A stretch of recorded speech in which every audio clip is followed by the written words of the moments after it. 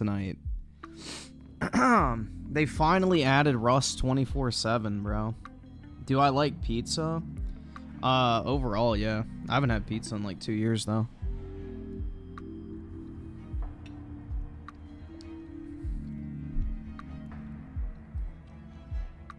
Yep, Walmart is stopping selling Xbox games. Synthetic Man's playing PS2 Spider-Man. Yeah, I heard those old Spider-Man games are good. I never played them, unfortunately, but they used to be made by Treyarch, which is kind of funny. Treyarch used to be Activision's studio for all the like little shitty movie tie-in games, but they actually were pretty good half the time, apparently. Especially the Spider-Man ones, I know, because Spider-Man 2 on the PS2 is what inspired Arkham, like, Asylum to make that style of combat, which then Spider-Man from Insomniac borrowed from Arkham's combat. So, kind of interesting. Basically, long story short, Call of Duty is the greatest franchise of all time. I rest my case.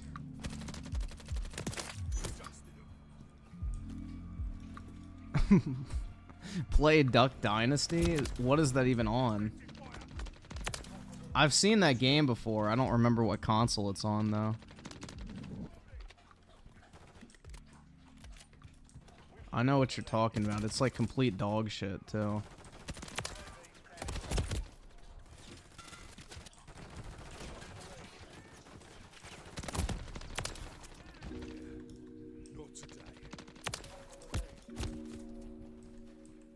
Made by Activision? What console is it on, though?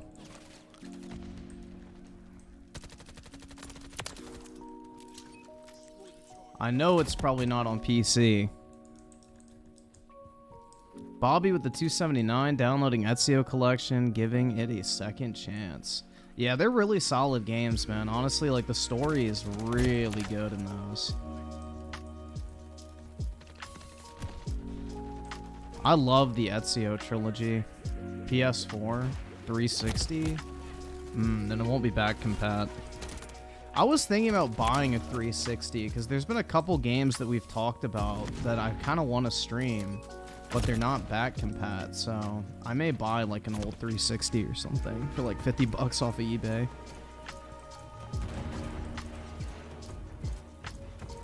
But yeah.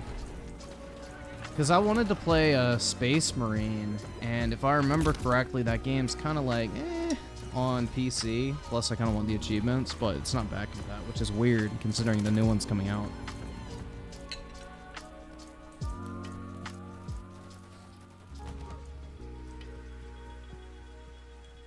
Did I see Assassin's Creed Mirage on Metacritic? Nope. I don't really check Metacritic, in all honesty. I just do it when there's like a high profile, you know, exclusive title, because, you know, all the fucking bots and ponies go nuts. But typically I don't even look at Metacritic or review scores. I just look and see if the gameplay looks like something I'm interested in, and then if there's any like overwhelming like technical issues that would prevent you from playing it. Why did I shadow ban your account? I don't really know how you can shadow ban an account, but I don't know, I guess my secret agent at YouTube did it. Fucking know. What do you mean shadow ban your account? I don't even know what the fuck that means.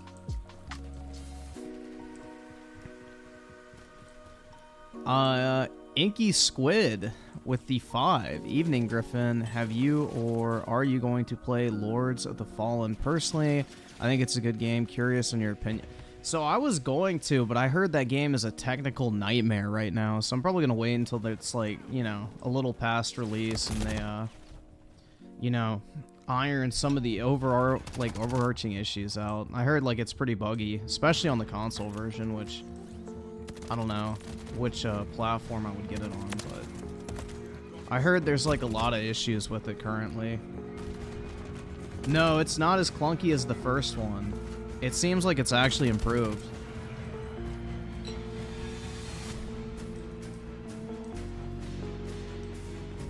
I watched like 10 minutes of Synthetic Man playing it the other night, and it looked, you know, decent. It looks a lot better than the first, that's for sure.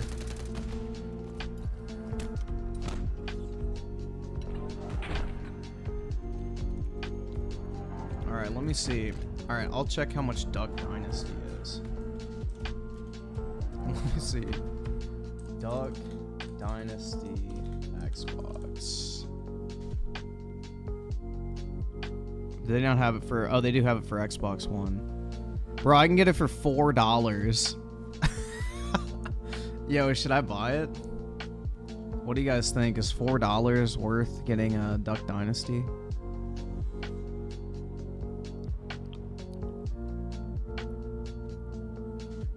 $4 plus $6 shipping. I'm gonna send the dude an offer for $1.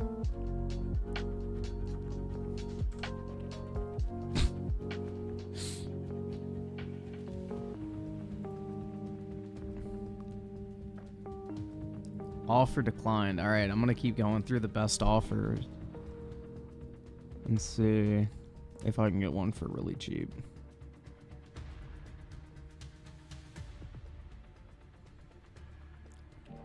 Make offer.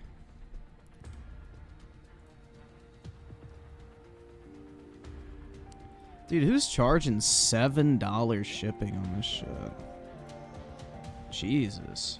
Doesn't cost $7 to ship a game. It costs like $4.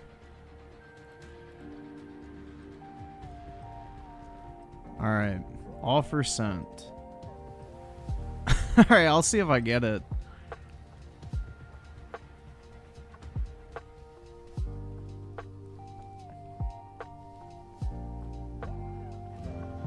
Buy it and stream it? Yeah, I will. If I can get it for cheap, I'll definitely do that.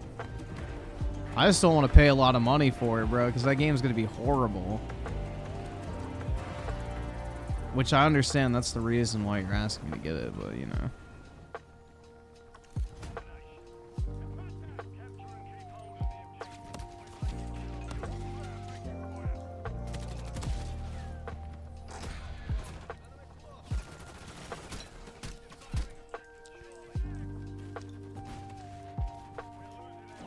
Did you see fucking Joe Biden's dipshit fucking tweet today? He was like, while we recognize that, like, Hamas is, you know, a bunch of terrorists and shit like that, we're sending a comprehensive aid package to Palestine in the Gaza region. It's like, what the fuck? Where do you think that's going, you fucking tard? He literally says in, like, the first part of the tweet how he spoke with the leader of Palestine and said how evil Hamas was and everything, and then, like, pledged fucking aid. It's like, you do realize that that goes right to them, you fucking retard. Like, bro, you cannot make this shit up.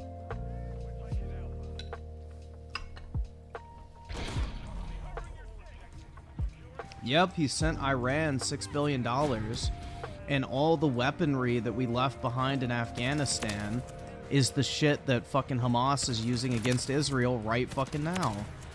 So, dude, it's a complete clusterfuck. Joe Biden is completely inadequate when it comes to foreign policy. He's a fucking dipshit.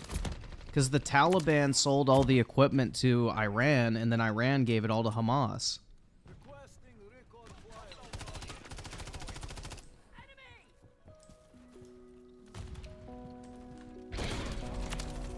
It's fucking insane, bro.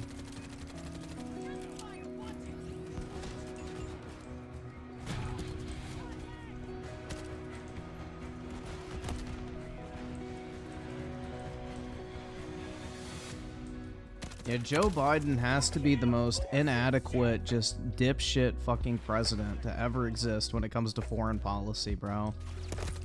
He is horrible. Like, he literally every single thing that he does is like trying to one-up Jimmy Carter for being the worst of all time.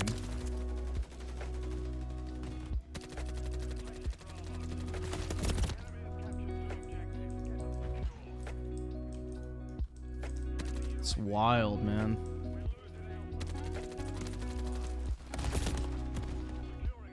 What?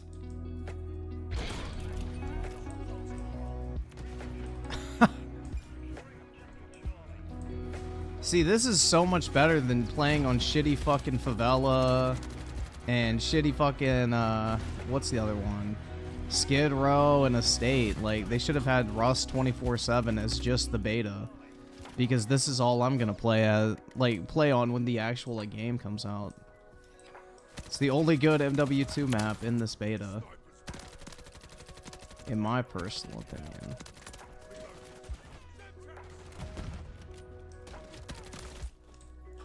How did... Bro. This time to kill is wild, dude.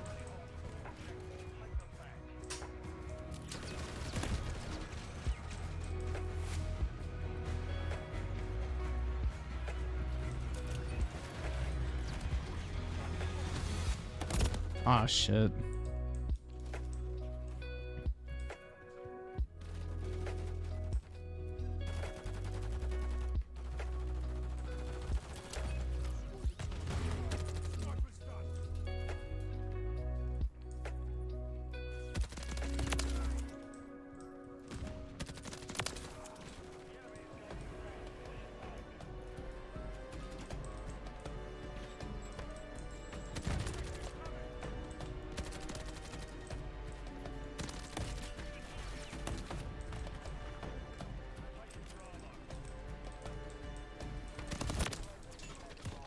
Ah, shit.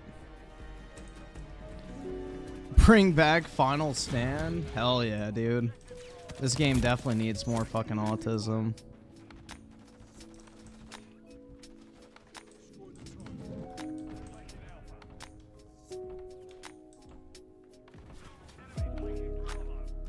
It's not cringe enough yet. We need more.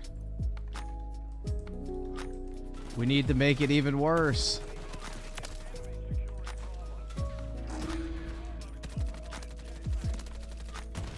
Oh shit.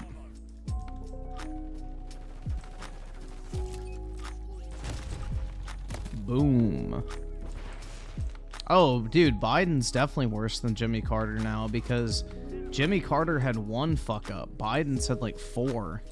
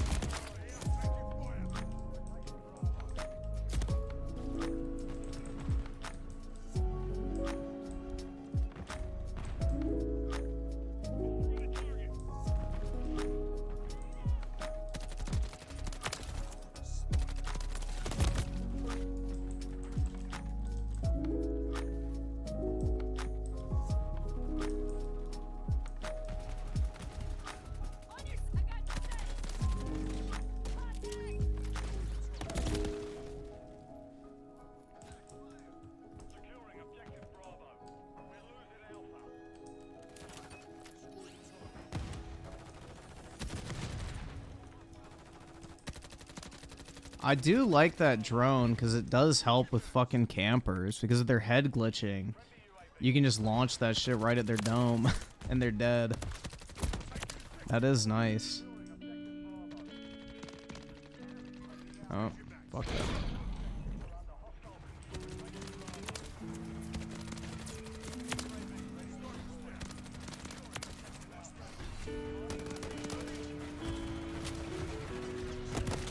Shit! Bruh. I was like on a streak there.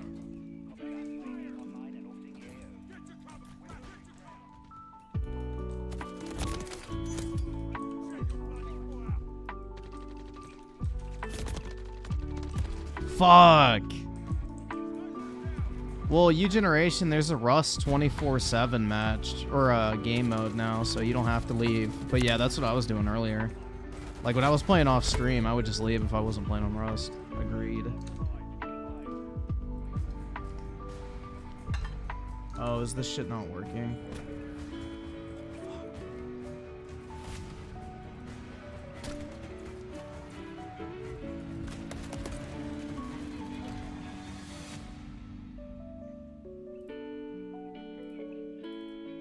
Why is that not working? The fuck? Oh, well, great, dude. That's fucking lovely.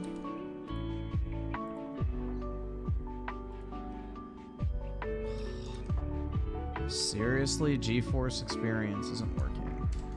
Let me quit out of it. Oh, actually, let me just open it. GeForce Experience. Just open it over here. Open in game. Turn off.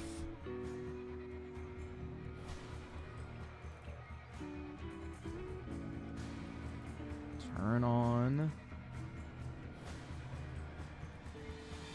I wonder if it's not detecting that it's a fucking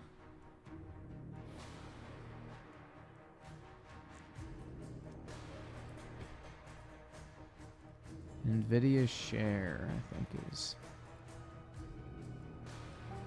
Hopefully this doesn't crash all of my fucking.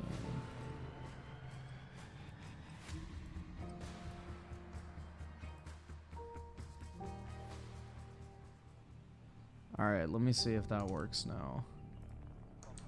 Oh, nope. Shit. I may have broke it. I guess it's not detecting it's a fucking game. That's gay as fuck, bro. Oh well, I guess I'm not recording any more footage. That's nice. Lovely. I don't know why it's fucked up.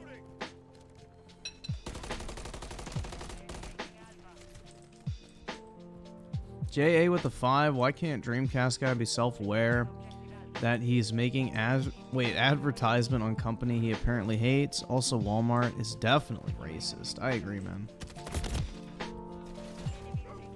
I agree. If it was a white person stealing, they wouldn't say anything.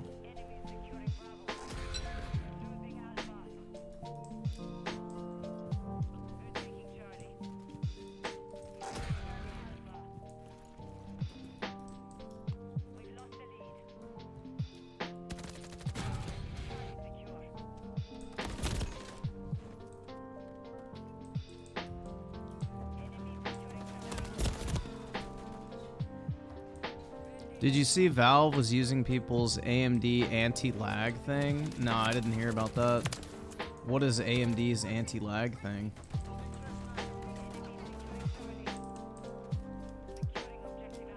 Oh, he lost his Juggernaut. Ooh, get fucked, nerd.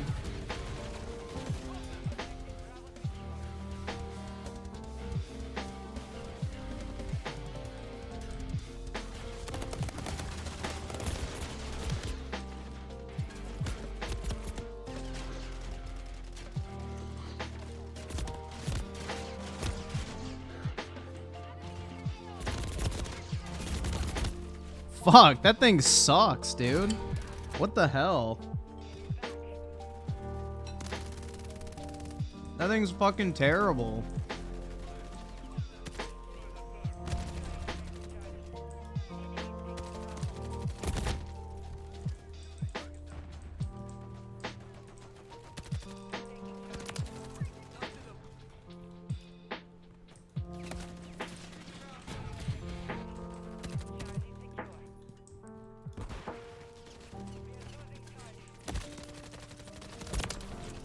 I still have forgotten to change my kill streaks after this entire fucking beta, dude.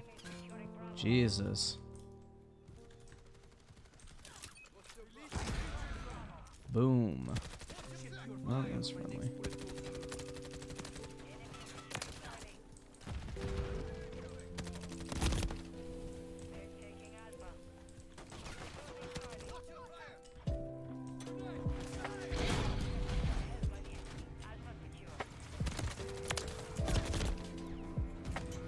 M. Wilmot with the 10. Really appreciate it, man. A new prototype would be really cool, but I'm holding out hope for a sequel to Sekiro. Well, that's on FromSoft. So Activision is solely the publisher of that game. So From Software, or what's their parent company, Kodakawa, they're the ones who own the IP. They're just in charge of distribution in Western markets. So they don't technically have any kind of influence on that, unfortunately. To this day, it's my favorite FromSoft game, but Activision owns the IP, or should I say Xbox does now? No, it's just distribution.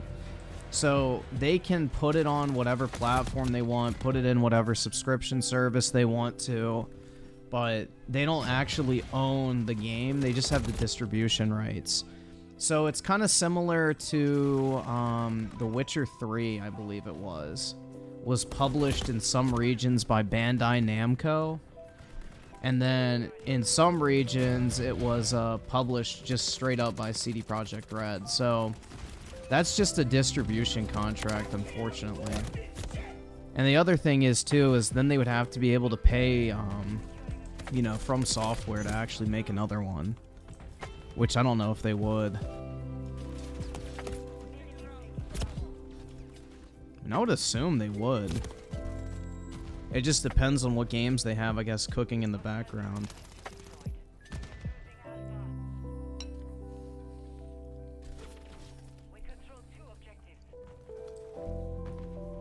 M. Wilmot with the 5. Ah, okay, my bad. Didn't understand the ownership. I assumed Xbox owned the IP because Sekiro showed up on the announcement trailer. Yeah, I mean, it's not really similar. I guess it is, kind of. It's similar to how it was with Bungie. You know, they had a, like, publishing agreement with Activision, essentially. They never owned the IP, but they were in charge of selling the game, essentially. But they never owned Bungie or the Destiny IP. They were just in charge of distributing it. So it's kind of a similar arrangement to that, if that makes sense. So they technically have the rights to, like, put it in Game Pass, market it, put it on whatever platforms they want to, but I think FromSoft is still, at the end of the day, the owner of the game.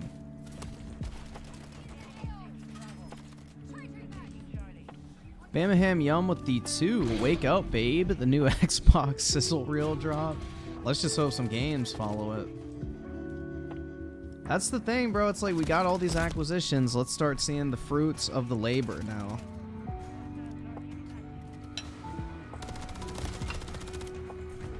Griff, that Assassin's Creed video when you called out Dreamcast guy was funny as fuck. I appreciate him, and I had to put a little, you know, nod to the fact that he literally didn't play the game he reviewed, but, you know, shit's wild. But yeah, I'm actually surprised. That video did a lot better than I was expecting. I was expecting it to bomb. But I think it's at over 10,000 views right now, which is pretty fucking good.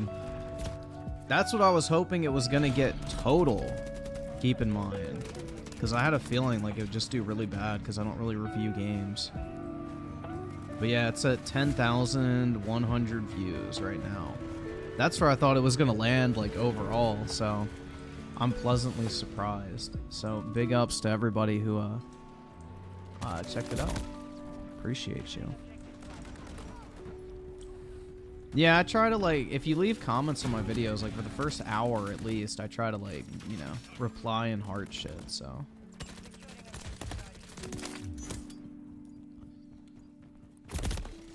I can't afford this shit! Well, when I recorded that video, I was still kind of sick, so that's why I kind of sounded like shit. I recorded it, like, what, 3 or 4 days ago?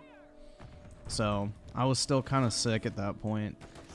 And I recorded the one that I released before that, like, what, the day I released it, so yesterday.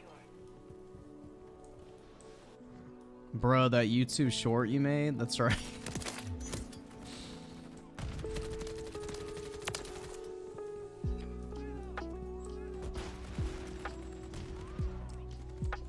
Is it unscripted? Yeah, I didn't script it. I didn't like record the thing in one take though, so like each segment was like a separate audio file, if that makes sense. So it was like several unscripted videos in one.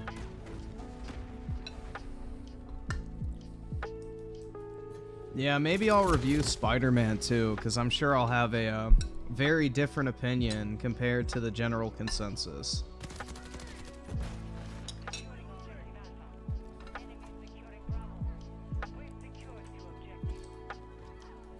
And Wilmot with the 10. Also, I know it will never happen, especially considering the history, but I hope Microsoft buys Nintendo next. For no other reason than I want to play Nintendo games on PC legally, without emulation. Yeah, I really do wonder how long Nintendo can hold out not being purchased. But the thing is if they even were considered to be purchased, it would be very interesting because you're not just buying Nintendo, you're also buying their 1/3 ownership of Pokemon, which there's no actual valuation on the value of the Pokemon brand.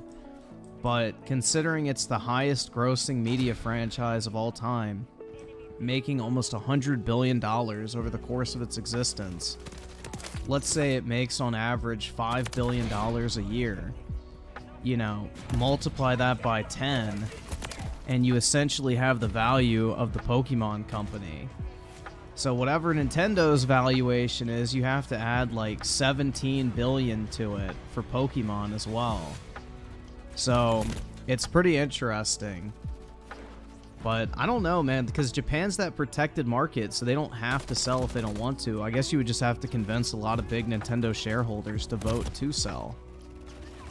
But I would imagine if they could get the price high enough, maybe. But what would be interesting in my view would be if like Sony and Nintendo joined forces, because otherwise both of them are going to get priced out of the industry eventually. Which sounds kind of shitty to say, but it is true. Like Sony and Nintendo separate are not big enough to compete with actual like big tech or just larger corporations in general.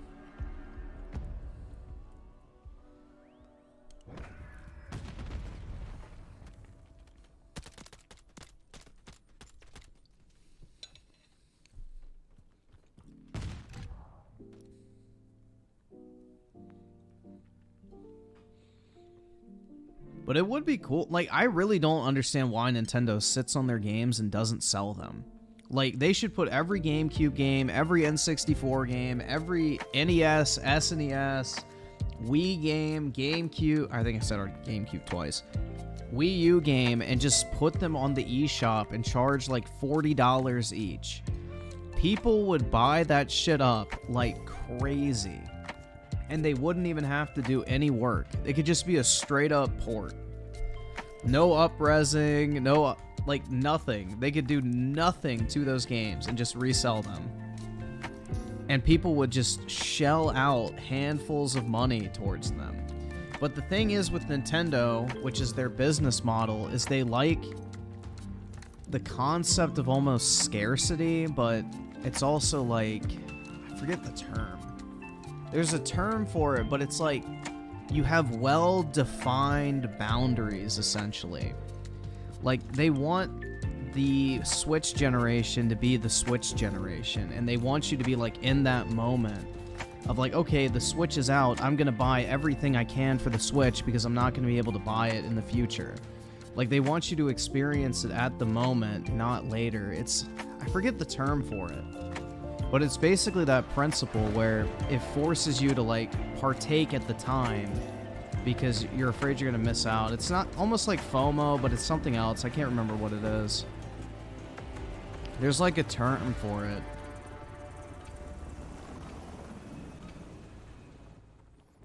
Timed exclusivity, kind of. But shit, I'm trying to remember what it's called. But yeah, it's like a marketing strategy.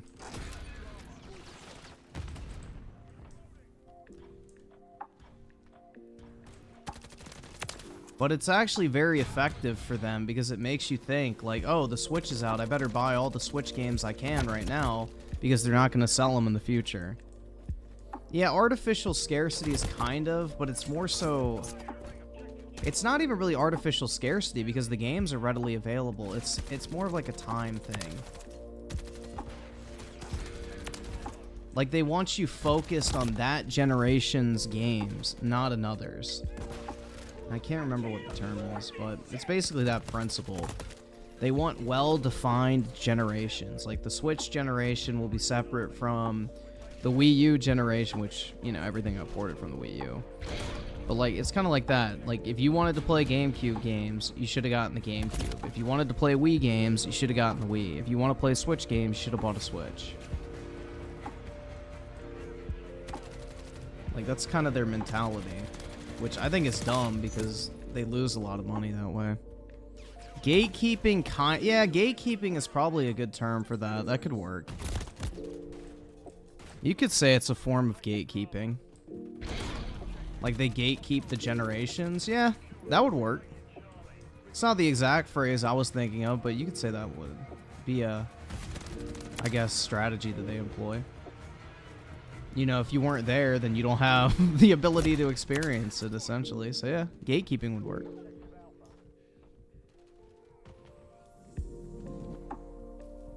Yeah, the 3D All-Stars thing was strange, man. I don't understand why they made that a limited release. That thing would have been like an evergreen game. It would have kept selling for years.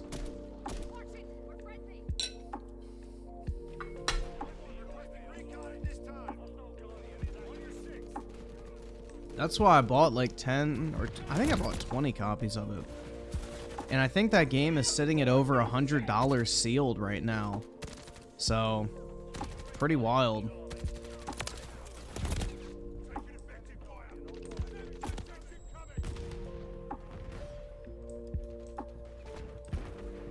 North Scout with the 5. God give me the wisdom and strength not to pay my annual COD tax and actually skip this year's entry.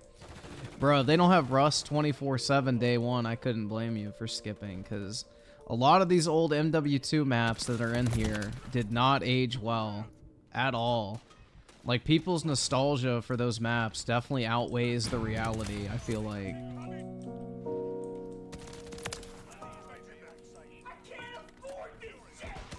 That and the time to kill is AIDS.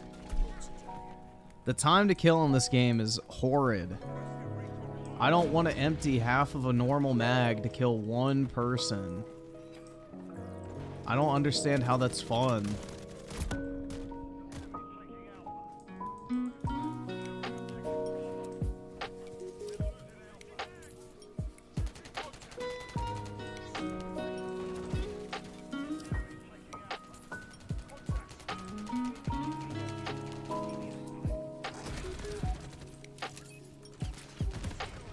Bro, that killed me that far back? Damn.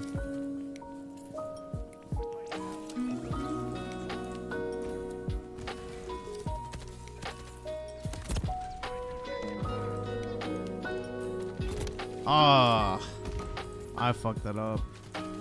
I gotta learn how to slide cancel, guys. I've never actually bothered to learn how. I'm not even sure what it is, in all honesty. I will never go to a Fritz stream again. Why? What happened?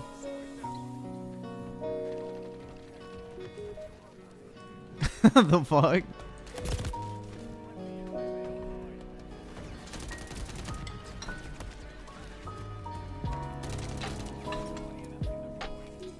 You slide and then jump? Oh, that's it.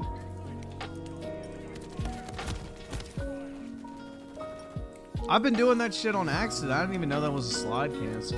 Okay. There you go. I guess I did know how to do it.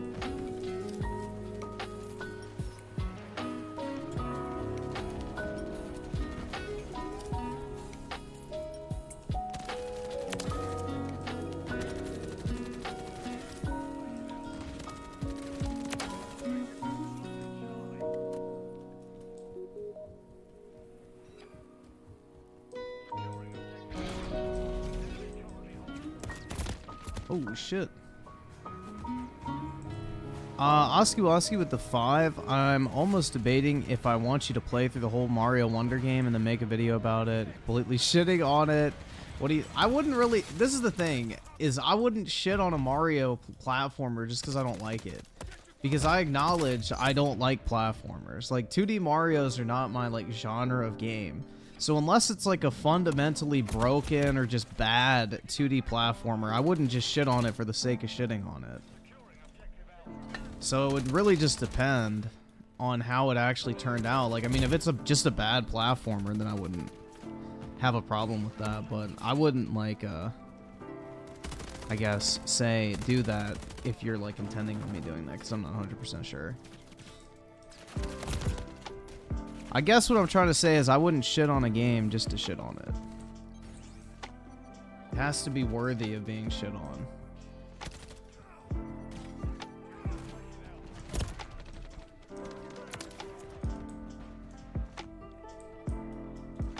Scotty Man with the 2, the Lilith Diablo COD bundle is out. Looks fire. Yeah, I saw that. Is the Angel one out yet or just Lilith? Because I want both of them. They look really cool.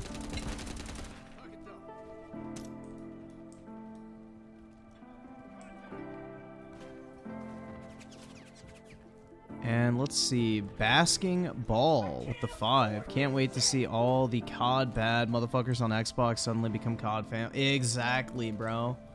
I've had people for over a year say I have Call of Duty brain rot because I didn't like games like Starfield or Hi-Fi Rush or whatever other generic insert Xbox exclusive title you can think of, who are now all of a sudden going to be born-again Call of Duty fans. So that'll be funny. That will be interesting to observe. There's going to be a lot of fake fans. M. Wilma with the 10. By the way, what do you think of Call of Duty DMZ? Now that the cycle has shut down, I'm looking for a new game to play while I wait for Bungie's Marathon. The original trilogy are among my all-time favorites. So personally, I have never played DMZ, but I've heard that people do like it, but I don't think it's carrying over after MW2 ends. So I don't think it's coming to MW3. But I'm not entirely sure, in all honesty. I haven't personally played it. I just know, like, whatever updates are in it now, it's basically done. So, I think, isn't DMZ free to play? I think you might be able to download DMZ for free, so... I think that is... Yeah, I think that's with Warzone that's free, right? Yeah, DMZ's free? Okay, yeah, I would just download it and try it out, man. I don't think you even have to buy it. So, but personally, I haven't tried. Well, no, I take that back. I did play it once when I did that challenge, but it was fine. It's basically just the Warzone map, but with you know, AI enemies.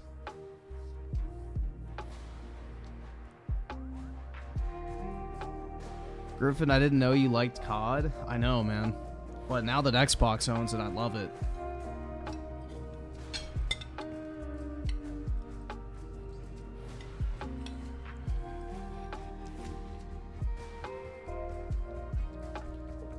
Yo, have you guys seen Battlefield 2042 recently on Steam? Talk about a comeback, man. That game's over 100K concurrent now. That shows you the complete polar opposite response. The complete polar opposite response to how DICE handled post-launch updates versus Halo when it came to managing their disaster release. So, what is Halo Infinite at now? Like 2,000 to 3,000? What is Battlefield at? A paid game, keep in mind. Fucking 100K. That's wild, bro. Yeah, that's the thing, though, is DICE always recovers whenever they fuck up their launch. It's weird. Why they can't just put out a decent game in the first place, but... yeah, DICE always manages to mount a comeback. But yeah, I saw a tweet today where someone was showing the Steam chart and Battlefield was at over 101,000. It was like, bro, what? That's wild, man. Yeah, the Redfall comeback story, dude, that 66% increase in players from 36 to 48. Or wait, no, it was 56. Sorry, I gotta give it full credit.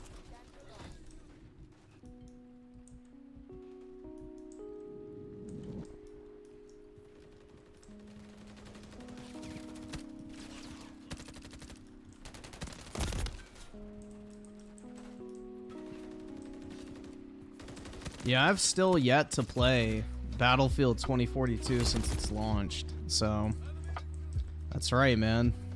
But gosh dang it, I've had so much fun playing it.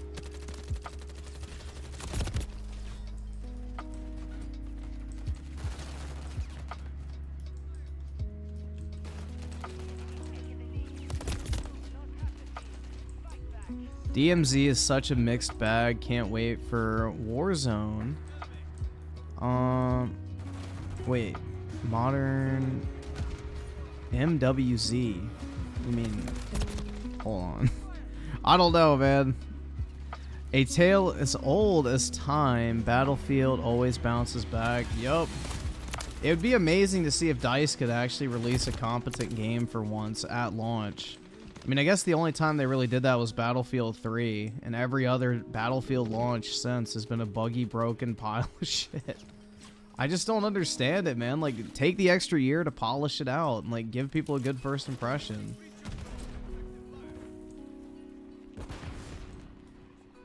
I think Battlefield would be one of those games that would greatly benefit from being an early access title on PC. Like, just charge people $40 to beta test it for you for a year, and then when the official release comes around, it'll be perfectly fine, and then you can release it on console as well. I think that would be the ideal scenario for Battlefield, and that way they can actually get people in there testing the game and breaking it.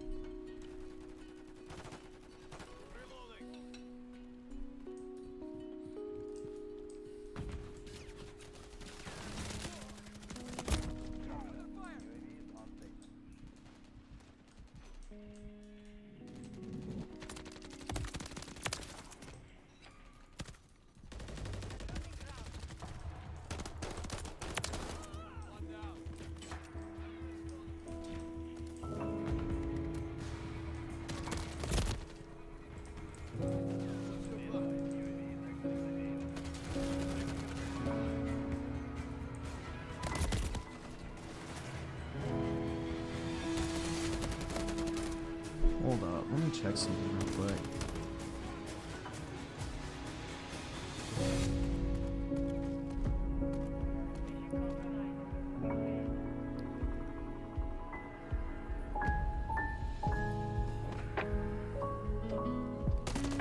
Halo could benefit from releasing a good game.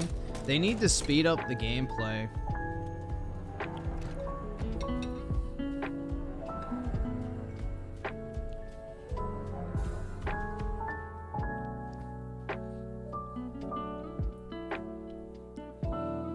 Like, Halo would greatly benefit from speeding up the gameplay, lowering the time to kill, and, you know, actually putting the guns in the game that people like. Like, get rid of that shitty fucking bulldog.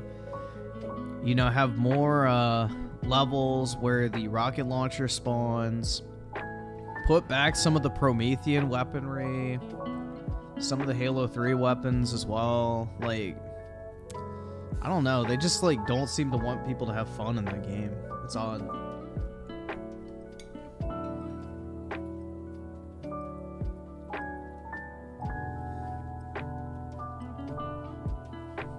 Yeah, well, I wouldn't count on Xbox actually managing their studios. It's unfortunate. They give them free creative reign, and it just never ends well.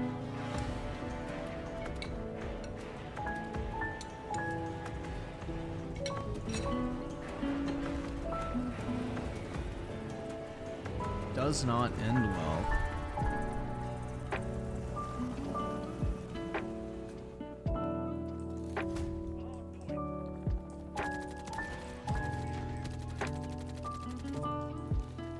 Well, you generation, there's a difference between wanting insta kills and a lower time to kill. Wanting one-shot kills is not the same as, you know, lower time to kill.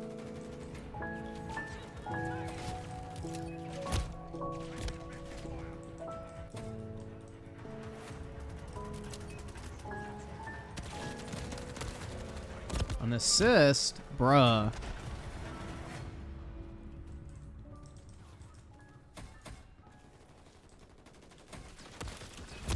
Also, they need to speed up the sprint in Halo Infinite, because that thing is so slow. The Halo Infinite sprint is terrible, man.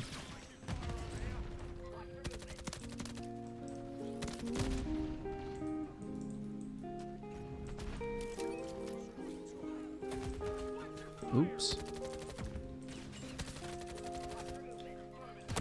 Shit, dude, I'm doing terrible.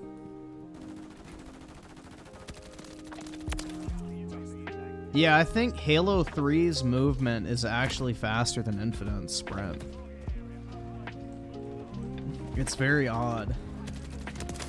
I think it's weird how games during the 360 generation were faster paced than games we have now. Like, the old 360 CODs had faster default movement than the Call of Duties now. Halo games back then had faster movement than we have in modern Halo games. Like, games have slowed down so much to accommodate for fucking casuals, bro. That's the thing, is they don't want actual skill-based gameplay. They want a bunch of casual, friendly bullshit. And if you're moving too quickly, you're harder to hit. So...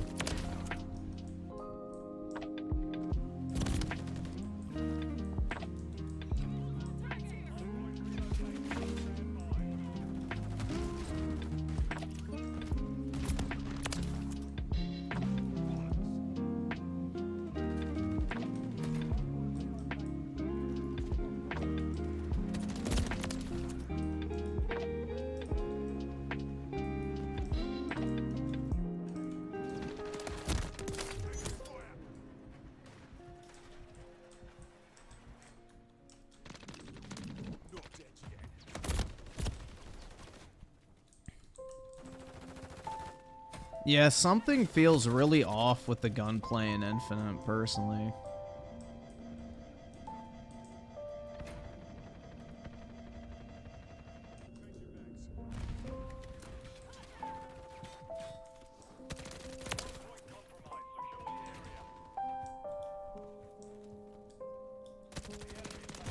Shit. Well, I don't really want to play Halo 5 because I would have to use a controller, so I would essentially have to relearn how to play FPSs. If they ported it to PC, I definitely would. But Halo 5 is my personal favorite Halo multiplayer. I thoroughly enjoyed that game.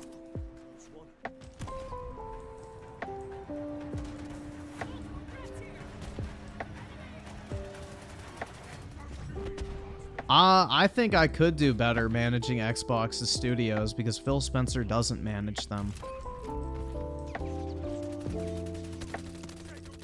Like, the fact that it took him so long to fire that dumb bitch in charge of 343 is incredible.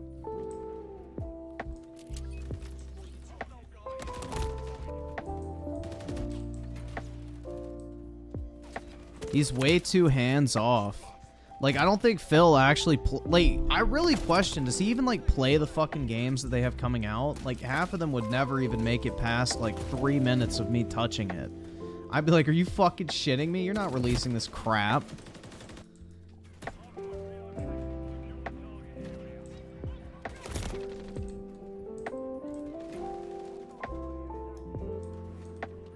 And I'd say, who fucking said this was ready to go? Oh, you did? You're fucking fired. Get out of here. And then I would ask everybody in the room and be like, how would you fix it? And whoever comes up with a good idea, I'd say, all right, you're in charge. Don't fuck up. And then, you know, not only are they worried, oh shit, I could be fired, but then they're also thinking, oh, this is my opportunity to advance in the company. I'm going to do a good job. And then they actually fucking work, which is what happened with 343 immediately after he fired everyone. All of a sudden, with less people in the studio, and new leadership, they actually start putting out content for Halo Infinite, you've noticed, right? So you have to be, like, feared. You can be a nice guy boss when your, you know, employees are performing well, but if they're not performing well, you gotta fucking lay the hammer down. Because people will just fucking slack off all day. They're there to work. They don't give a fuck.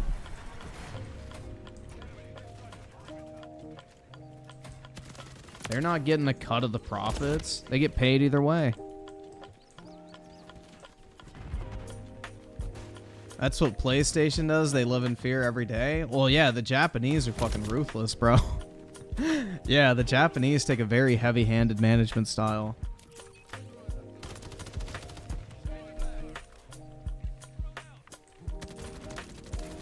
That's a toxic work environment that they can quit. Save everyone the trouble. Can't fucking cut it? Leave.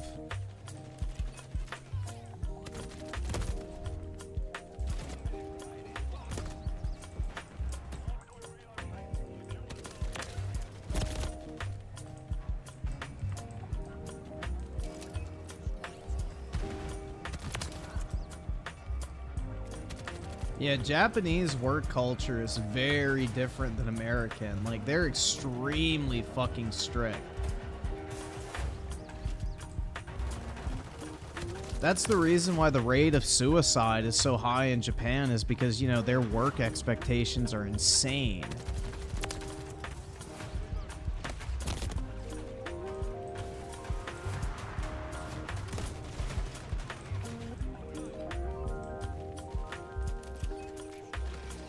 Yeah, if I was Phil Spencer, bro, the thing I would do is every major studio that has, like, a playable build of their game, like, ready, every 2 weeks, I would set up a 30-minute call with them, have them send me over the file, so I can sit down and play it for 30 minutes, and they're going to highlight everything they did in those past 2 weeks to make progress towards releasing the game. And if they can't come up with anything to actually point to and say, this is where we made progress, this is where we improved something, this is where we took the feedback you gave us last time and made the changes, like, unless they can consistently provide that and show it to me in action in the game, they're fucking gone, bruh. They gone. And that's the type of management you need with creative types. Like, it's just dumb, man. It's so easy. I know how to do it. Like, I probably could do a very good job. Like, I'm not even saying I want to be the head of Xbox. I just need to be the guy who goes in and checks the quality control of the studios and the progress. That's what Xbox needs. They need somebody who actually gets their fucking hands dirty in the studios, plays these fucking games, and does like a fucking smell test on the devs to see if they're bullshitting or not. And I don't think anybody does that right now.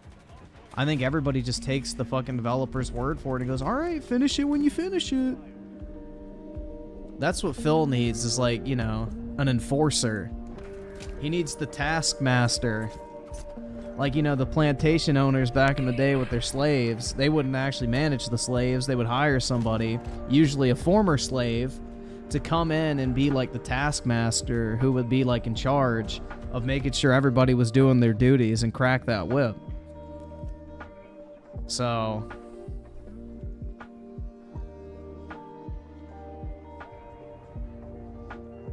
Phil could be the head and be like the overall big vision guy, but somebody needs to get in there and get their fucking hands dirty and make sure these motherfuckers are producing.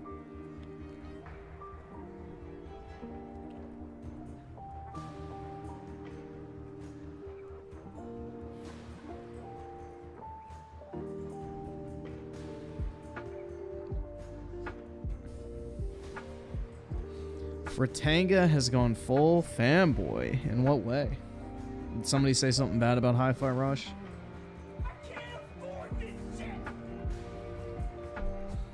Savage Tom with the 5 just finished AC Mirage. Thought it was a good game. Just wish they add more to the combat system, like at Devil May Cry mechanics. And nah, bro, that wouldn't even be. All right. So what you're asking for is a completely different, like, game than Assassin's Creed. Like, I'm all for Ubisoft making, like, an actual, like, historic action game. But, like, they just need to stop calling it Assassin's Creed. Let Assassin's Creed be Assassin's Creed. Let all the other shit be its own, like, standalone franchise. Like, they could literally just call it Animus. Like, take the name from Assassin's Creed, the Animus, and just make historically set games all throughout history and call it, like... I mean, they could even keep Assassin's Creed. Call it Assassin's Creed Animus, and then put whatever the fucking actual experience is after it. That shit could work. And then it would be like its own spin-off, standalone franchise, and then actually make, like, Assassin's Creed games as well.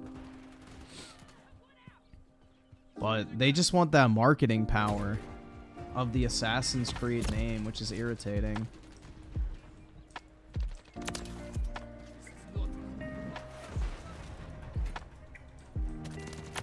Yeah, I have a comment somebody left on that video today that I want to read, because it's, like, fucking hilarious, bro. It's, like, pure damage control.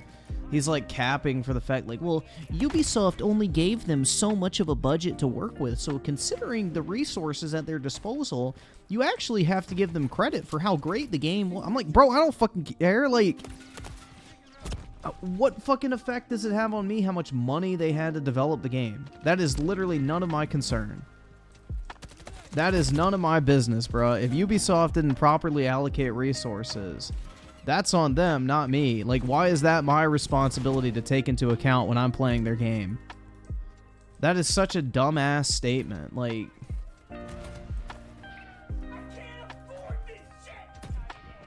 And he wrote, like, a fucking essay and goes, like, this person's review is actually better on the topic. I'm like, bro, I don't fucking care. Do you really think I give a fuck what some other retard on the internet thinks of the game? No, I don't. I'm the one who played it. I'm talking about my experience, not someone else's. Oh, shit. Uh-oh.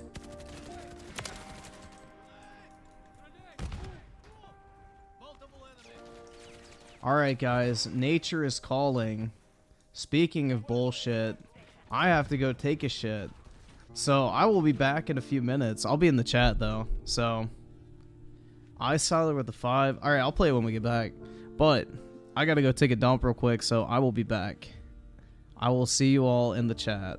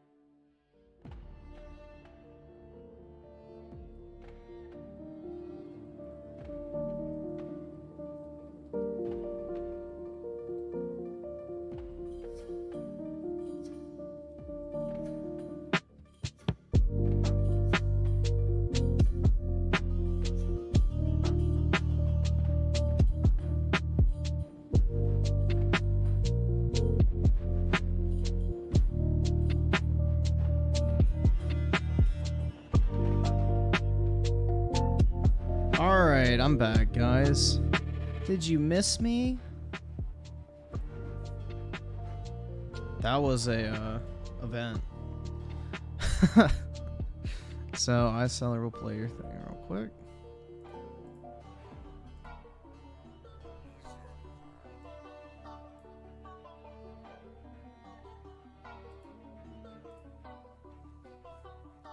The Grizz with the 2, there's a website you can get your Xbox clips from.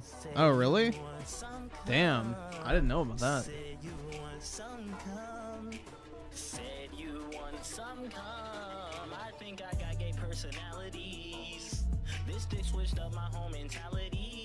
I missed your super? Did I? I thought I pushed the, But gosh dang it, I've had so much fun playing it. I thought I pushed that, my bad. Oops.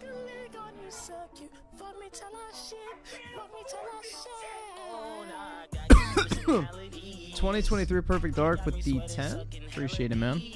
I enjoyed the beta. Sledgehammer's the only COD dev that managed to make a fun COD. Yet again, I hate skill-based matchmaking, but it's Sledgehammer. It's tolerable for some reason.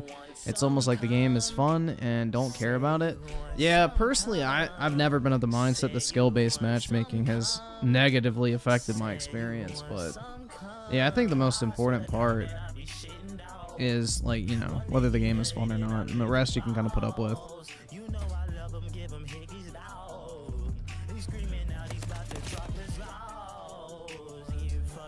Oh my god, dude, my stomach just feels like somebody set off a fucking Moab in that bitch. Damn, bro, it feels like the fucking Gaza Strip at the moment, getting lit up with fucking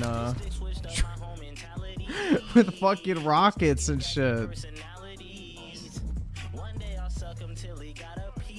And U Generation, I'll play that next. Daryl's on with the 2. Stream is better without you, Griffin. Aw, you don't mean that.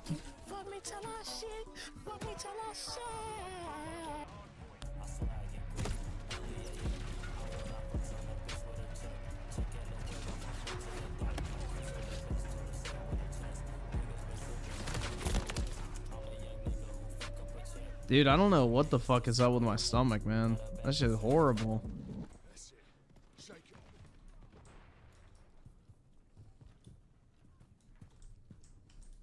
Usually after I'm done walking the dog, that's when I usually have, like, you know, the issue.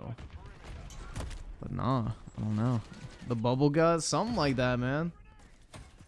Bro, the worst is when I'm like 30 minutes from my place walking my dog and I'm like hurrying the fuck home and I barely make it. That's like the worst feeling.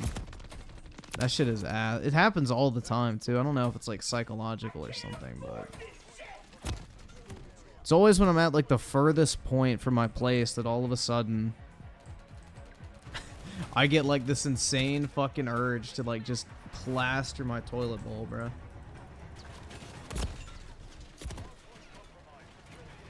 Let's see.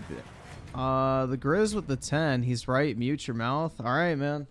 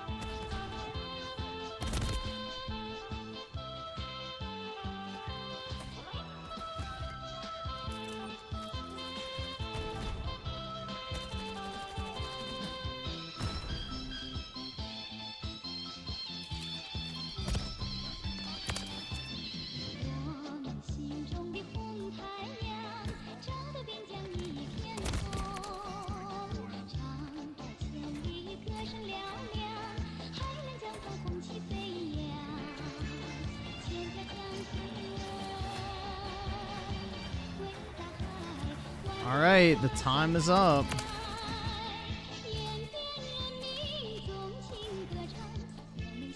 Hopefully everyone's social credit is improving.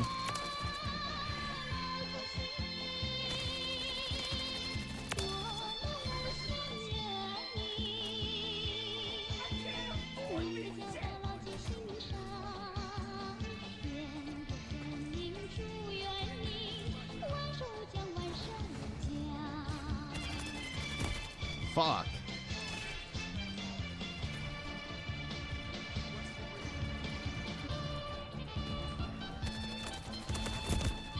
What? Dude, are you fucking shitting me?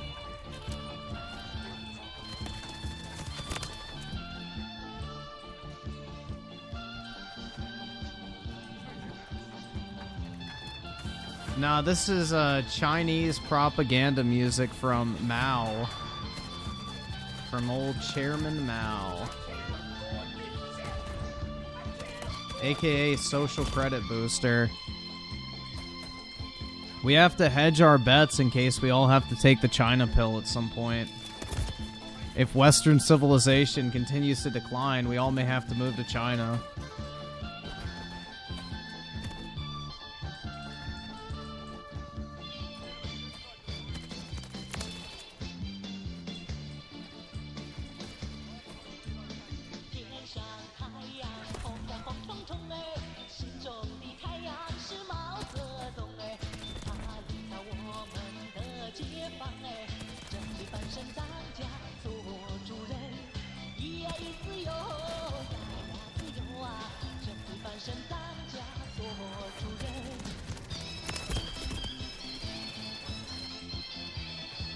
Not gonna lie, Japanese music is better than Chinese. Alright, Japanese dog, silence.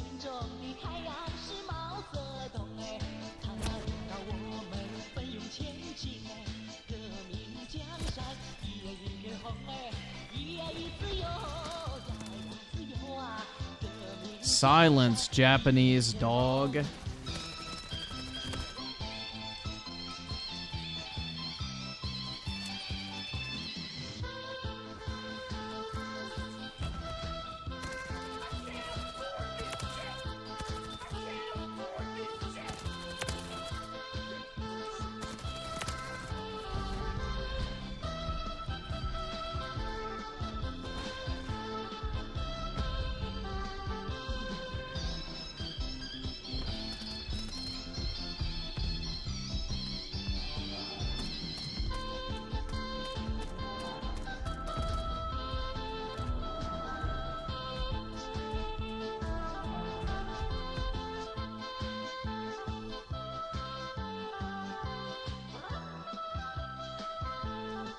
Yeah, I can typically tell the difference between a Chinese and Japanese person. Same with Korean.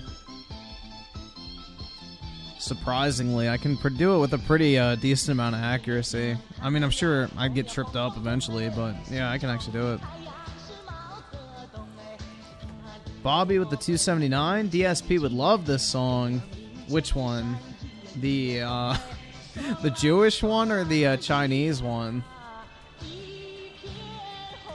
I saw it with the 5. All right. Oh, it's a actual trailer. All right. Yeah, we can watch that. Daikaiju Pictures with the 2. Did you see Microsoft keeping the Xbox? Wait, huh?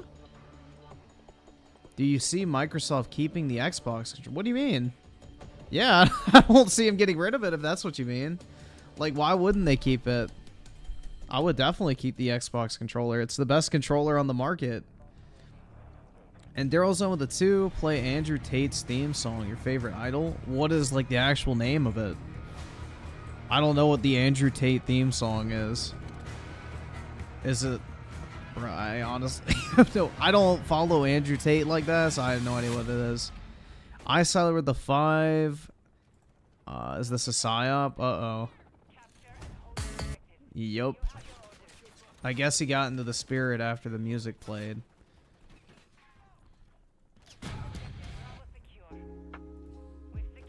Dude, I'm telling you, we may have to all take the China pill someday, though. Real talk.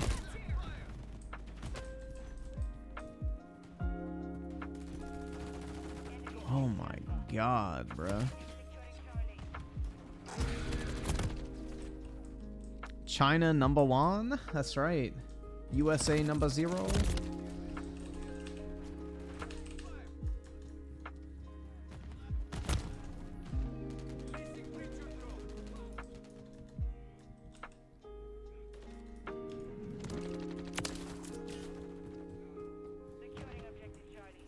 Where the fuck are these tards?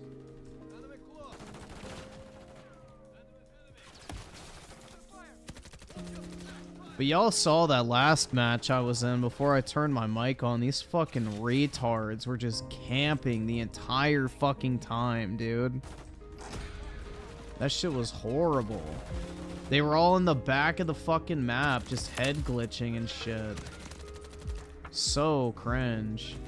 Look at this fucking tard, bro. He's running away. No. Get back. Accept death.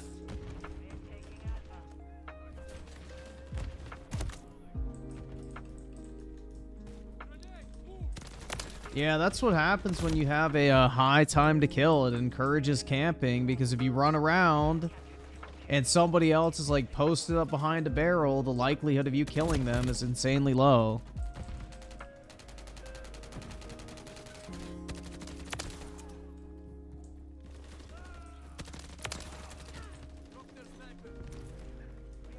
You pretty much have to use extended mags in this game. It's not even really an option, I feel like. Like, extended mags are like a necessity. Fuck, man. My wife with the 50. Time to get some social credits. Hell yeah, dude. I love social credits. Especially because one day we all may have to flee to China. Like, deadass. The Chinese may win. They have the will Seems like they are positioning themselves way better than we are. You know, they encourage mental fortitude, physical strength, intelligence. We encourage literal mental and physical weakness. You know, deforming children's bodies. Like, it's not hard to see who's going to be the winner long term, I guess.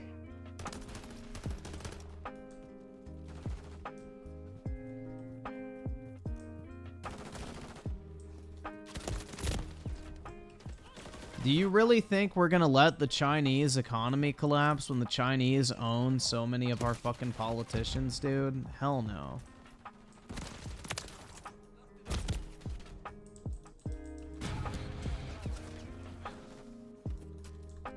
I saw her with the 5. Uh-oh, another psyop? Bruh. Or is it something else? I'll check in a second. Raging Board with the 2. Tomorrow's last day for beta. Nah, today technically is, like, it's live until 1 p.m. Eastern tomorrow, but it's pretty much over tonight. Today is the last full day of the beta. It ends tomorrow around noon. Typically, it goes down a little bit early as well.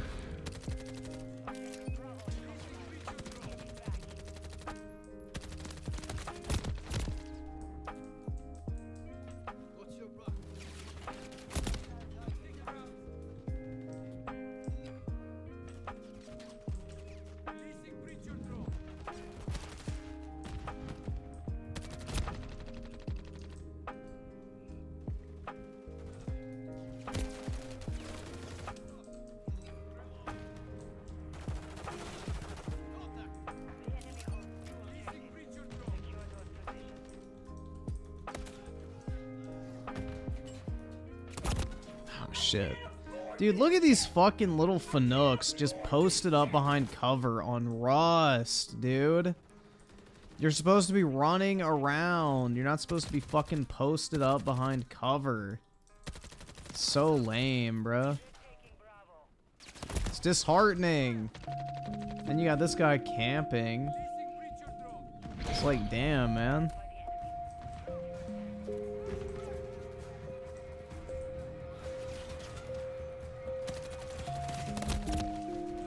Camping behind a fucking barrel.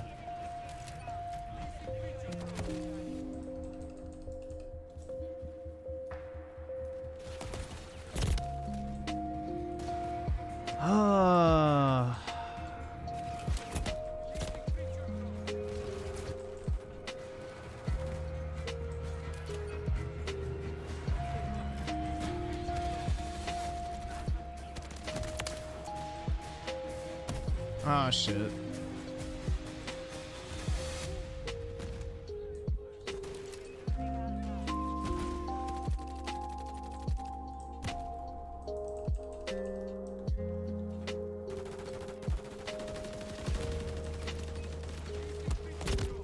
Got him, finally. Shit, man.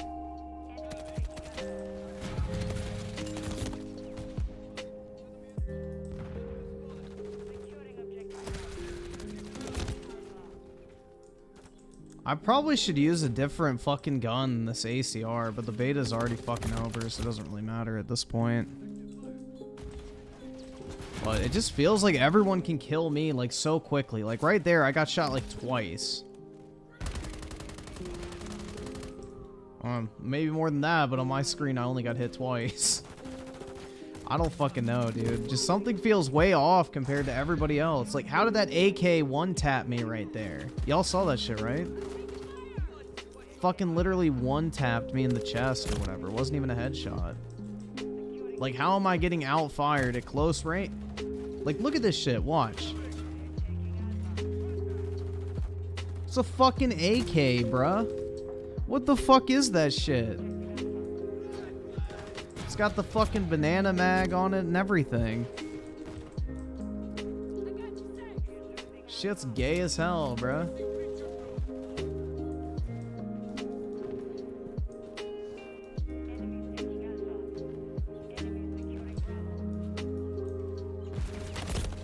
Holy fuck, dude. I'm just doing terrible in this game. I really dislike the time to kill. I need to find a weapon that works for me, bro. Like, that is fucking cancer. Like, there's no penetration damage either.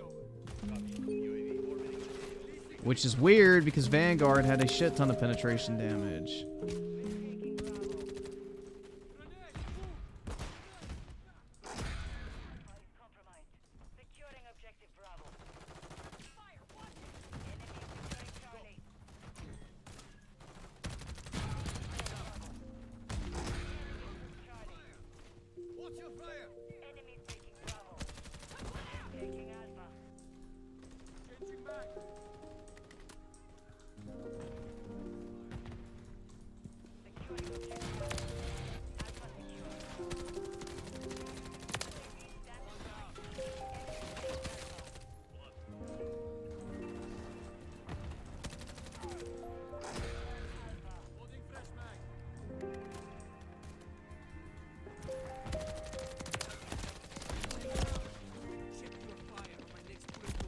Oh, shit, dude. I should have had that guy.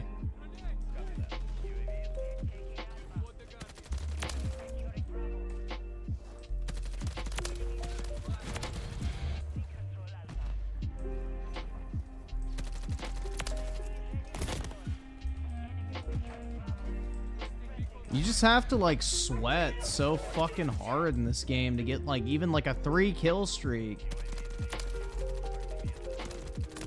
This game is going to be sweaty as shit, bro. Especially as people start figuring out the meta. Then it's going to become AIDS.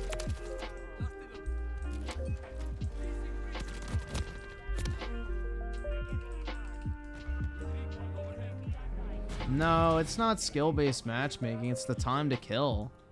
Higher time to kill makes the game more sweaty because, you know, you have to, like, land more shots. It's harder to take out a group of enemies. Like, you can't just go in and hip fire a whole room full of enemies. You actually have to be really precise and shit and play like a fucking autist on G Fuel.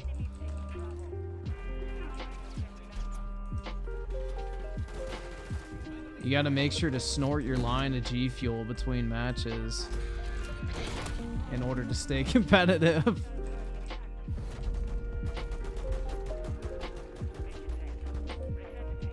Yeah, the striker's gotten progressively worse. So definitely not Oski in disguise with the 10 to the Shadow Realm with Eyesiler. No Asian will want to be with you. Oh my god. Gaming. Damn, man. You don't have to do them like that. In Daikaiju pictures with the 5, what's wrong with the fast time to kill? In COD, it adds urgency to gunfight, encourages movements to stay alive. Sledgehammer, lower the time to kill. In MW3, please. Dude, even if they would just put it at like 125 for the health instead of 150, it would be a massive improvement. Because there's so many fucking times I have like 4 to 5 shots on the motherfucker and it doesn't kill him. It's like, how? That shit's wild, bro. It should not take that long to kill someone. Should not take that long to fucking put somebody down. Especially in COD, dude. Like, I like getting kill streaks. I don't want to have to, like, play super fucking cancerous and peek around corners and, like, reload in between kills.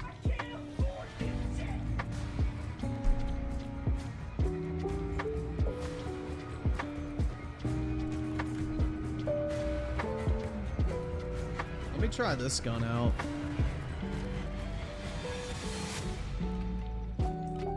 Let's see how this does. This is a battle rifle, so we'll see how it does.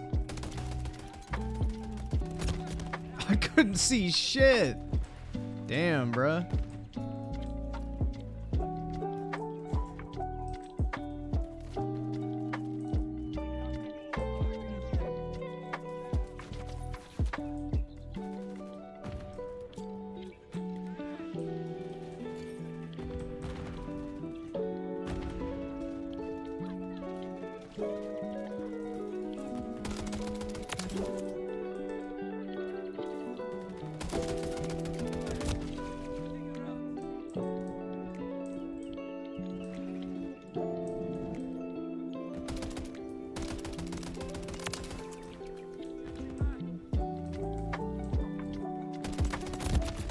Shit.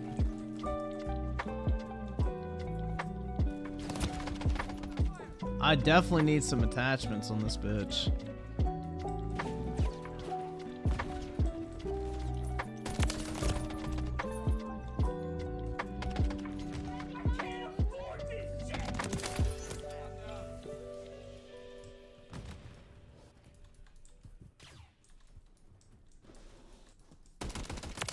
See, this actually kills in a normal time, bro. What the hell?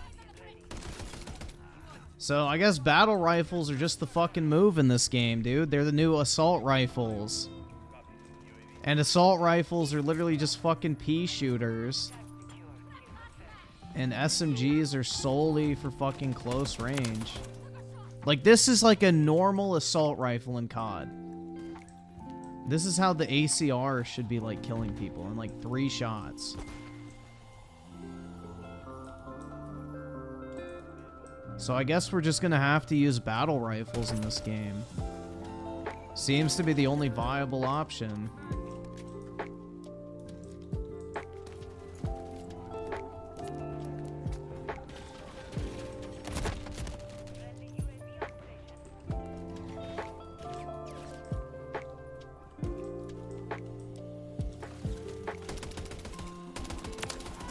There we go. Shit. I need some attachments for this bitch. Like, the fact that I'm doing better with this gun than my fully decked out ACR is pretty bad. Because I don't like battle rifles. They shoot way too slow, but this actually has like a damage output, which is nice. It actually puts damage out.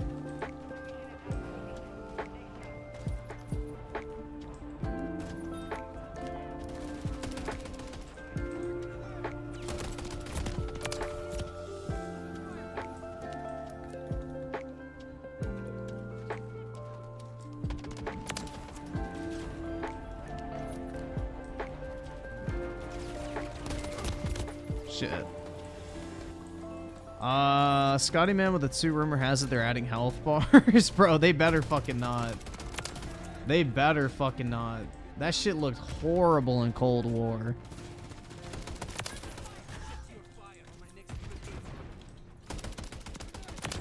That shit looks so cheesy.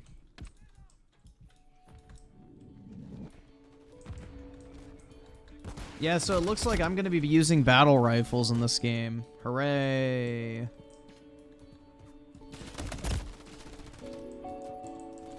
Raging Boar with the 5. I'm level 21. It's hard to get kills even though I'm sliding and diving around. Need mag. Extended mag. Yup. Extended mags are like a must in this game. With a higher time to kill, you need more shots. So, yup.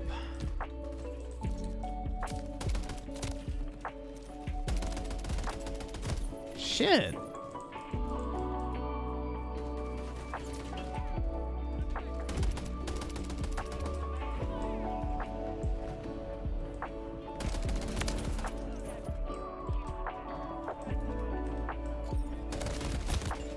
Fuck.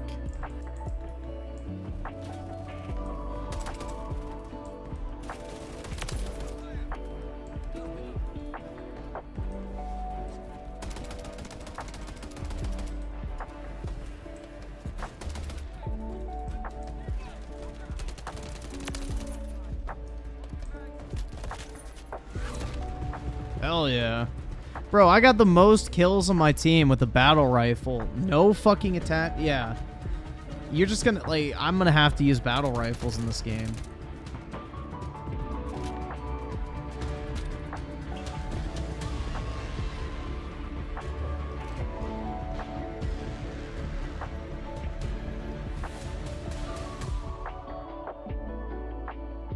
We're talking about opium? Hell yeah.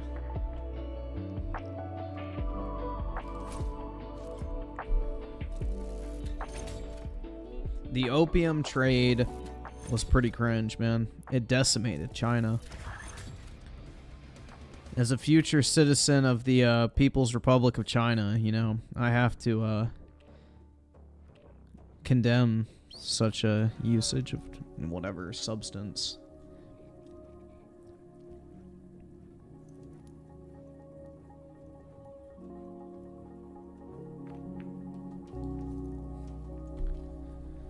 I saw her with the 5. All right, man.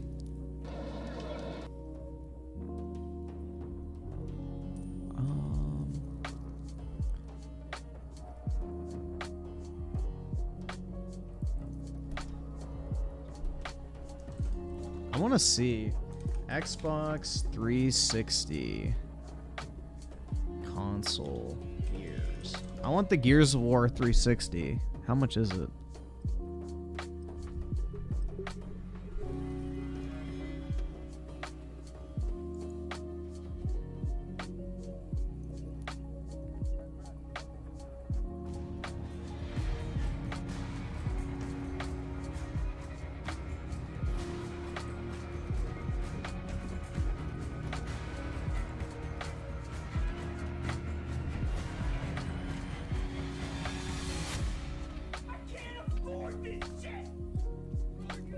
Comes with the vibrant red and includes 3 Gears of War themed controllers for an extra touch of style.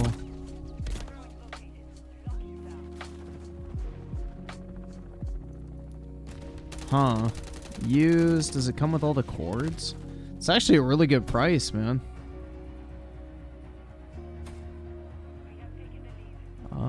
Let's see. HDMI cord. Oh, he wants $100 for shipping? No wonder why nobody's bid on that. Damn. That's fucking dumb, dude.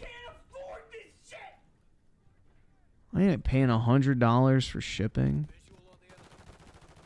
Are you fucking shitting me?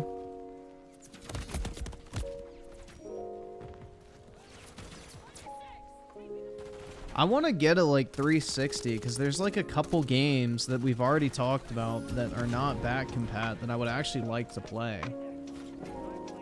So I probably should have a 360 too because they're not expensive right now and they could get that way. Like I have a feeling 360s are going to start going up in price because, you know, they're not the best build quality. There's a lot of moving parts that can go wrong on them. Not to mention a huge portion of the population of 360s sold, you know, are what? Coming up on 20 years old, so there's just going to be fewer and fewer in good condition left.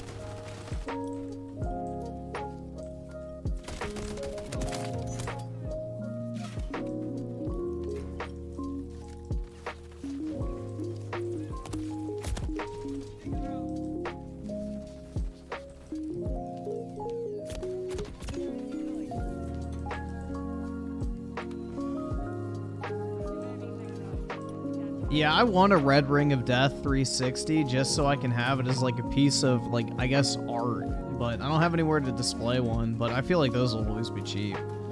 But I feel like that'd just be kind of cool, have a Red Ring of Death 360 that whenever you want, you can just walk by it, push the power button, and have like the little red ring display. It'd be kind of neat. It's like a piece of modern art, bro. But yeah, I have a, like, Xbox did like that documentary or whatever, and they sold like a Red Ring of Death poster, and I bought some of those. I've just never like hung them up because I thought it looked cool. I was like, oh, that's kind of neat. Some lore. But yeah, I've never done anything with them.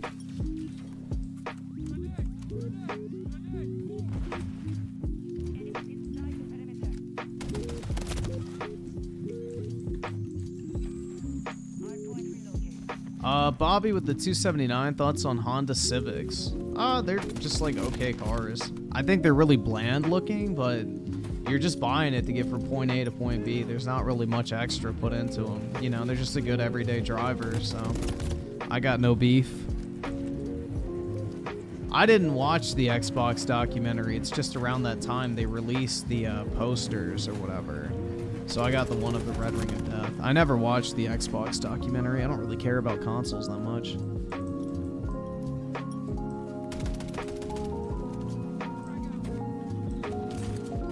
It's not really an interesting subject, if you ask me. Alright, I need that drone. Oh, let me see if I have anything I can throw. Underbarrel?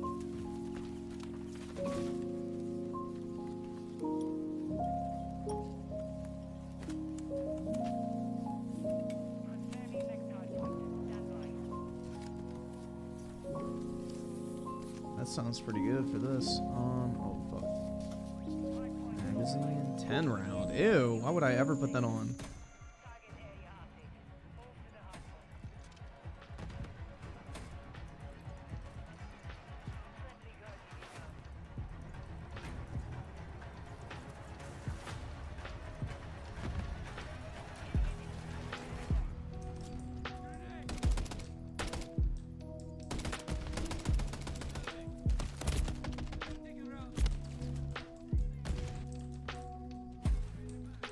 There we go.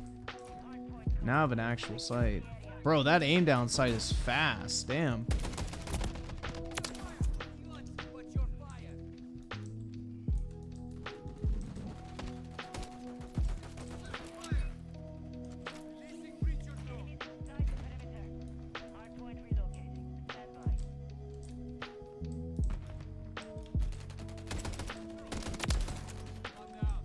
Damn, man.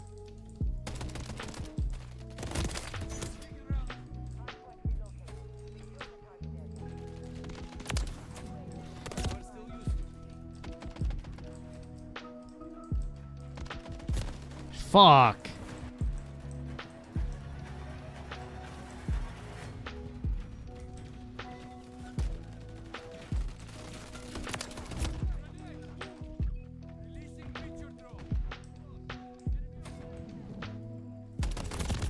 Really?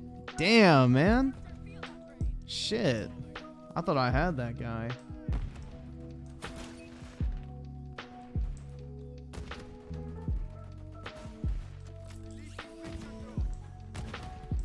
I didn't hit him? Bro, there's no fucking chance. I literally was like sliding into that retard, shoving my barrel up his ass. It didn't give me the fucking kill. I got an assist off of that? Are you shitting me?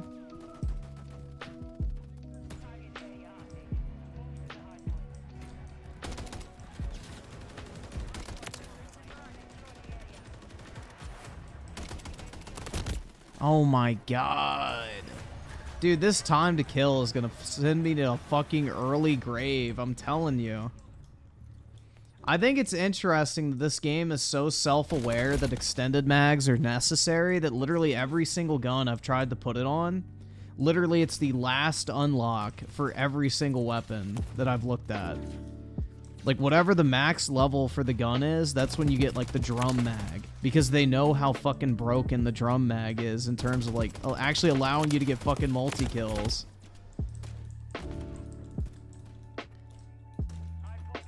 Like, they understand how important that drum mag is, so they make it the last unlock.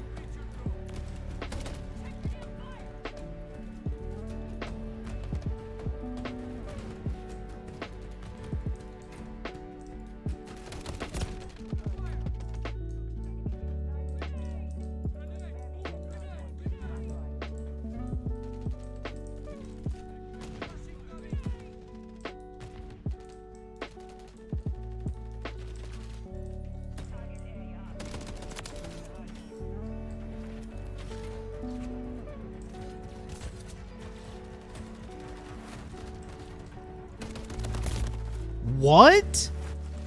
Bro, are you fucking shitting me? Oh my. Yeah, dude, anybody camping with a fucking sniper on Rust is pathetic. But unfortunately, that seems to be the fucking play style of a lot of these dipshits on this game already. Like, this game is so heavily encouraging camping already, and it really fucking sucks. Because typically the beta, everybody's running around, like, trying to get kills and stuff like that. But now, even in the beta, people are camping their fucking asses off. It's AIDS, bruh.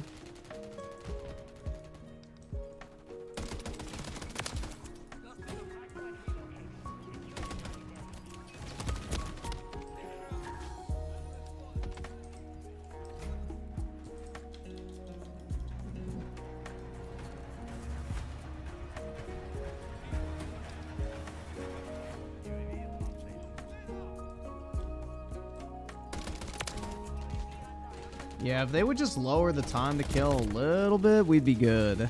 I can get used to everything else. But time to kill is fucking cancer right now.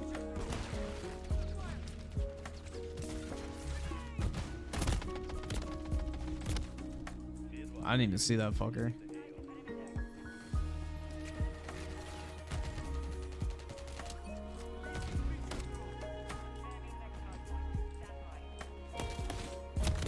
Oh, shit.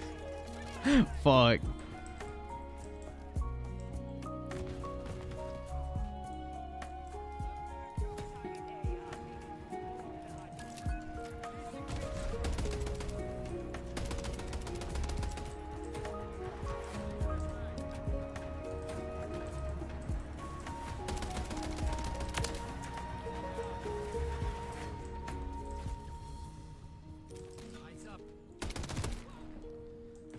Bruh, are you fucking shitting me?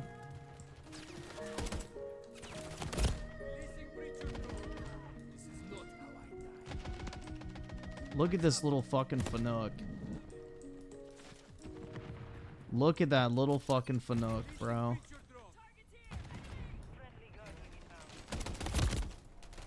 Alright, that was like 2 headshots, man, with a battle rifle.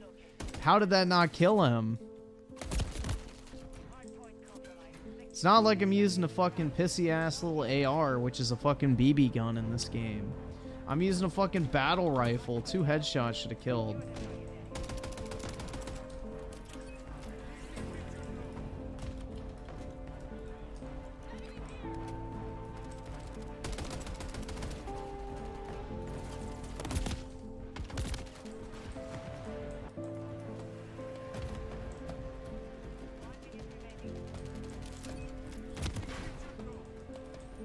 Oops.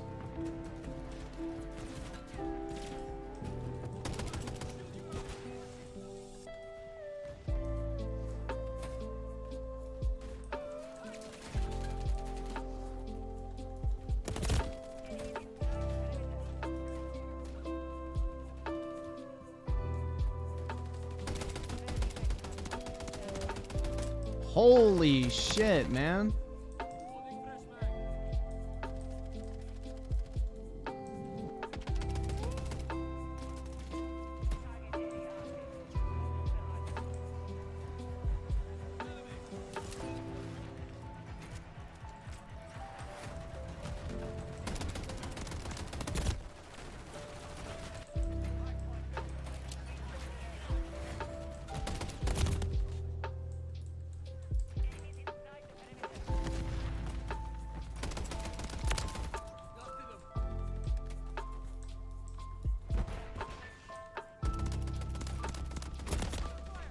No, it's even worse, dude. I'm not even using an AR. I'm using a battle rifle, and it still does so little damage.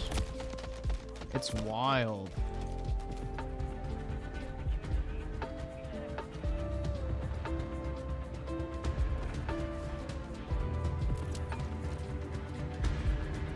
Midnight Mobile with the 2 snipers on Rust can go. Please do me a gigantic favor and take a long walk off a short dock. Dude, our team got fucking slapped. Holy shit. And yay herb with the 2. My 360 I got is the 360 Slim Gears one. It's dope. Yeah, it's a really cool design custom console. Like, I don't know what the fuck happened to Microsoft's like custom console design team, but they've been asleep at the wheel for a very long time. The 360 had so many cool consoles. Scotty Man with the 2. Once you go back to MW2, it's gonna feel refresh. Bro, it's gonna feel like literally I have like 1,000 pounds of weight lifted off my body immediately. I'll be able to actually get fucking more than 1 kill in 10 seconds. Magazine. Bro, the only 30 rounds for the extended mag? Are you fucking shitting me? That's gay. Alright, I may stop using this gun.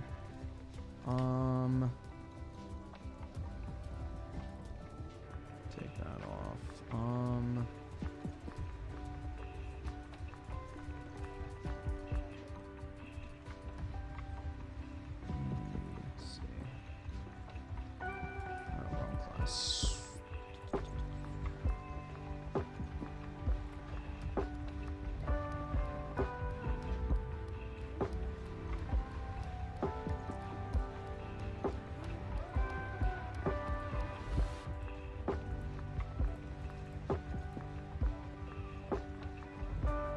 I don't think I've tried this one. Let me try this. Do I have any? No, nothing.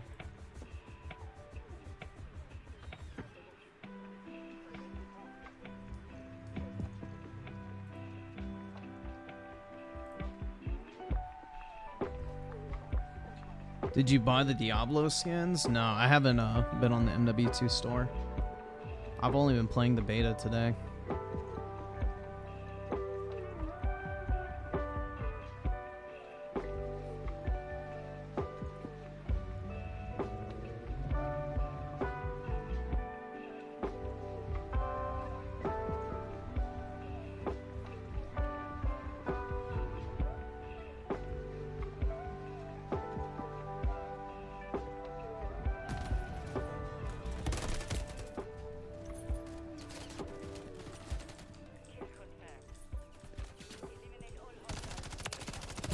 Dude, this is a fucking SMG. What the hell?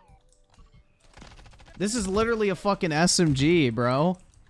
This thing shoots faster than that fucking Striker SMG I have on my other class. What the actual fuck? Dude, Sledgehammer has some shit they need to figure out with their weapons. Like, that's wild, bro. What the hell? This thing's shooting faster than the SMGs I've used.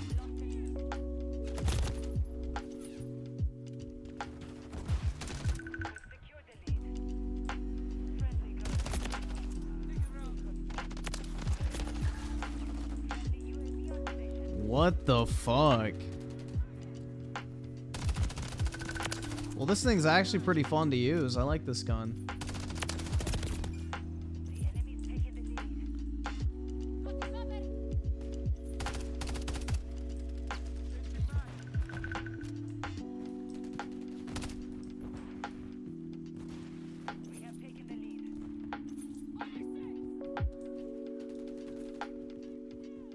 That's wild, though. The Striker shoots slower than this thing. 2023 Perfect Dark with a 5. One-shot headshots don't count with battle rifles. If you set it to full auto and not a single rate, it's in MW2 as well. It's dumb. Yeah, I don't really mind that. It's more so the fact if I'm getting like 2 or 3 headshots, it's still not killing somebody, which I got 2 headshots earlier and it didn't kill anybody. I don't have any attachments for this yet, so yeah, once I get attachments, then yeah, I'll put some stuff on, but for now, it's just the bare gun, because that's all I have. Yeah, this thing fucking melts, dude. Holy shit. This is what an SMG should feel like in COD, bro. It's actually good. Damn, bro. I feel like I've been missing out.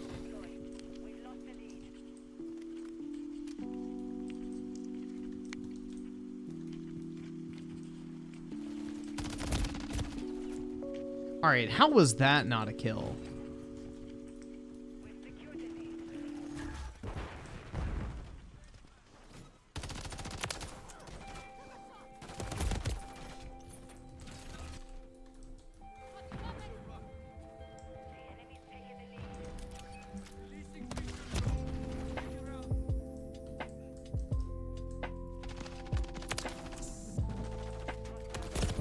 Oh, what the fuck was that shit?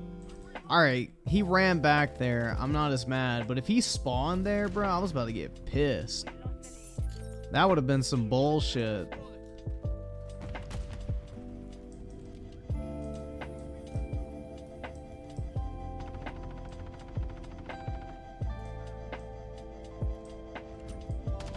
This guy really couldn't have fucking shot that thing? Yeah, the Guardians are fucking lame.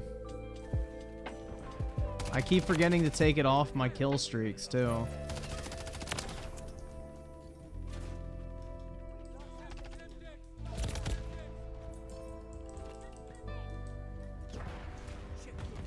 Yeah, I'm actually doing well with this gun, man.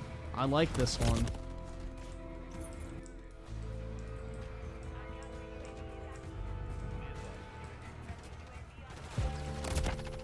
Oh, shit.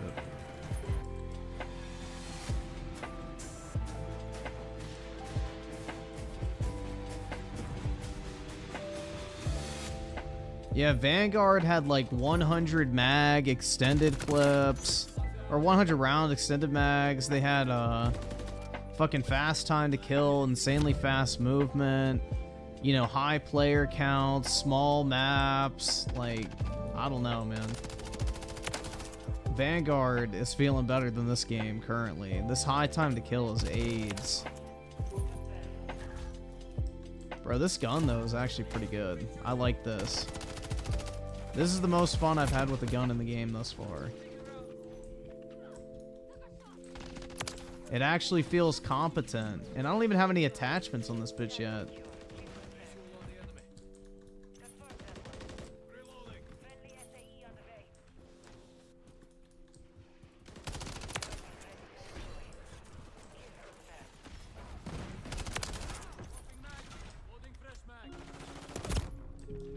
Oh shit.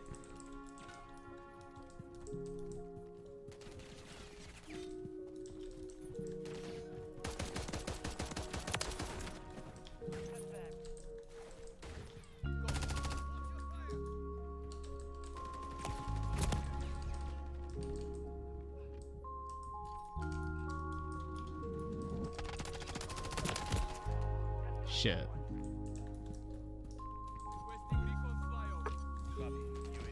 See, I promise y'all, I'm not a fucking bum at COD when I have like a decent gun. When I can actually like shoot and kill someone in a normal amount of time, I'm actually good at these games. But when I'm like literally just pumping an entire clip into somebody, it's like, holy shit. It's like, fuck, man.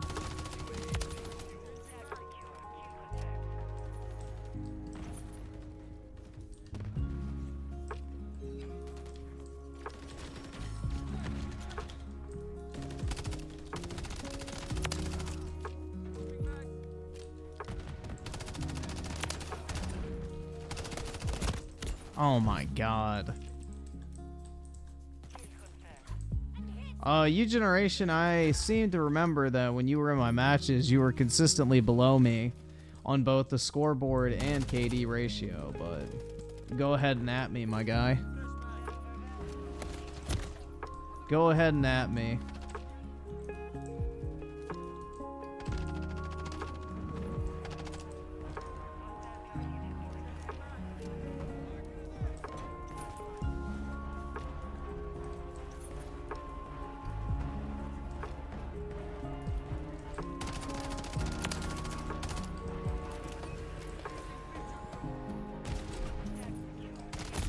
Oh, fuck. I thought I had him.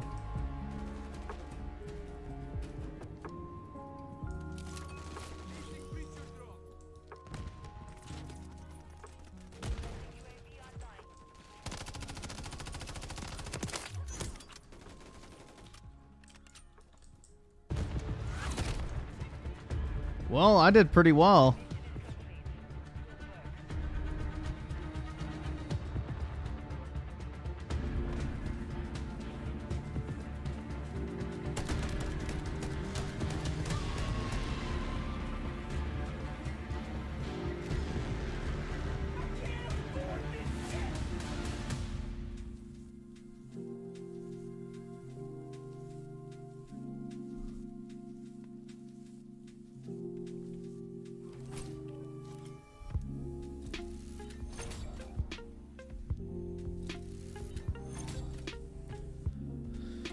Raging Boar with the 5. Slapped an extended mag on the NCW. Helps. Now the issue is my physical skill.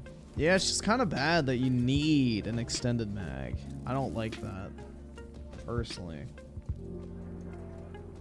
Let's see. So, gunsmith.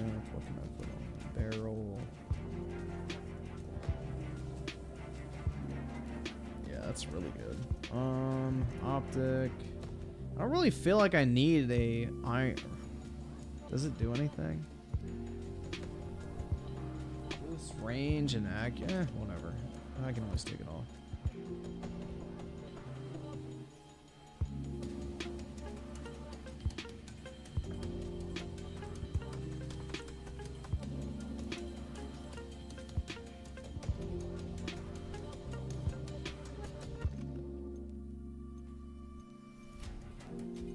How many is the, I can't even click on it? Really? Damn, bruh.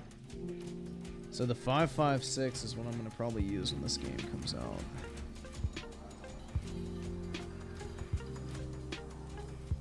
The M13 will be in the full release, but it's not right now. All of MW2 weapons are going to be in the full release version of this game.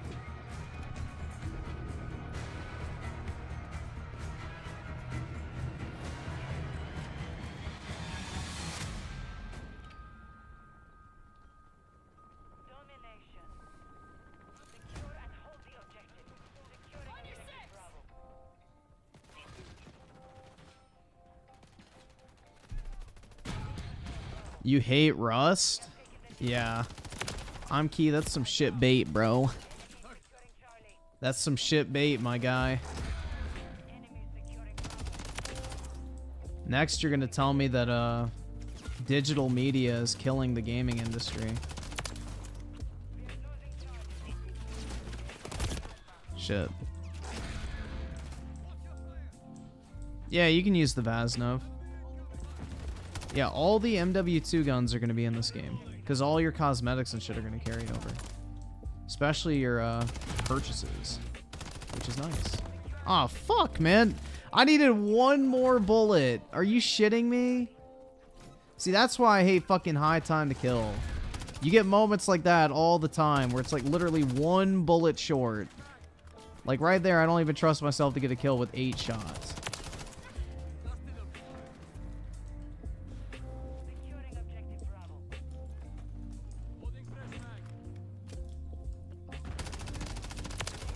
Got him.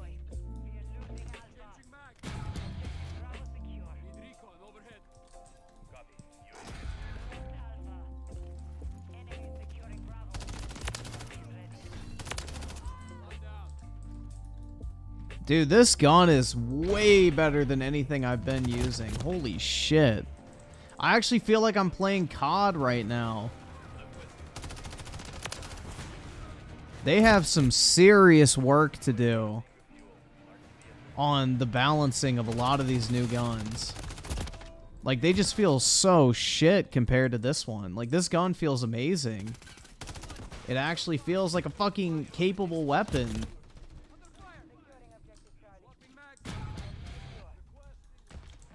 I don't feel like I'm being gimped entirely.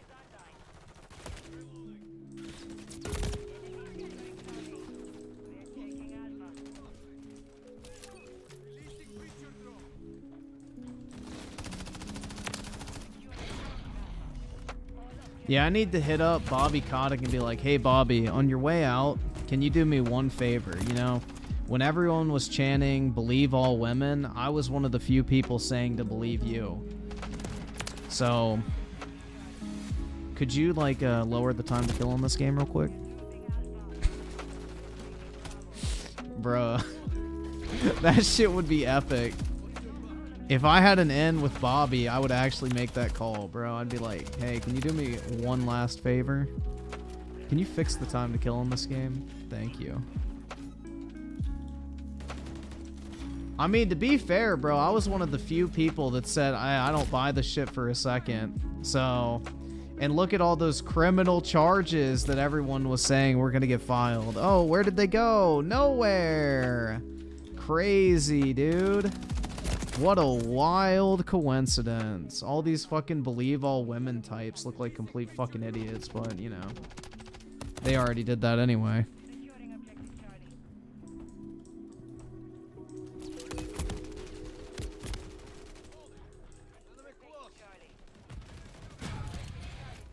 Nah, I wouldn't wait till a sale. If you're gonna buy MW3, just buy it. Like, I don't really think... If you're a Call of Duty fan, bro, like, you're gonna get your money out of this game. Because you're gonna play it for hundreds of hours over the course of the next year. Or if you're like me, you'll put over 1,000 hours into it. In the span of a year. But, yeah. I don't really think you can find many games out there that offer the same value proposition as COD if you're a fan of COD. Like, the amount of content you're going to get and enjoyment is pretty high. But that's a big dependency on if you actually like Call of Duty. Because if you don't like COD, then yeah, you probably should just wait for a sale. But if you're a fan of Call of Duty, I would just buy it. Like, what's the worst that happens? You lose 60, 70 bucks? Like, the world keeps spinning.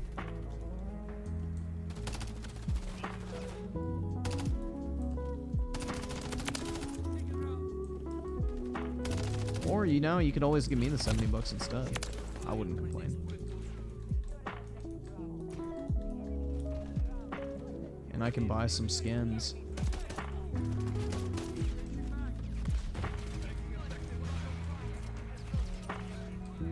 This is the MTZ556. It's actually good. You can actually use this shit to get kills in this game. It's not a fucking nerfed wet noodle.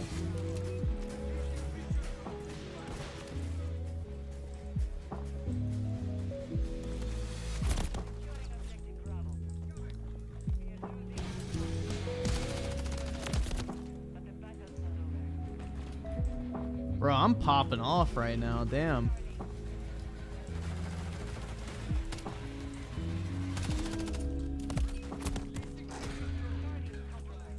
It's amazing how much one weapon makes a difference.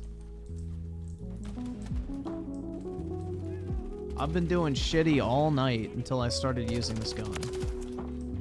It's actually well balanced, that's why. Like, it has a fast fire rate, it has decent damage, not insanely bad range or anything like that.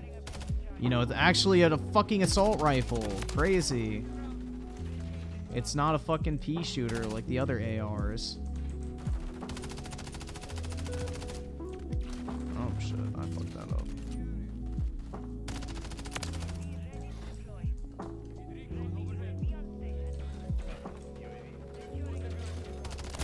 Oh, what? Fuck, man. Damn.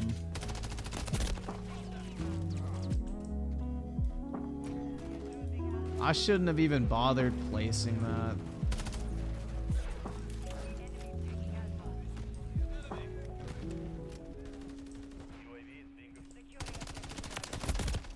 Shit.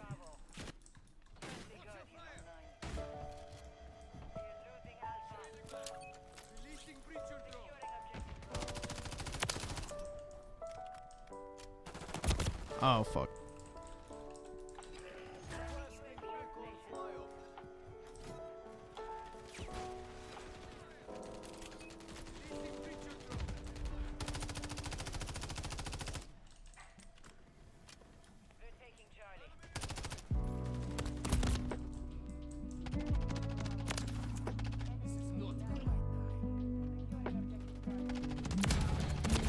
Fuck. Dude, I am like popping off right now. I'm actually doing good. Wow, what a nice feeling.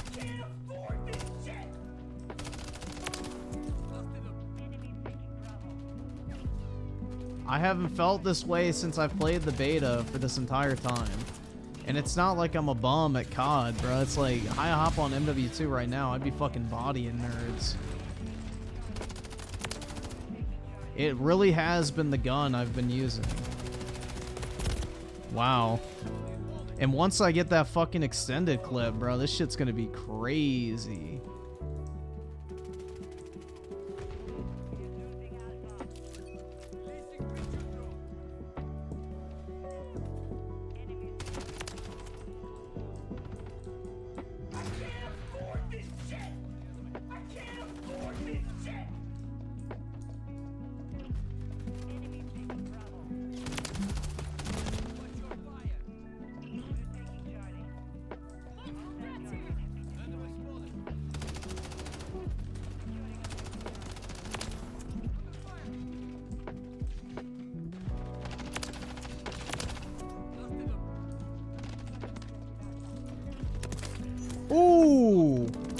finessed him.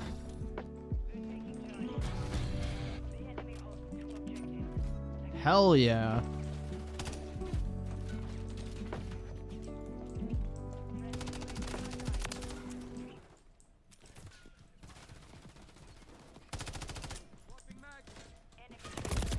Fuck. Damn, man, I was 1 kill away from the fucking SAE again.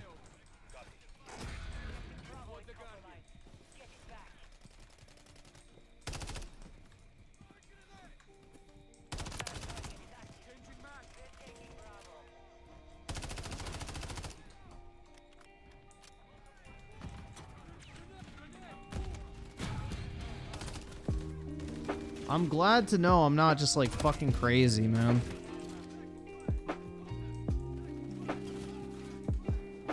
I feel like I've been reaffirmed in my ability to play COD. It feels good.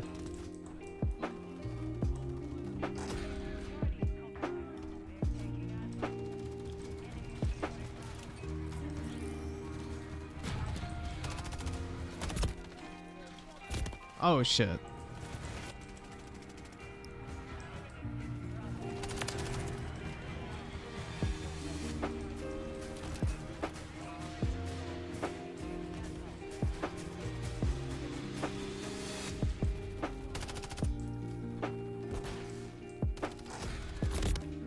Ah shit, I couldn't fucking see. Well, I'm the only one who broke 50 kills, so there we go.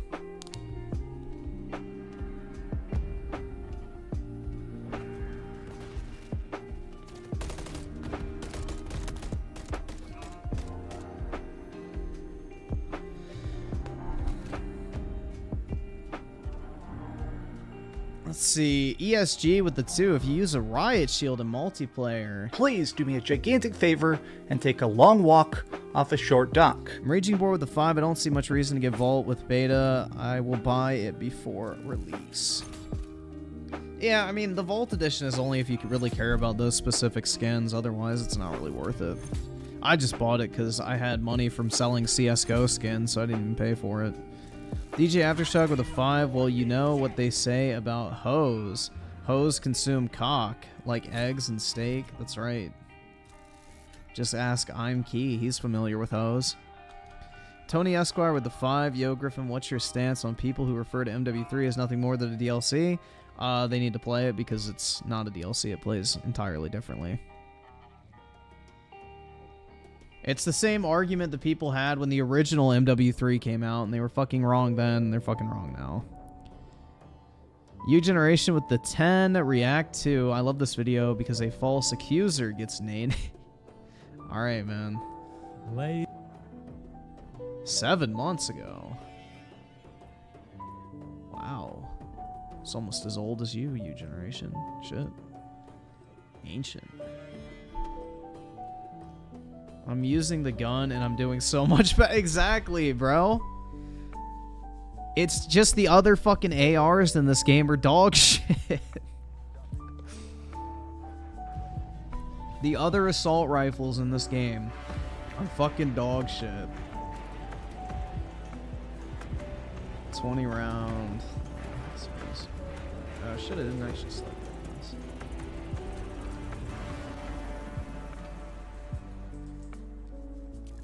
Yeah, they got a lot of balancing work to do, man. Like, it should not be that dramatically, like, different between the same gun, or the same gun class. You know, ARs should all feel similar in terms of, like, performance, I feel like. Unless it's something like a SCAR, where it has, like, 20 round mag, so it does way more fucking damage.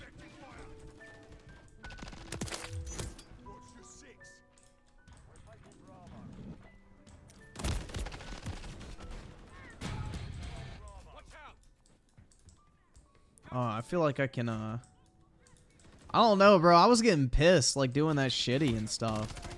I'm glad to know it wasn't just fucking me.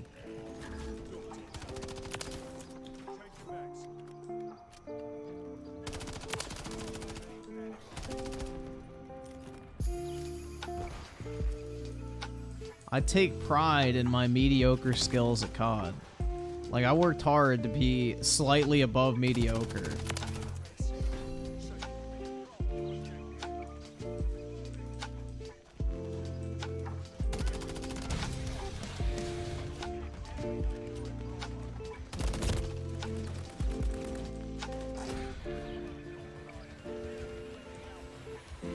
Did Synthetic Man beat Spider-Man 2, or did he just wrap up his stream? I've heard that game's good. I kind of want to play it. I may play it on my Steam Deck, because it's a PS2 game, so you could probably emulate that pretty easily. But yeah, I heard that game is actually really fun.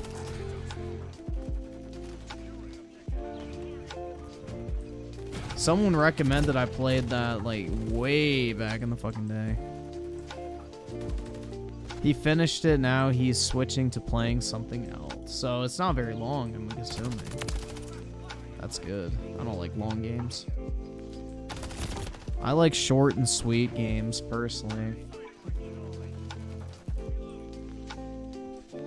Video games that are short and sweet and just fun from start to finish are way better than like these fucking 20-hour misery simulators.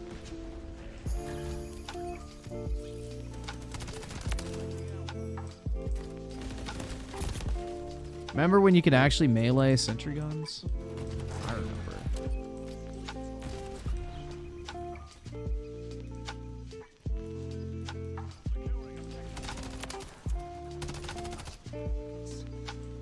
Where'd that fucker go?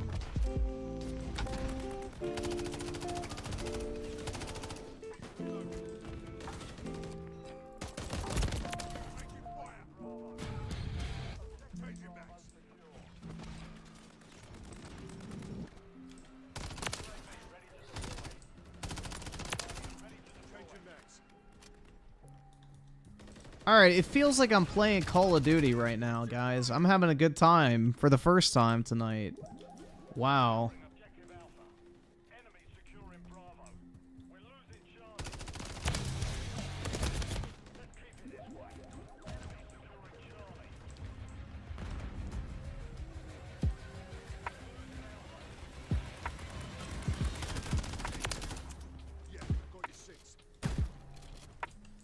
Yay Herb with a 5, the new voice actor for Mario, had pronouns in his bio. People got mad, but he's like an actor in modern day, so isn't that expected? Yeah. Or is he just woke? Like, I'm sure that other fucking guy that played Mario is probably a raging liberal too, dude. Like, I don't understand what people expect. Like, they're in the video game industry in the United States. You're either a lefty or you're unemployed. Like, I don't really get, like, what people expect out of actors. Like, name an actor that isn't a fucking raging lib that's somewhat relevant today. Every single one of them is. Because that's just what you have to do to get into the industry. So, I don't really know what people were expecting. Who fucking cares what his politics are? As long as he can say bing bing wahoo properly, who gives a fuck? Like, is anybody actually fucking worried about the fucking politics of the guy voicing Mario? I would have never even fucking known the voice actor changed unless someone pointed it out. Like, that's the thing. Who gives a shit? Voice actors are so unimportant.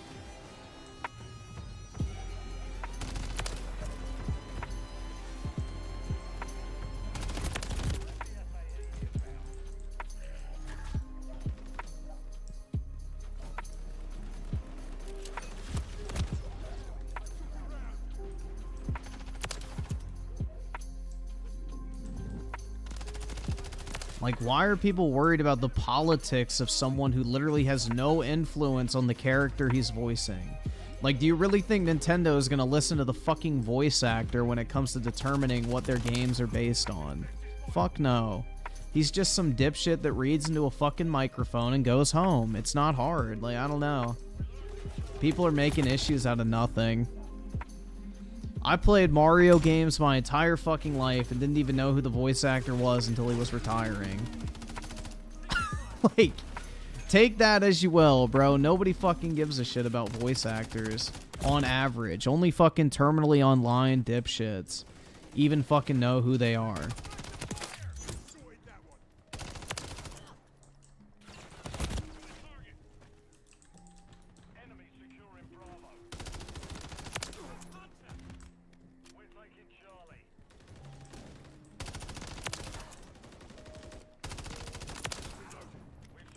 Damn, man.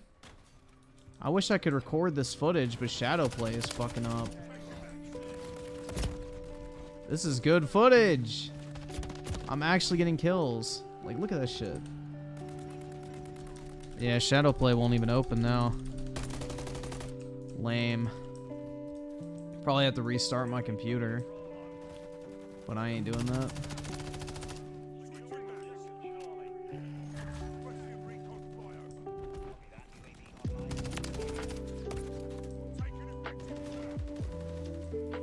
Yo, why did the minimap just zoom out?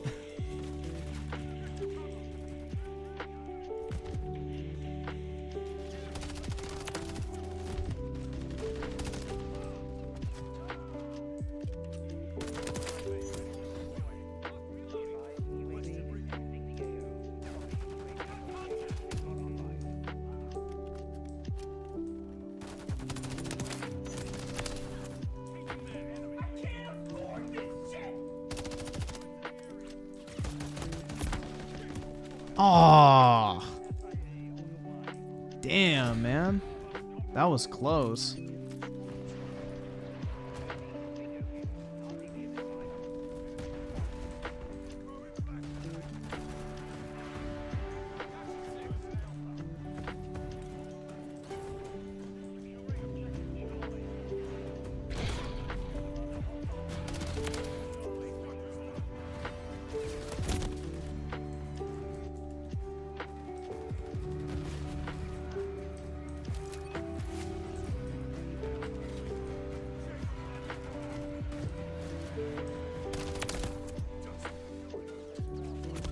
Shit.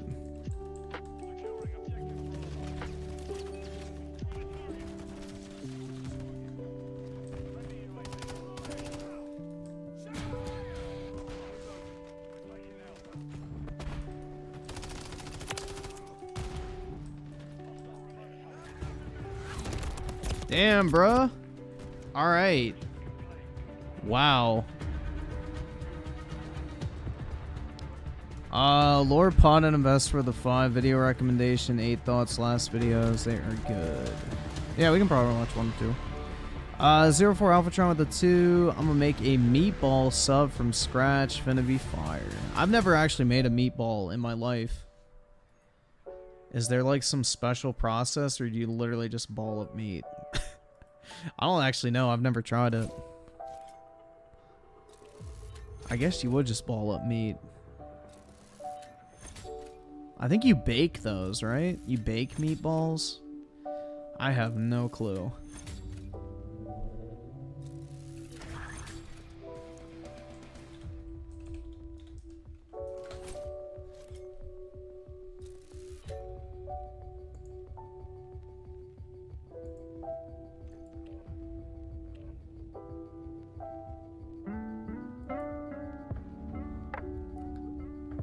U-Generation with the 2 quarter pounder made a video on the Mario actor. I'm sure, man.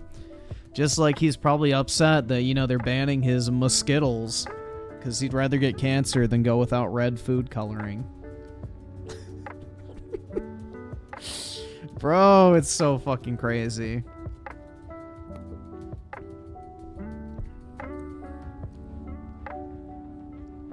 Muskittles are being taken away from me.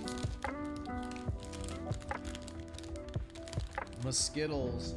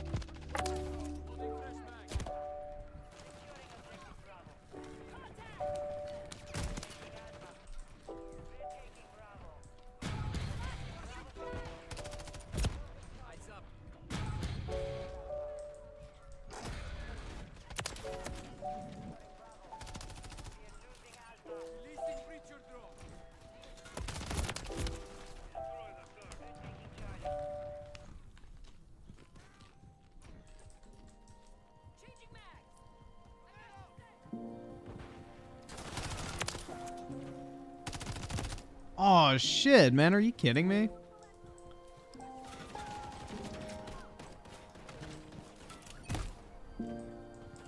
Motherfuckers really expect actors to lose their job just to take a stance on what they agree with. Well, the thing is, dude, it's like people just have zero tolerance for anyone with a differing opinion than theirs. So, like, what the fuck does this guy being a liberal have to do with him voicing Mario?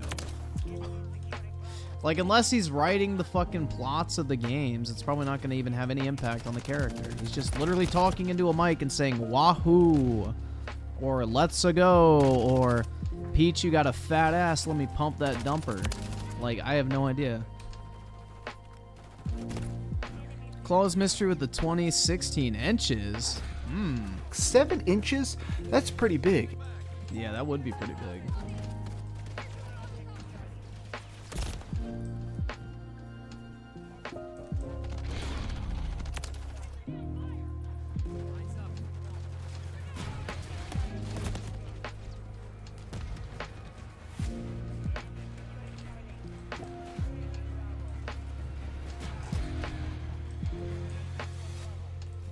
Let's go. Gender reassignment surgery. Wahoo.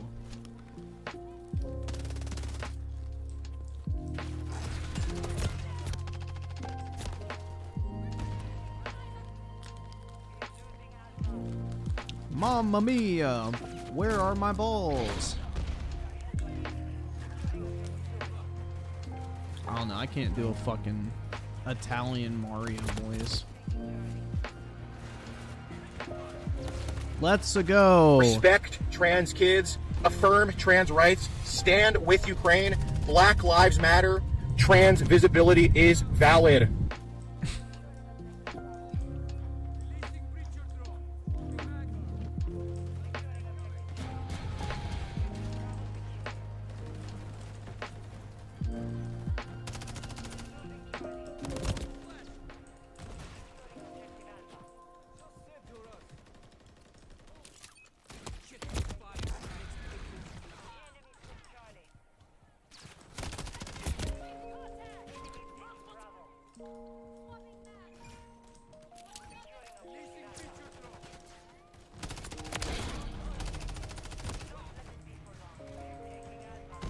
Free Palestine. Wahoo!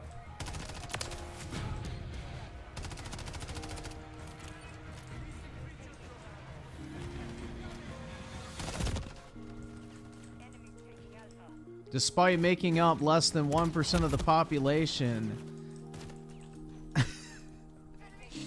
Never mind.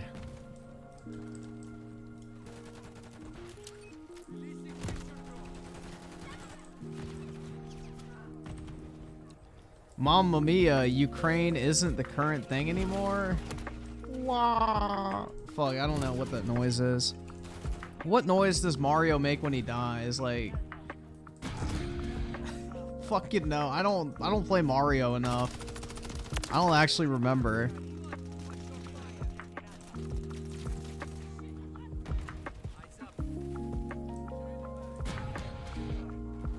Nah, dude, I was going in a different direction. It was based on that Free Palestine thing.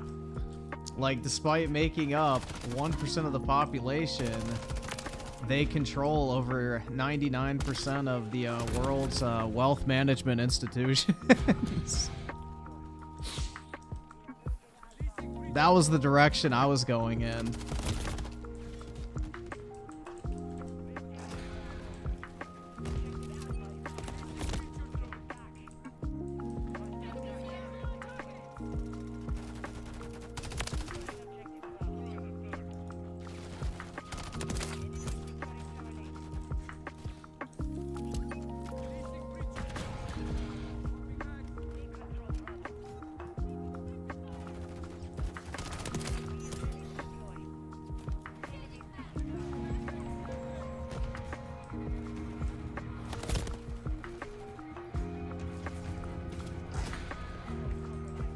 He's an ethnic Palestinian? That's pretty cringe, man.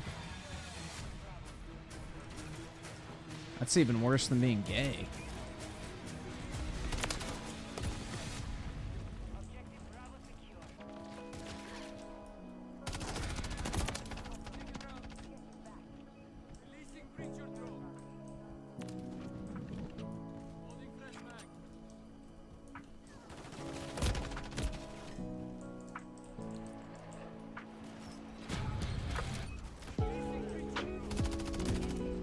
Got him.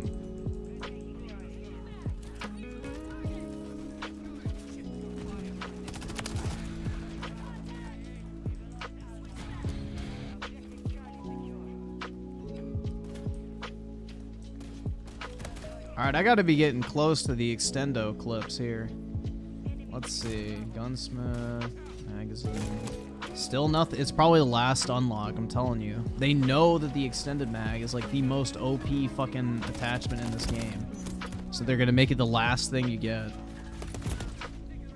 His last name is literally Afghani? Bruh. That's weak.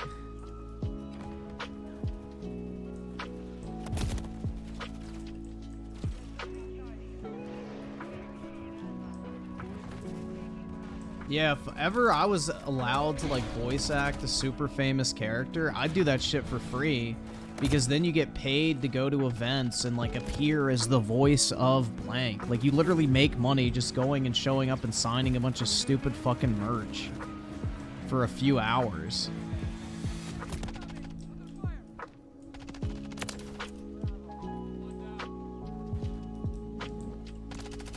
Like Comic-Con and all those fucking conventions and shit, all those people who go for signings, they get paid to show up, and then on top of that, they charge like $40 a signature. So if you're signing like 3 things every 5 minutes, you know what? You're making, what, 3 times 40 times 12, $1,400 an hour just sitting there signing shit. That's pretty fucking good, man. That's pretty good. And you get your fee for showing up. So, I would do it for free if I was offered the opportunity to voice like a popular character. Like, are you shitting me? They wouldn't have to pay me a fucking dime.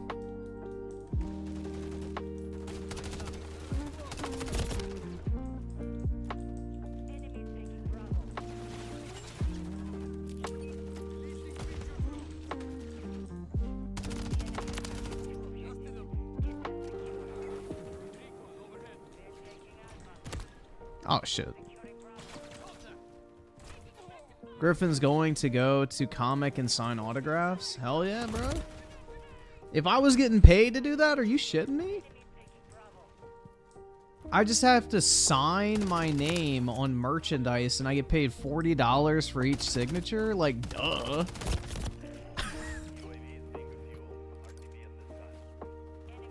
That's a no-brainer, man. Like, shit. That's a great deal.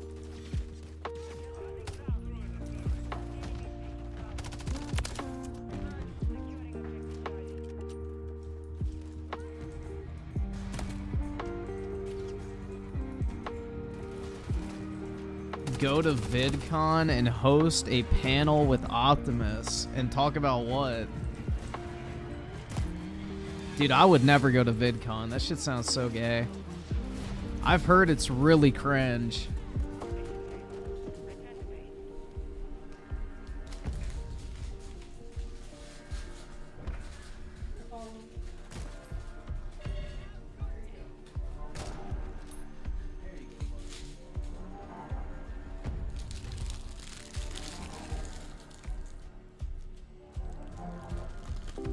Nobody wants your little shitty autograph, Griffin. Fuck you.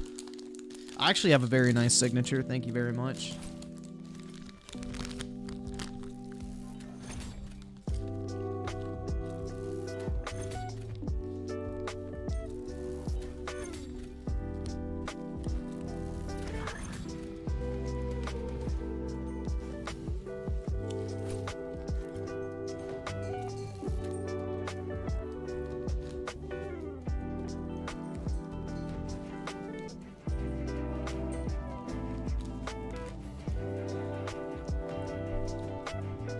I'm more of a Tanacon kind of guy. Yeah, I'd fuck the shit out. No, I'm just kidding. She gross. Your signature is SS. Not kidding. Well, mine's GG, bro. Yeah, but I have a good signature. It's... Let me see if I can do it with just my first name. All jokes aside, I have a very nice signature. I spent many years in boring fucking classes learning how to do it right.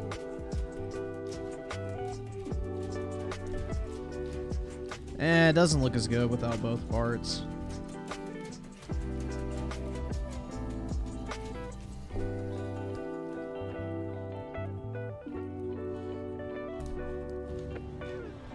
I never took a writing class. I just sat in class and instead of taking notes, I practiced my signature.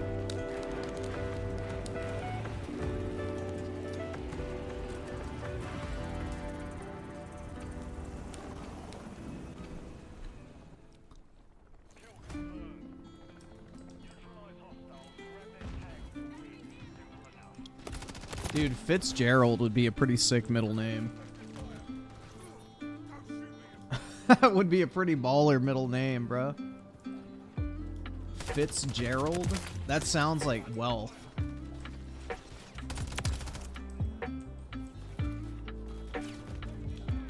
That sounds like some wealthy, like, Massachusetts type shit.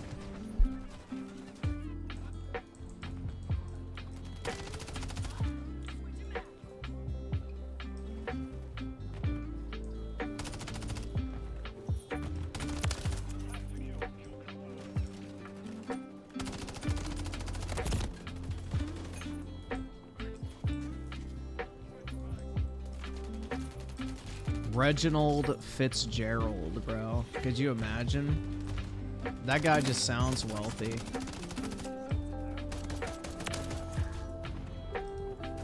Oh shit, I forgot to fucking reload. Oops.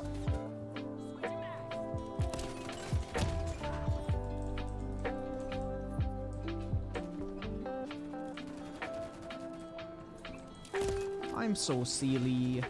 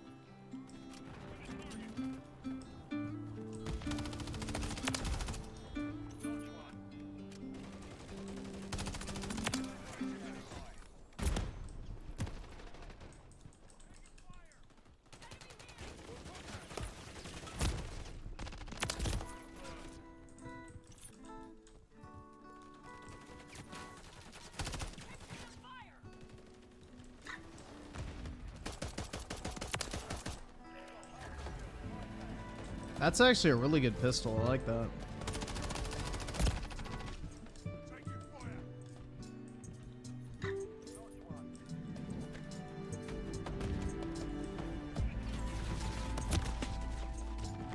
Woo.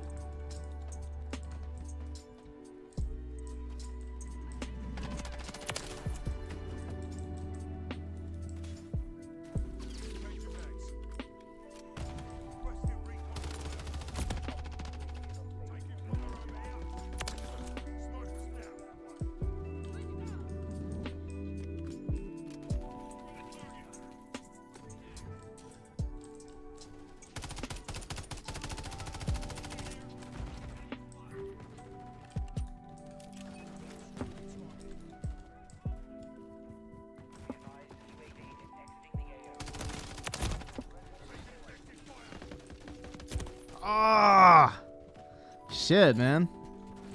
I never did gender studies in college. The most bullshit class I took in college was Intro to Shakespeare. That was like the most bullshit class I took, but it was an easy English credit. So...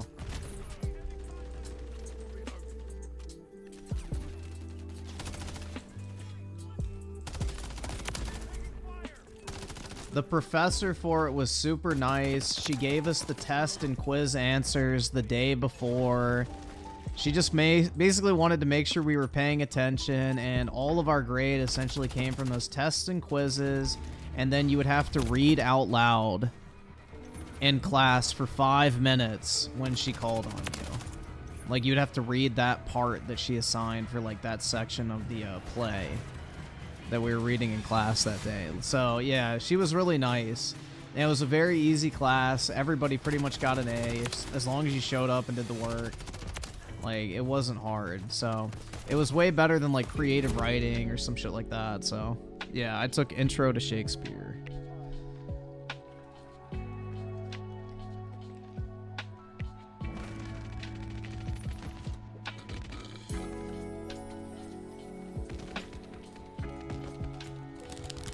The other class I had was a wine tasting class where the professor owned a wine store in town. And it kind of sucked because I took it during COVID, so, you know, they couldn't hold events for the second half. But the first half of the semester, every Friday, he would host, like, a wine tasting. And that was, like, 30% of your grade. You could skip the weekly quizzes if you went to the wine tasting instead. It was like, bruh.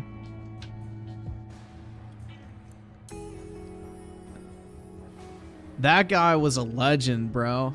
He was like one of the coolest professors I've ever had. And then my business law professor was fucking awesome, dude. He was a judge. And he, like, literally, this motherfucker could have his own TV show. He is, like, single-handedly the most charismatic guy I've ever seen in my life. Like, he literally is, like, that type of dude who you can just picture being on, like, a TV show that, like, 1 million people watch. Like, everything he says was super interesting. You know, he had 1 million fucking real-world stories and everything like that. One of our classes, instead of having class, because we were learning about franchise law, like, he literally walked the entire class down to the fucking McDonald's that was, like, right out, like, outside of campus, and he literally bought everybody, like, food. Like, he called ahead and had, like, this massive amount of fucking McDonald's ready, and, you know, he paid for it out of pocket and everything. He was just a really cool guy. But, like, the whole walk over, he would stop every once in a while and, like, talk a little bit about, like, franchise law, and then we'd just keep walking, and then that was, like, the surprise at the end of the class. It was like, oh yeah, I got everybody lunch. So, yeah, it was pretty awesome, dude. He was a really good professor. So, and he was, again, one of those, like, guys who would give you all the answers and stuff, but only, like, a third of what he would tell you would be on the test. So if you took good notes, which, you know, he tried to make everything really basic that we had to write down. It's like, there's no point in me trying to trick you all, because I'd rather you remember something useful than a bunch of bullshit. So, yeah. I got like a 99 in that class. I think I missed like one question on one test, but yeah. That was another really cool class I had.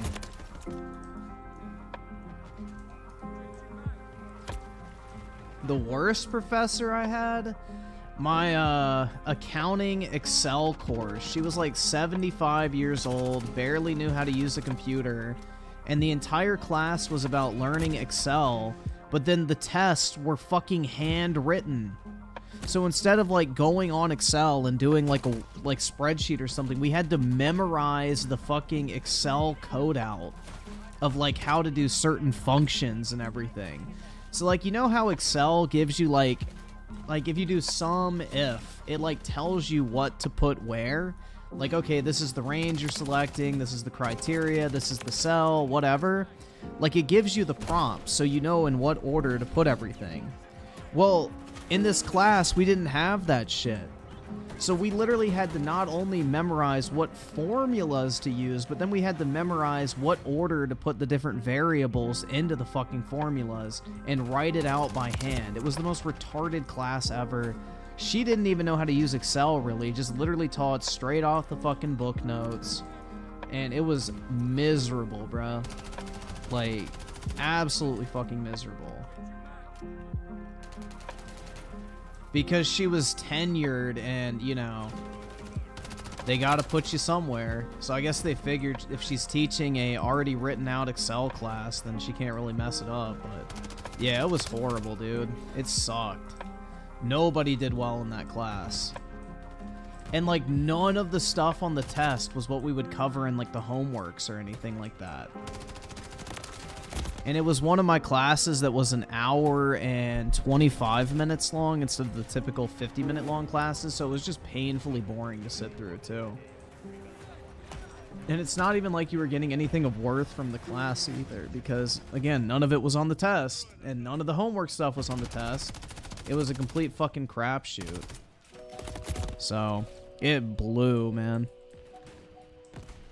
Absolutely fucking blew. But that was by far the worst professor I had.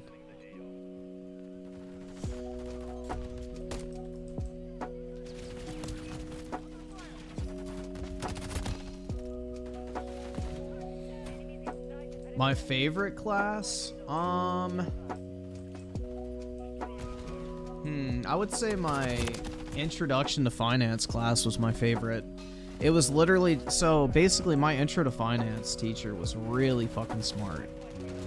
Like, he was a Wall Street guy who basically made tens of millions of dollars by like his mid-30s, retired, got bored. So he's like, oh shit, I might as well teach some classes. And he would like just talk to us about all of his like business dealings and jobs and everything available to us, all the different places we could go work. He would tell us like stories about like, you know, having international business meetings, just like all sorts of different aspects about like the world of like finance jobs. And then he would talk about like the merger and acquisition processes he was part of. And, you know, that's why I know so much about mergers and acquisitions, is because he literally would just talk about it all the time. And, you know, it was actually interesting, so I remember it.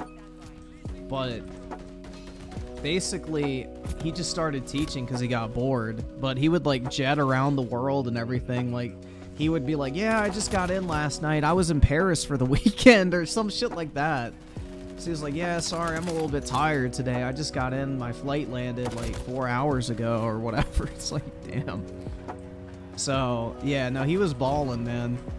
But the thing is, you'd never be able to tell, because he would wear like some regular ass jeans with like a shirt that was like way too big. Like, he looked really kind of sloppy in all honesty, but he was like balling, man. Loaded. So I think he was like 40 something, but yeah. That was a very insightful class because it was like actual just real world information, and all he would do is just talk, no slides, no notes or anything like that. And it was literally just one of those classes that, you know, if you showed up, you'd do well, so. And you wanted to show up, but also he made us go to like career events, which was really beneficial. So basically, companies would come to my school and talk to try and get you to, like, you know, be recruited, essentially. Like, they would send their recruitment officers or whatever to the campus, and they would give like a 20-minute presentation and then answer questions and then, you know, collect people's information who are interested in working at the companies.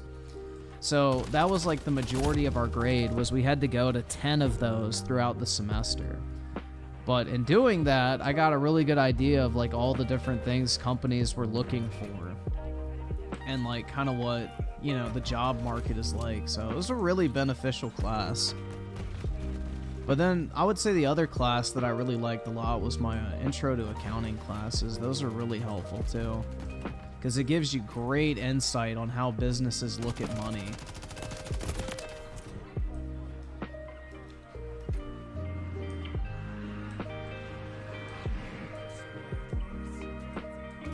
But if you guys are interested in like just getting a degree or something, I think like getting like a finance or accounting degree or anything like that is going to give you some incredible insight, because no matter what you end up doing, business will always, you know, come into play.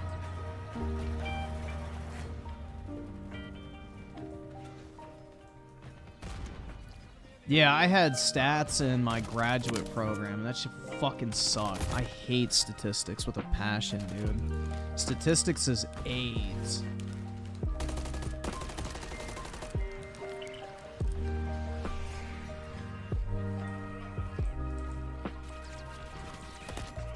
I had to take 4 stat classes in 9 months.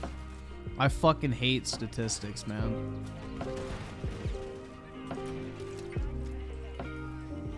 Like, if they would just write shit in plain English instead of using stupid fucking, like, weird emblems and shit like that, it wouldn't have been as bad, but... Holy fuck, it was horrible.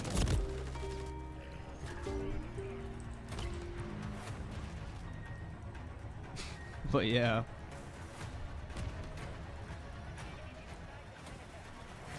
Yeah, I still have like those weird, like, I guess like dreams or whatever where I'm dreaming like, oh shit, I have an assignment due, and then I'll wake up in the morning, I'm like, holy fuck, I gotta turn that, and I'm like, oh yeah, I'm not in school anymore.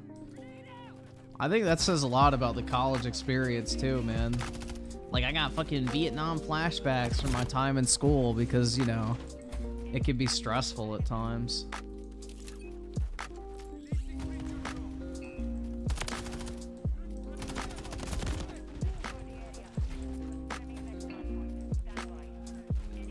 But yeah, I'll just wake up in the middle of the night sometimes, be like, oh fuck, I have something due, and I'm like, wait, I'm not in school anymore, what the fuck? Like, I don't get stressed out from work or anything else, I'm still like stressed out from fucking school. Bruh.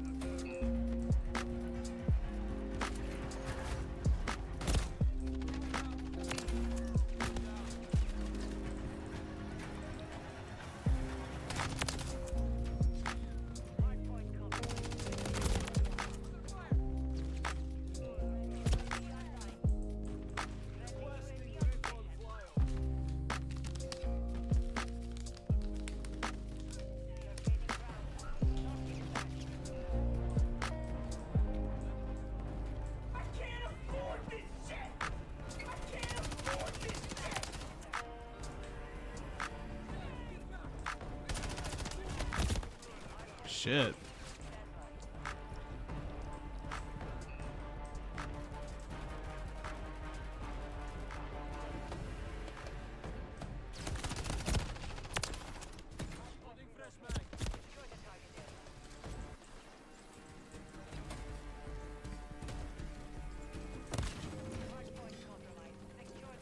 Claw's mystery with the 20 Nintendo to his voice actor be like, shut up, bruh. Probably. Armad with the 2, you ladies, alright? Nah. I'm not. Thanks for asking. Raging Boar with a 5, glad, prone, and MW3 doesn't feel like I'm taped to the ground. Yeah, that is nice. And Scotty Man with the 5, base take on MW3 beta. Alright, I'll check it out, man. And New Generation with the 20. Oh god, React 2. That can't be good.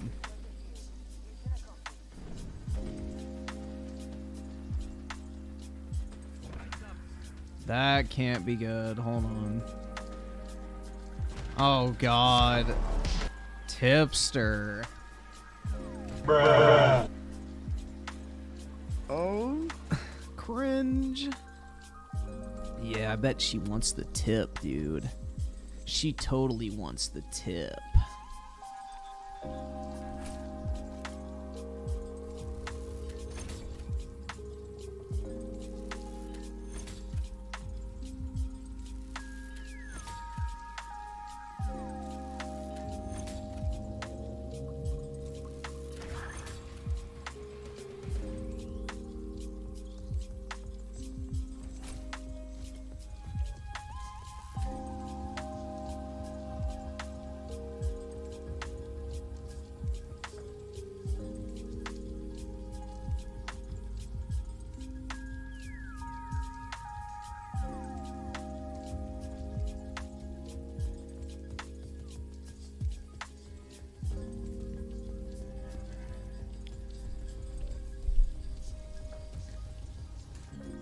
I think U Generation wants the tip, guys.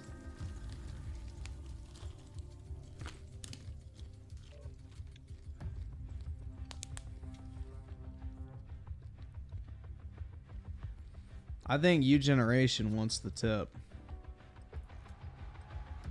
Alright, let's see.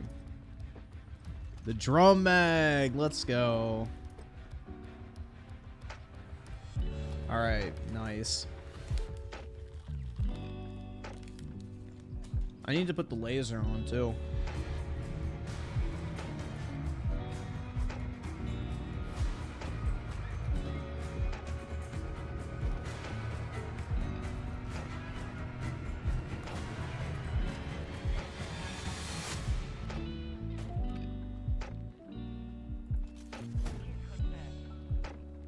Oh shit. I think I'm good, honestly.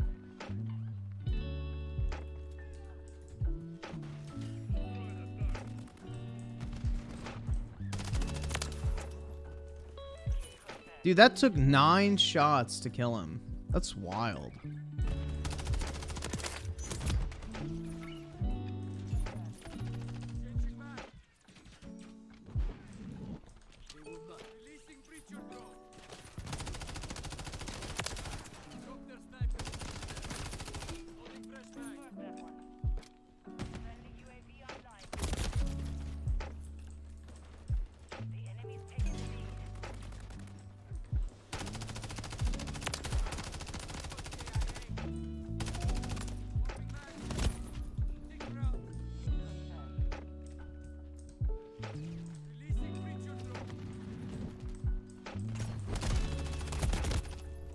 Shit.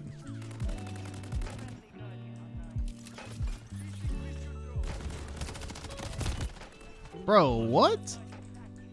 Damn.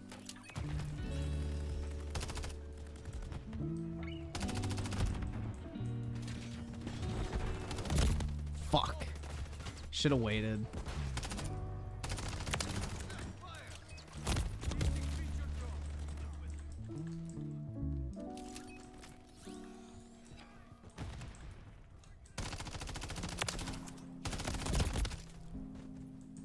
Gape.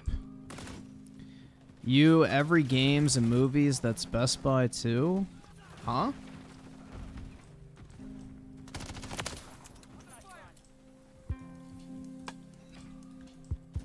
What does that mean?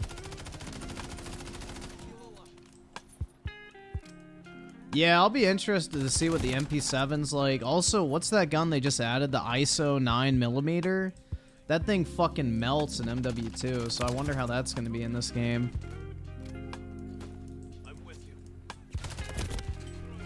That'll be interesting to see how guns, like, you know, translate over. Because they're going to have to buff damage, I assume. Because everything's going to be a fucking pea shooter from MW2 right off the bat. Best Buy will stop selling Blu-rays in 2024. Yeah, I don't even know who's buying Blu-rays, honestly. I'm surprised they didn't get rid of those a while ago. Because I remember the Blu-ray section of Best Buy used to be like fucking like massive. And then it was like literally one row of discs. And now it's like literally just an anime section in mine. Those are the only ones I think that sell anymore. It's like anime. Because, you know, you can't really get anime unless it's on, like, a streaming service, and all the streaming services have them censored or whatever. So.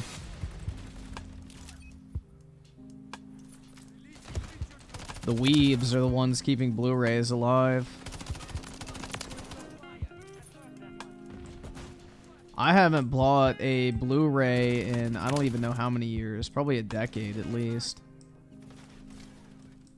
I think the last Blu-ray I bought was Star Wars Episode 3 in a steelbook. And then the Star Wars Complete Saga pre-Disney Blu-ray set. So I got like the last George Lucas release of Star Wars before Disney bought Star Wars. So I have that on Blu-ray, but that's it. I don't really have many movies.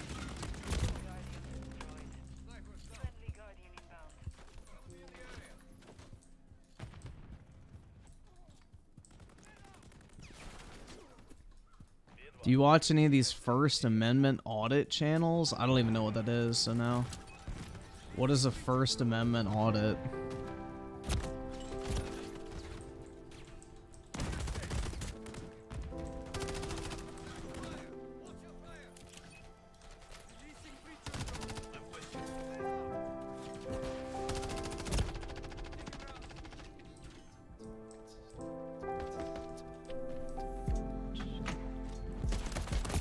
Oh, he drop shotted me.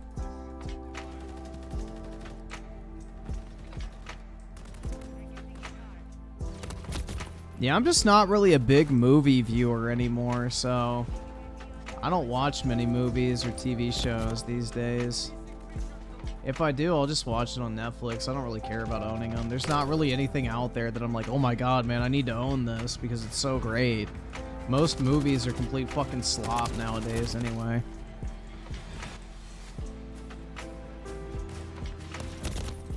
Most movies and TV shows are just like total fucking slop anyway, so I don't really even care about owning them. If anything, I regret watching most movies I do.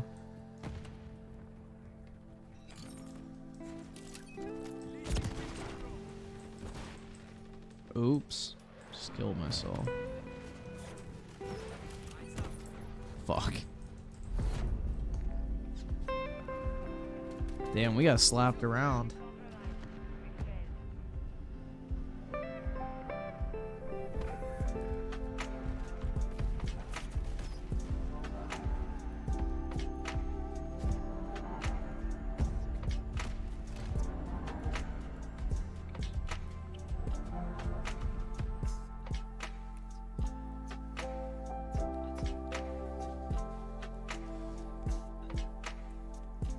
Have I seen the movie Baby Driver? No, I've never heard of that.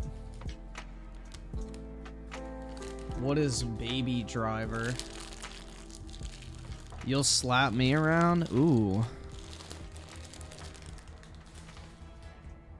Don't threaten me with a good time. Baby Driver sounds actually... I have no idea what that is. It's a deaf guy that's a getaway driver? Yeah, no, I've never seen that. Never heard of it. Oh, alright, I'll do one more match, then we'll do videos. I don't really want to pull myself away now, because it's like I finally am actually having like legitimate fun with this beta. But, oh well. Just gotta wait. Yeah, Kevin Spacey is a really good actor. I'm guessing as you mean by Kevin. That's the only Kevin actor I know.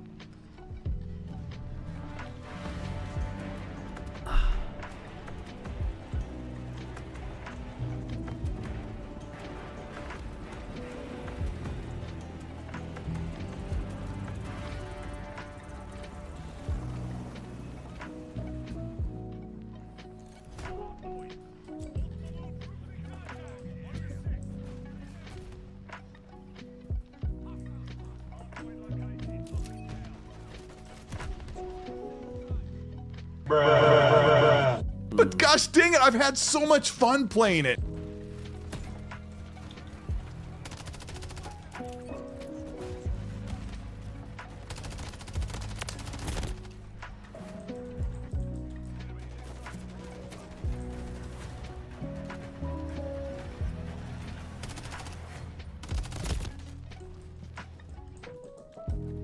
Nah, Kevin Spacey was acquitted of all charges, man. He was found not guilty in every single instance, so...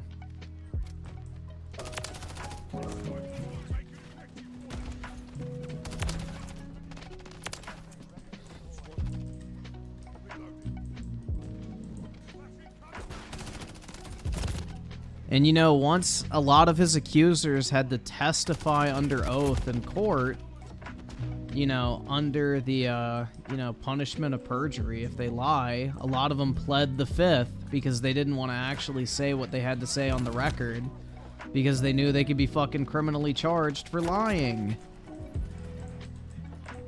So, yeah, that's what's kind of interesting. They're more than happy to throw the accusations, but when it comes time to actually say those things in court under oath, all of a sudden they want to plead the fifth. Like, pretty fucking convenient. I don't know, man. Pretty convenient, if you ask me. No, I think it's too late, man. He's kind of got the stigma on him now, unfortunately. Because Kevin Spacey was like one of the truly great actors in Hollywood, I felt like. Like, he was good in every single movie I saw him in.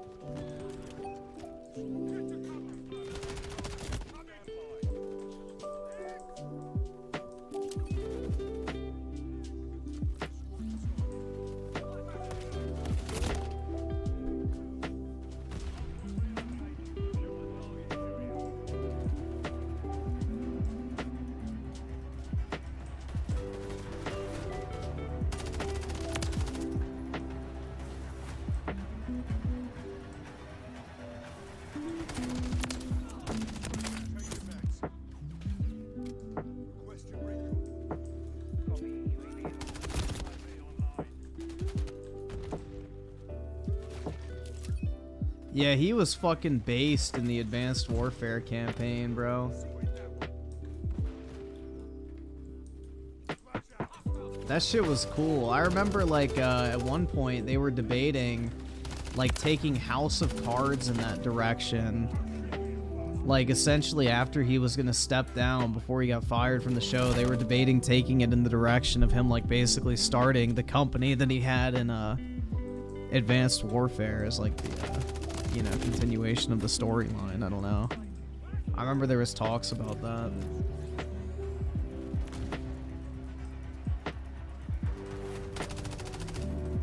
But yeah, that shit's mad unfortunate what they did to that show.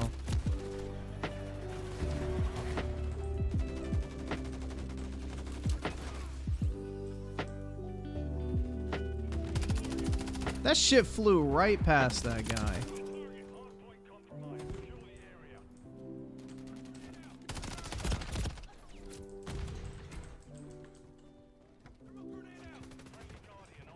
Yeah, I'll see about reviewing Spider-Man. I guess I probably should just buy that game digital because, you know, I don't really want to go drive and buy the disc. I'll just take the L and not being able to sell it when I'm done.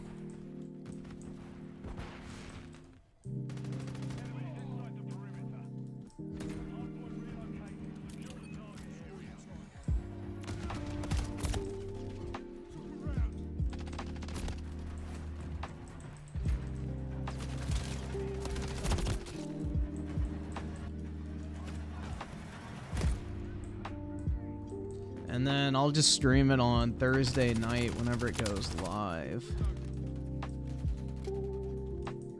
I think it's a midnight release, right? They're not doing like one of those global launch things where it comes out at like fucking 4 p.m. on fucking Friday or something. It's just midnight Eastern time.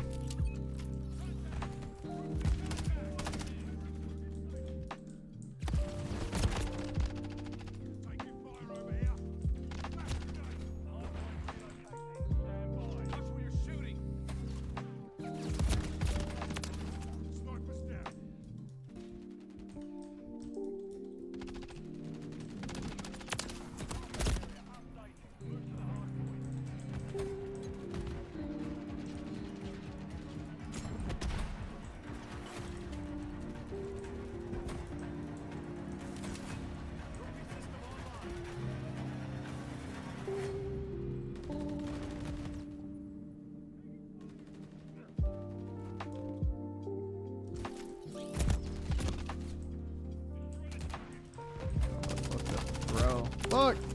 No! What'll I play after Spider-Man? COD, bruh. It's almost Call of Duty season. I don't really think anything else is coming out for the rest of the year, right? There's not really anything else. It's just Call of Duty, Spider-Man, and then... I'm not getting Alan Woke. Alan Woke looks like shit.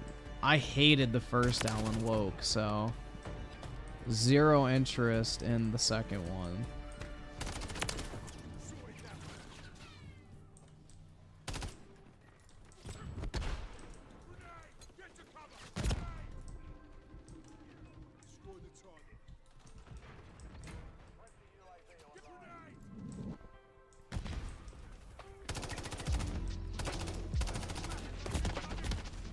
I got shot from somewhere else.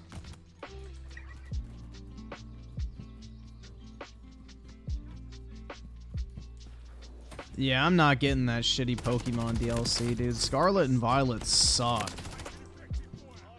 Those things are terrible, man. I hated Scarlet and Violet. Stop bullying, bro. Stop bullying once for all. Bro, I'd rather hunt for shiny Palkia again than play through fucking Scarlet and Violet.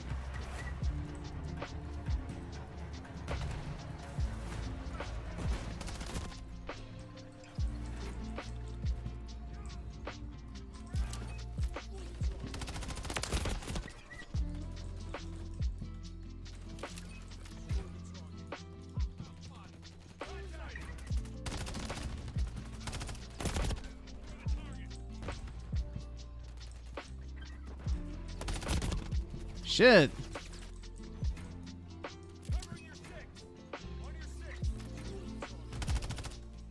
An assist? Bro, that fucking blew up right in his face. That should have been my kill. Mine.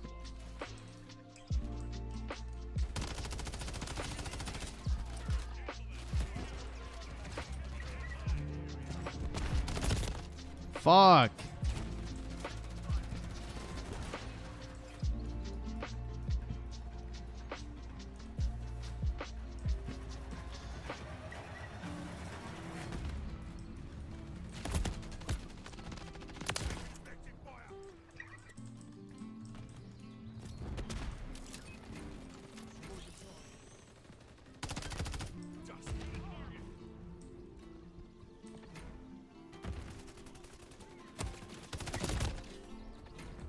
Damn it.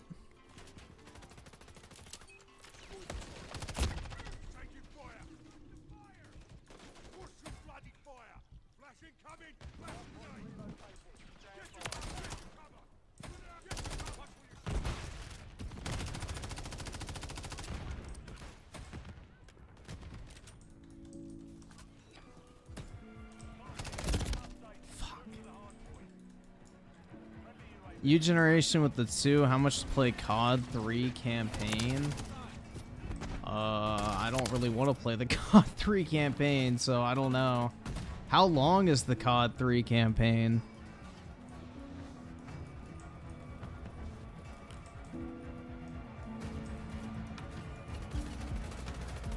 A couple hours? I have no idea. Shoot me an offer.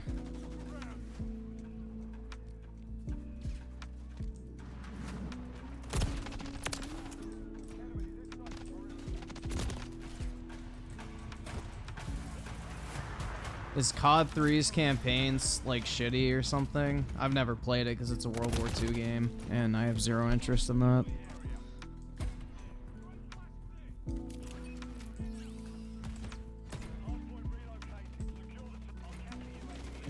I know the multiplayer for COD 3 is like notoriously dog shit, but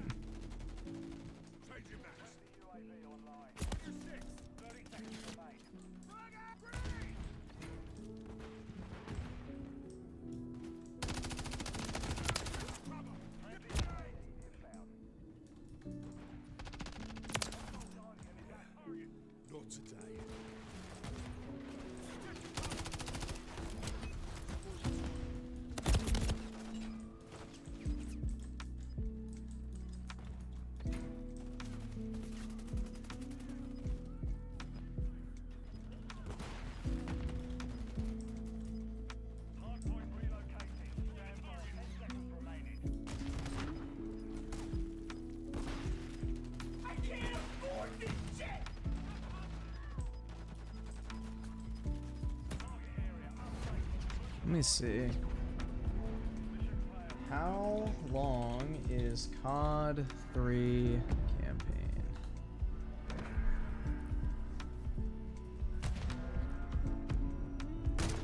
How long to beat? Oh, I don't want Black Ops 3. What the fuck? Call of Duty 3. 8 hours. Holy shit. Damn, bruh. Why the fuck they make that shit long?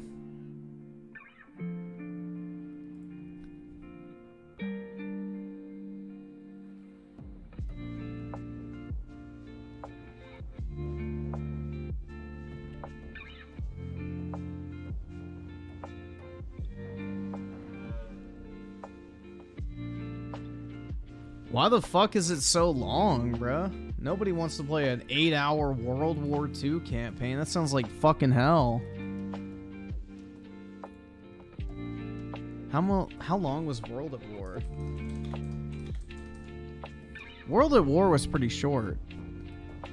Like 6 hours, maybe.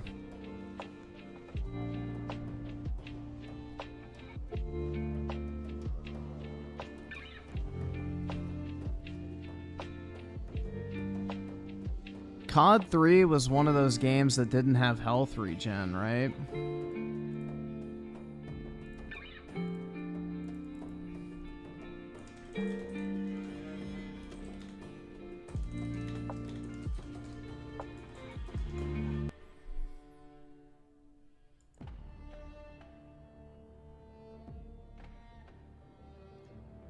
Alright, well here's a guy that beat it in 4 hours.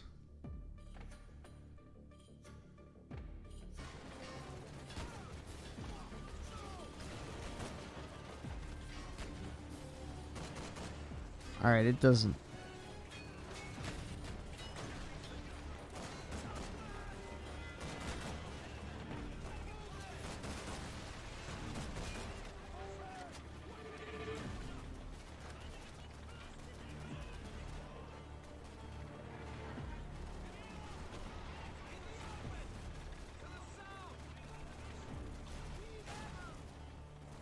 I mean, it doesn't look that bad. It looks really cheesy.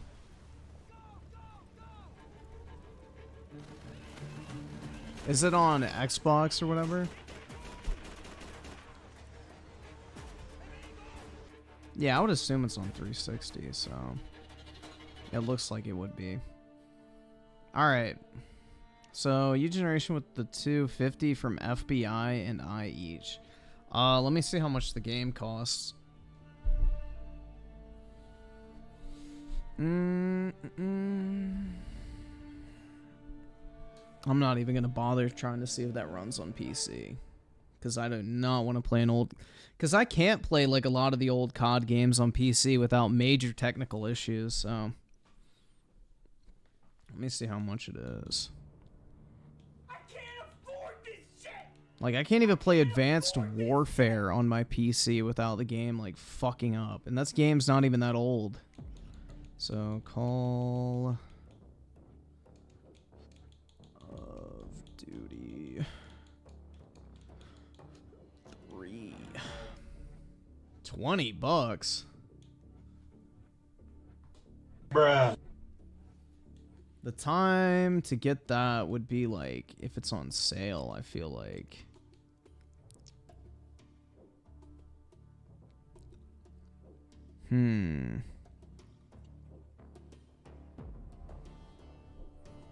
Let me see real quick.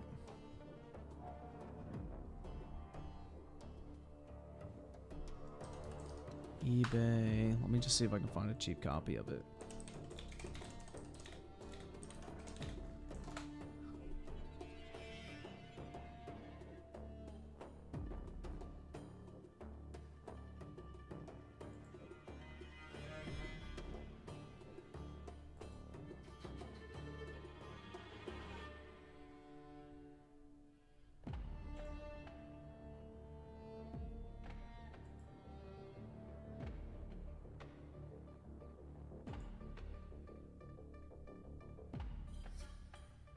I think I may be able to get it cheap on eBay, so what I may do is just order a physical copy. It may take a couple days to get here, but can't imagine it would take too long. But I would play it on a stream for that. That's fine. I just gotta order it. I'm trying to see if I can find one that's not like in shit condition. Because the likelihood of the disc not working if the case is beat up is much higher. Or so I've learned over the years, that if people take care of the external like part of the game, then the internal part is probably a lot better too.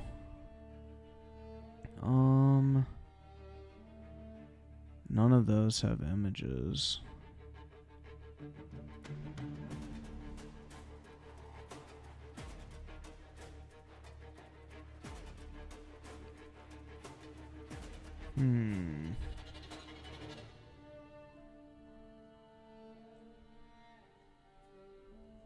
Hold on, let me put condition. Where's condition? Like new.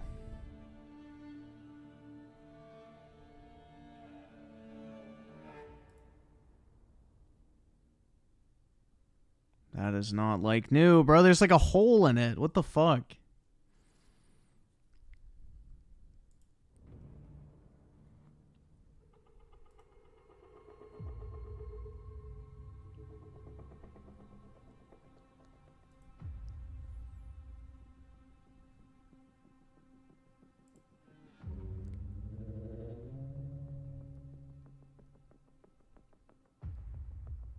Why is everything like $8 to ship, man?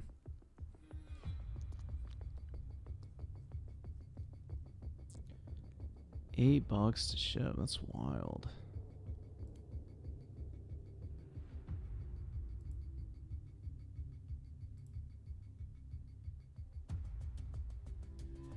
When will it get here? Between Wednesday and Thursday. Alright, that's not bad. I'll just buy this one. Alright, buy. No thanks. Proceed to checkout.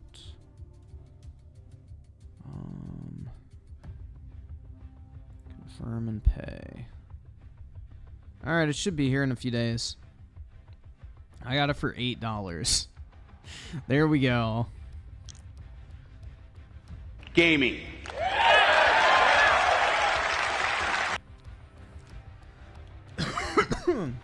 Alright.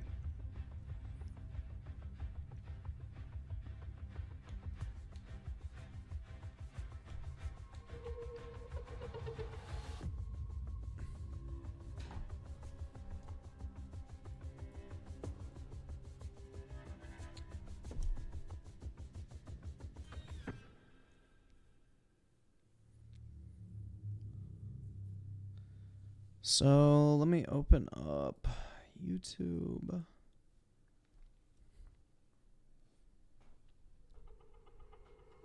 COD 3 has QuickTime events? I don't really care. MW3 has QuickTime events, the original.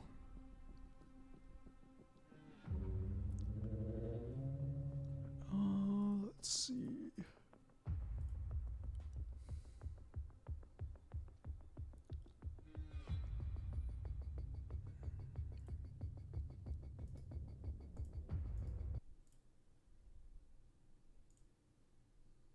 $180 hours.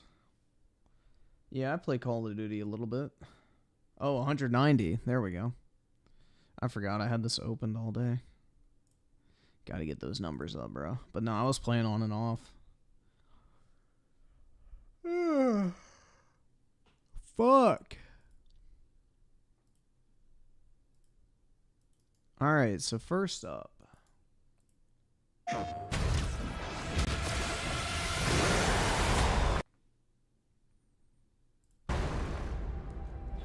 We have to talk. This is something else. I need your help. Are you sure this isn't something you can handle yourself?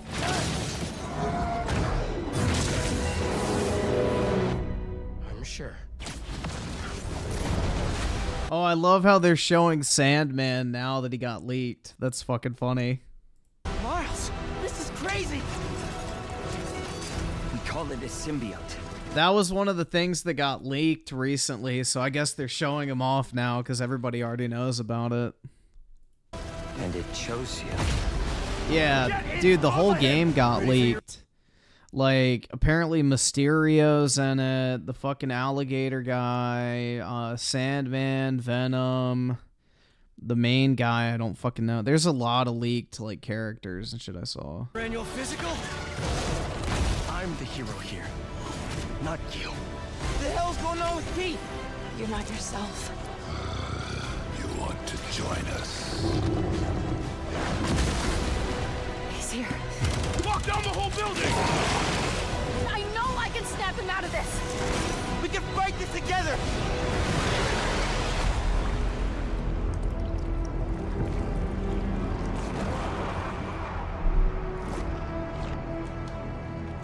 She can fix him? That's right, man. Girl power. Yeah, the graphics look way better compared to the reveal. 100%. Absolutely. They've definitely improved the graphics. 100%. Alright, so now we got PsyOps. Here we go.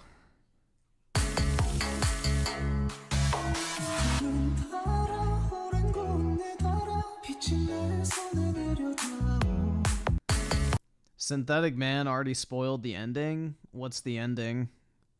That my black suit Spider-Man rips symbiote off and he goes onto the main villain and they have to team up to defeat Venom.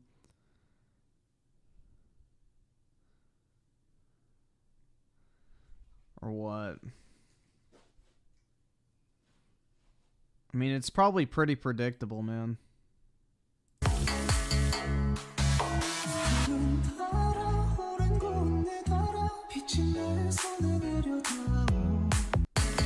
Peter retires? That's right, man. No more white male leads. Can't have that.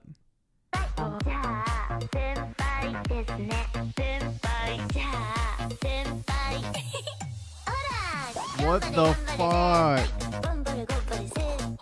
This looks like fucking AI, bro.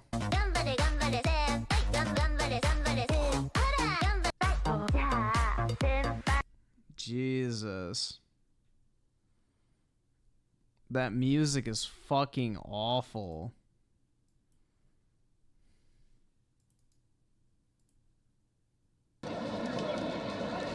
Is she taking a shit? It looks like, bro, it looks like one of those Japanese toilets where you have to squat over the hole in the floor and you take a dump.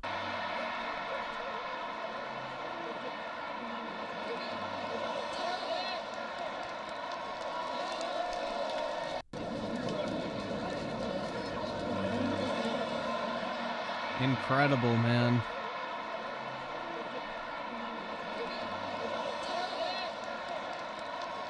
Yep.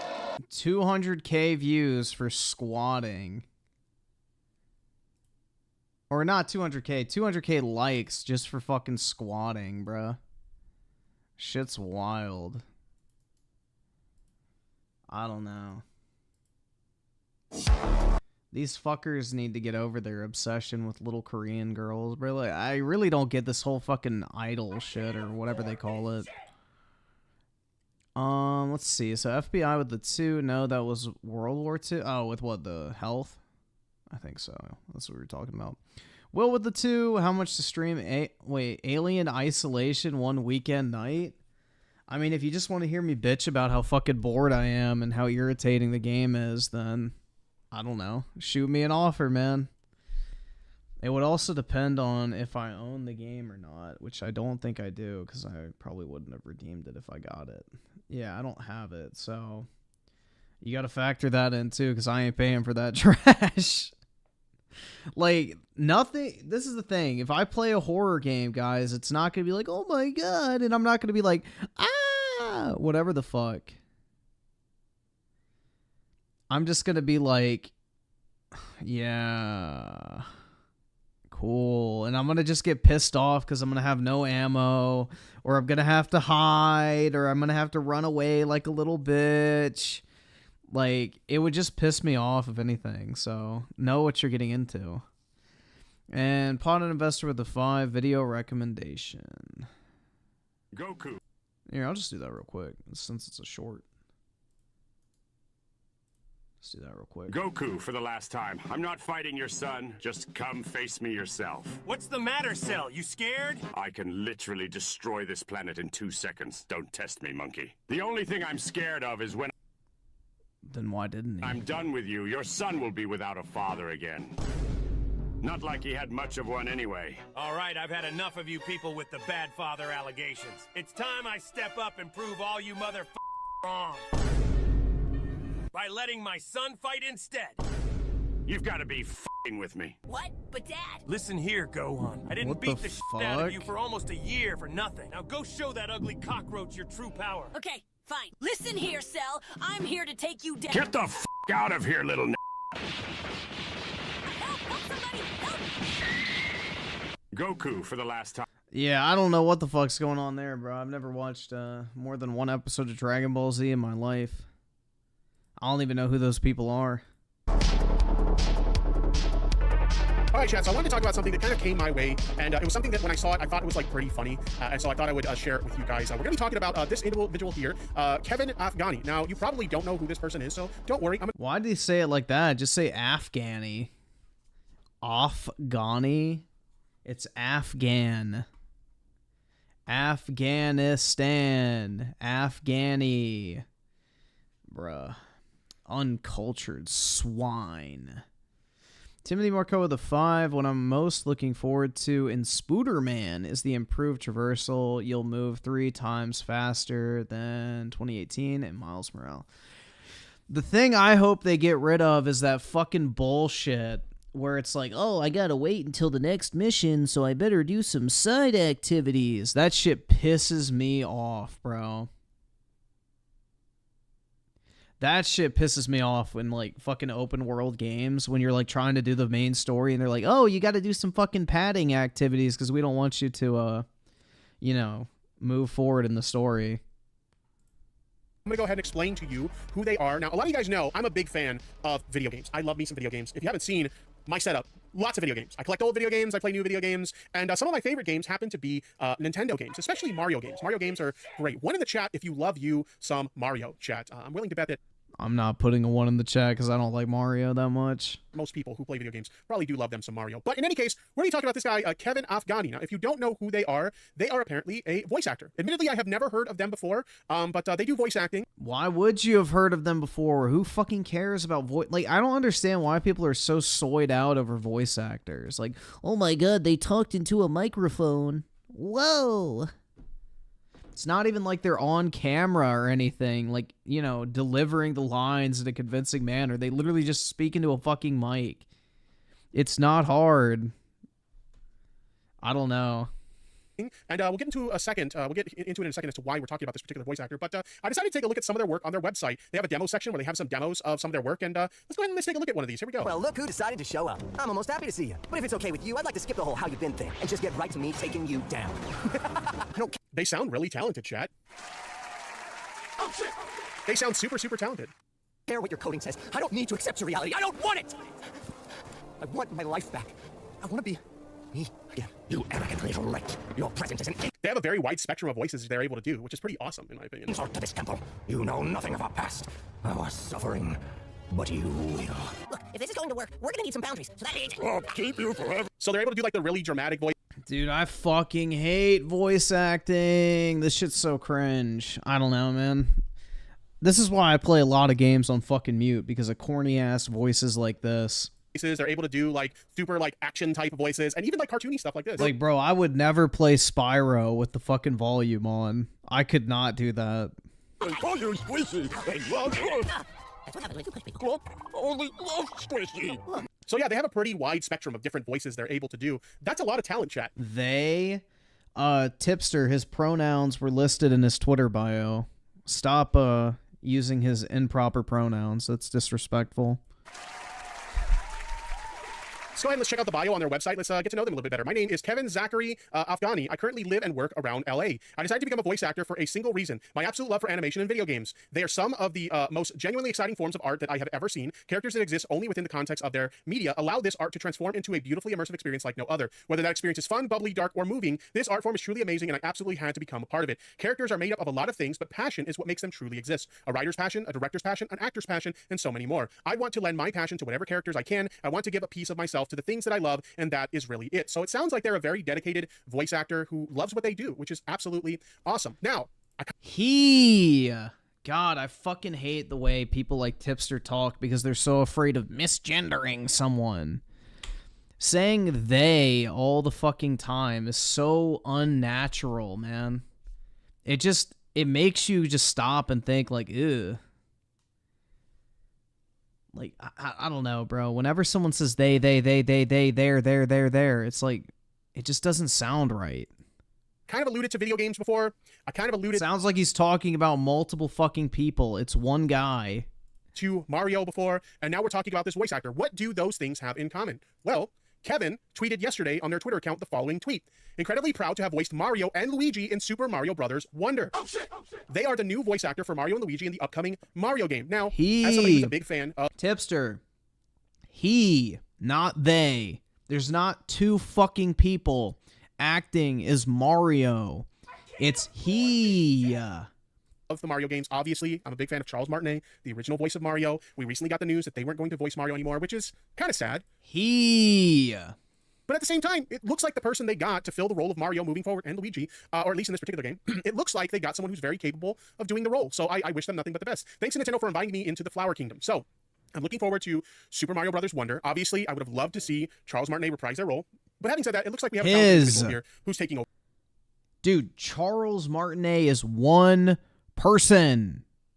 It's not two people. Holy fuck, stop saying they. For the role. In fact, if we take a look at their IMDb, we can take a look at some of the things that they've worked on in the past. We have obviously Super Mario Bros. Wonder, which is an upcoming thing. The game comes out pretty soon here, actually. Does anybody remember the exact release date? Because I forget. I just know I'm definitely getting it when it comes out. Among Us and Cuphead, Secret History, Mashed, Secret History of Cuphead, Dragon Ball, R&R, Genshin Impact, and Anime Penguin Red Snow. So they don't have a very extensive, previous work history, but they've done some. He's done dog shit. Not Nile with the two. They equals plural. It sounds so fucking cringe. But Tipster has the fucking trans audience, so he's so fucking afraid of daring to misgender someone. Pretty noteworthy things, to say the least. So again, it seems like this person is extremely capable of doing the job.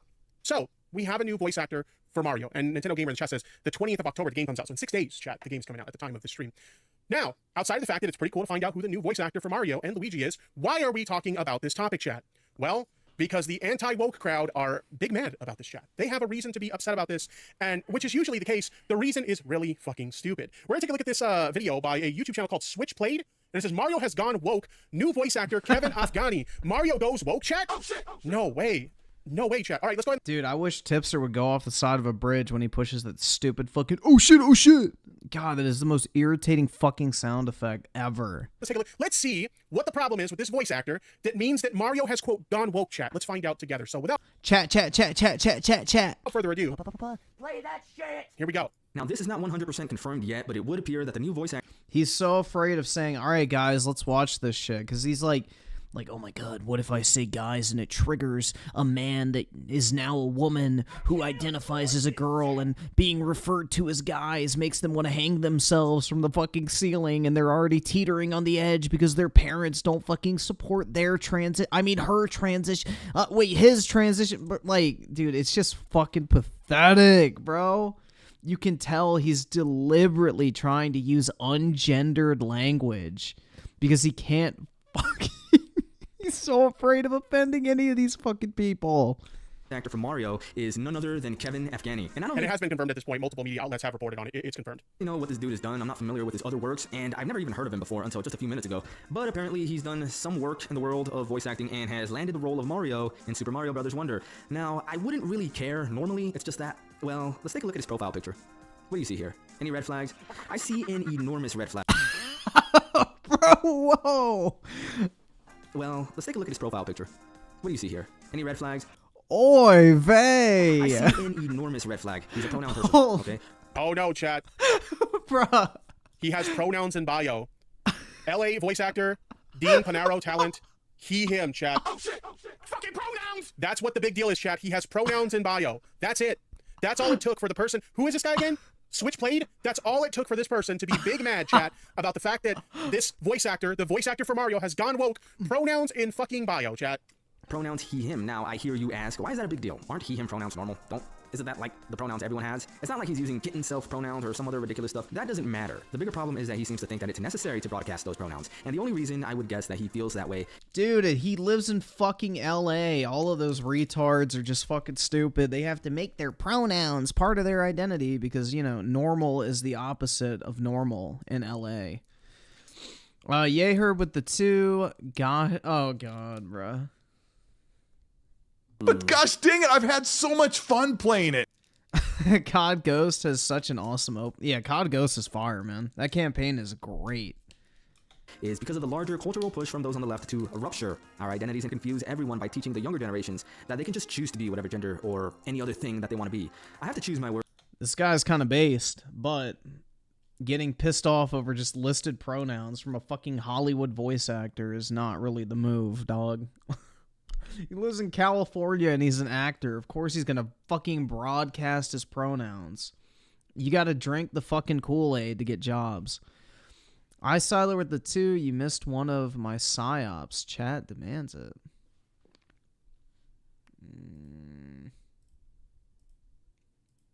I don't see it. Let me check.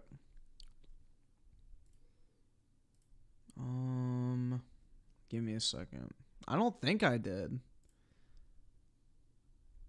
We did that one. It's the baseball one. Maybe this one. Alright, I'll do it after this video. I think I found it. I don't remember this one. Maybe we did it. There we go. Words very carefully here because this is YouTube, but the mere acknowledgement... He got all of that. He got all of that just because it says he, him in his bio, chat. All of that bullshit that he just spewed out of his fucking mouth because this guy's bio says he, him. Oh boy. Of the importance, and I say that in quotes, of so-called pronouns in our culture today is complicity in the degradation of this culture. I posted a reply to Afghani's tweet and... What the hell? The existence of the existence of pronouns today is... I have to hear what he said again. Hold on. A mere acknowledgement of the importance, and I say that in quotes, of so-called pronouns in our culture today is complicity in the degradation of this culture. I posted a reply... I agree with that. If you think pronouns are some important aspect of who you are, then yeah, it's fucking degenerate. So pronouns, the existence of pronouns today, never mind the fact that pronouns have... No, not the existence. The, over importance placed on them. There's pretty much always existed in most languages, chat, including... It's not what he's saying, Tipster. If you could fucking listen instead of fucking spurging out to, you know, get your trainee dollars, like, you would have heard that. Gendered pronouns. The existence of pronouns today will result in the degradation of society. Dude, it's not a good audience to grift to, the fucking trans audience, because they spend all their money on optional medical treatments. None of that shit's covered under insurance. They're all broke for the most part. Oh shit! Where do these people get this shit? Where do they get this shit? Oh my god. To Afghani's tweet, and I immediately was swarmed by a bunch of... In any case, one of the things they kept replying to me with was, well, you have pronouns too. Shut up. Like, seriously, shut up. It's not the same thing, okay? My quote-unquote pronoun... How is it not the same thing? If you identify as a male and you use male pronouns, which is what I'm assuming they use, how is that not the same... Tipster, if he identifies as a male and uses male pronouns, why are you still referring to him as they? Thing. Can you explain to me how it's different? Pronouns are what they would have been 100 years ago, okay? My pronouns today are what they would have been 2,000 years ago. They aren't some... Wait, so this person actually acknowledges that pronouns... Yay Herb with the 2. Griffin, my pronouns are... But gosh dang it, I've had so much fun playing it. Have basically always been a thing, but for some reason... Fahad with the 2, just finished your review video. Really enjoyed it. Appreciate it, man. Big ups. Thanks for checking it out. Acknowledging the existence of pronouns... Yeah, that video's actually doing a lot better than I expected, so appreciate it, man. That, for some reason, is going to contribute to the downfall of society. Hold on, retard break. I need a retard break. Give me a retard break for like 2 fucking minutes, okay? I can't keep listening to fucking retards. I fucking hate everyone. Oh boy. New age made up BS to make me feel good. My quote-unquote pronouns are simply a description of my gender and Thank you very much. Shadow88 joined the Kuma Nation. Hello everyone in the chat. Adam TV Wave. Hello Breach. One Aloha. Jimby Hi. Thank you very much for the Twitch sub. I do appreciate it. Gender is simply another way of saying sex. Someone responded by saying a pronoun person is just... Also, they're one of the people that thinks that gender and sex are the same thing, which they absolutely are not, but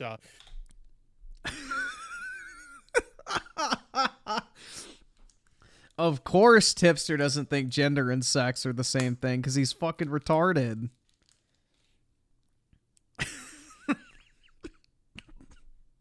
The second you hear someone say that, just don't even bother arguing with them.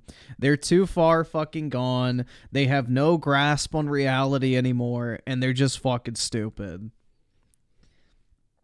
Fahad with the 5. One thing I like about Mirage is the call to prayer is authentic. We call it Adhan. Hopefully I said that right. In Arabic. Yeah, I think it is kind of funny though, because you mentioned stuff like that, and then there was like the, I guess people like shouting in the street, like the Caliph demands all children be educated in proper religious values and everything like that.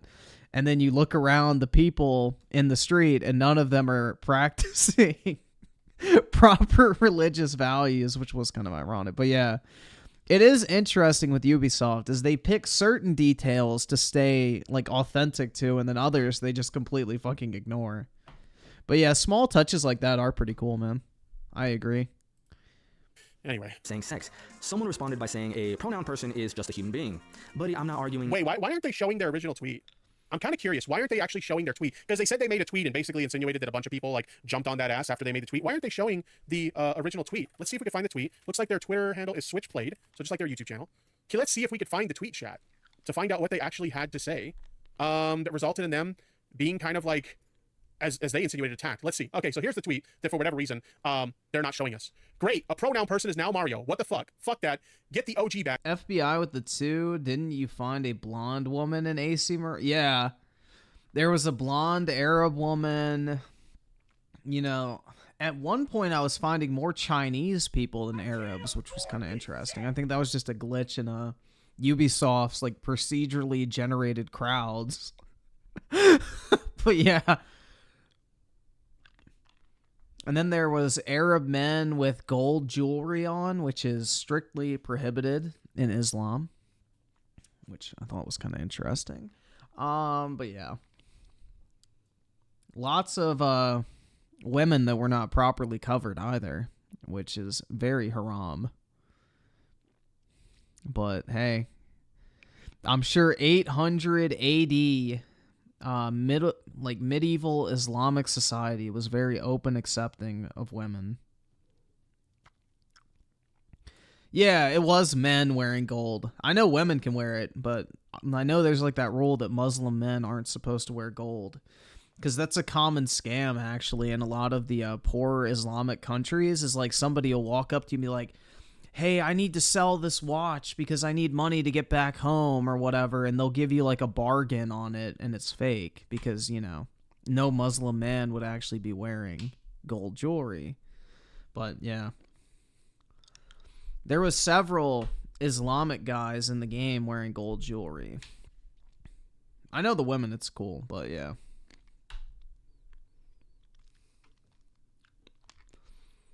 Just thought that was funny. Shadow Evil with the 2. Love the review video. Should definitely do more. Yeah, I probably will. I'm most likely doing for Spider-Man. So we'll see how that goes. And Juan with the 1. Appreciate it, man. But... You're broke! You're fucking poor! And Yeherb with the 2. Can you play AC Mirage on iPhone 15 yet? I don't think so. I mean, I can check real quick, but I don't believe you can yet.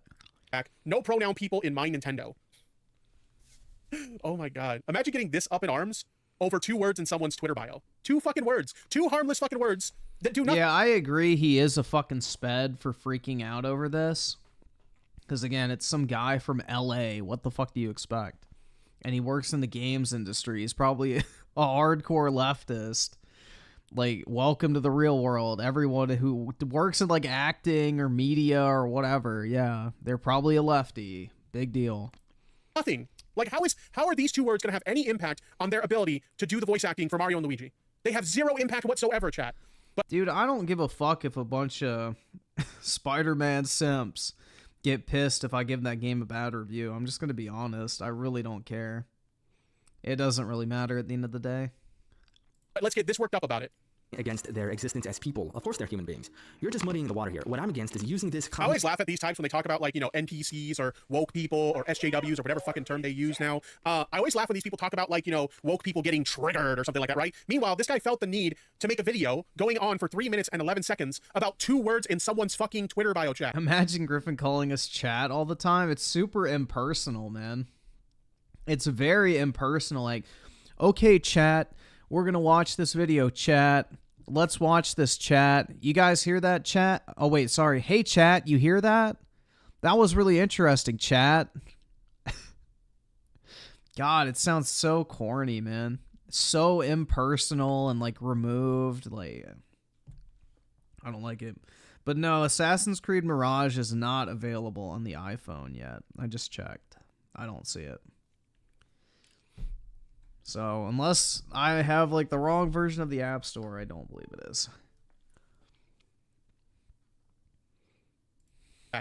Who's the one that's triggered now? Who's the one that's coping and fucking seething? You are coping over 2 words.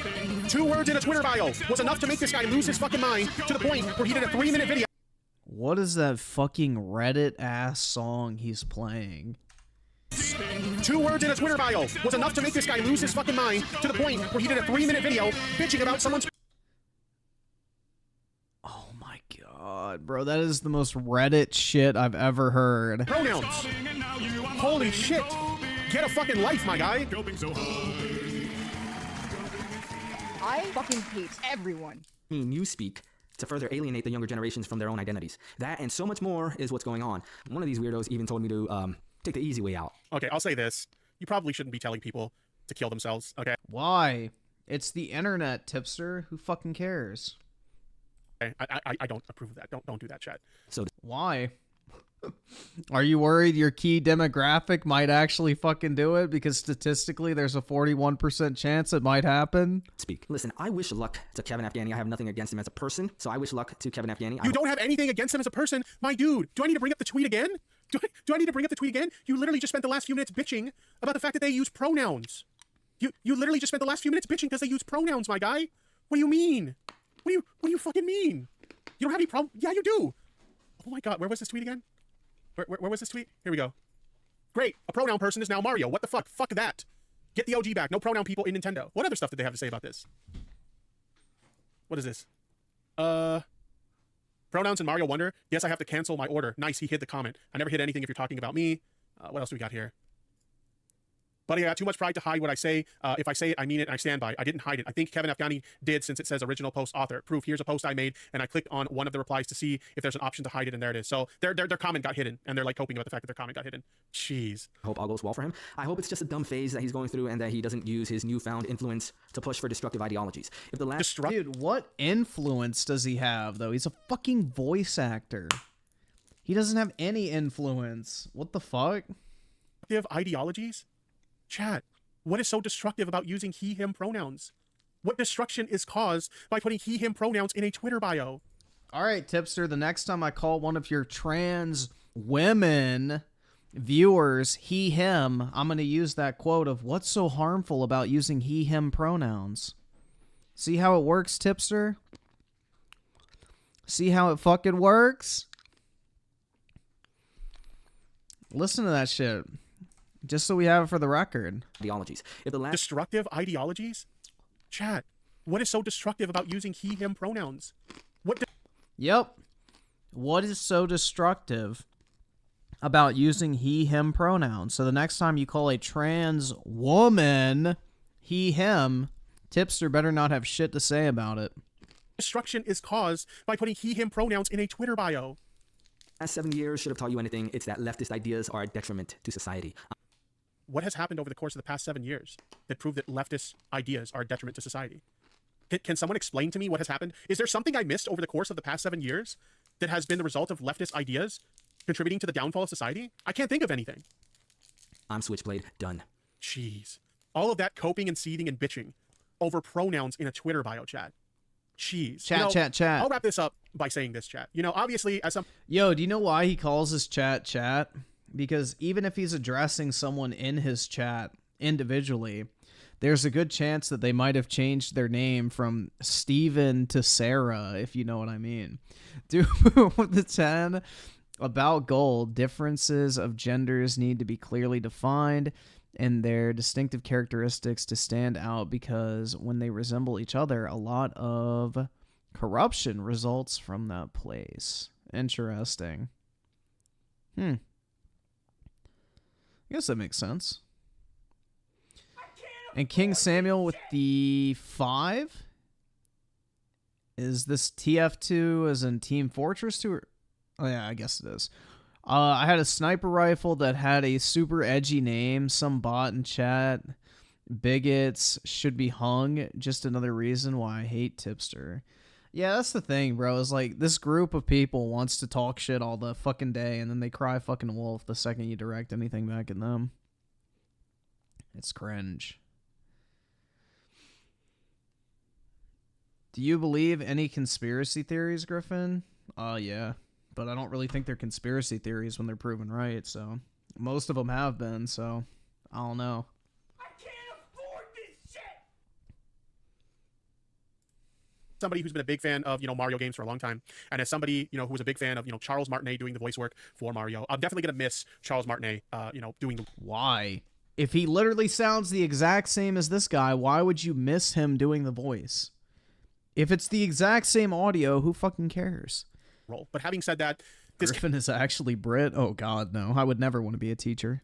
Kevin Afghani person seems to be extremely talented, and I wish them nothing but the best in the role. I'm looking forward to playing Super Mario Wonder and seeing how well he did in that role, but I guess we'll have to wait and see. But aside from that, I don't think there's anything wrong with him having he, him pronouns in his bio, or any pronouns for that matter, and I think it's insanely ridiculous to see people get this worked up over fucking pronouns in a Twitter bio.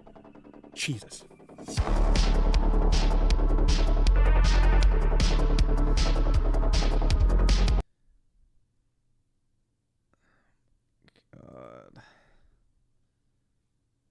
The double chin is missing from this drawing. Or, I'm sorry, the gullet. Alright, we did that.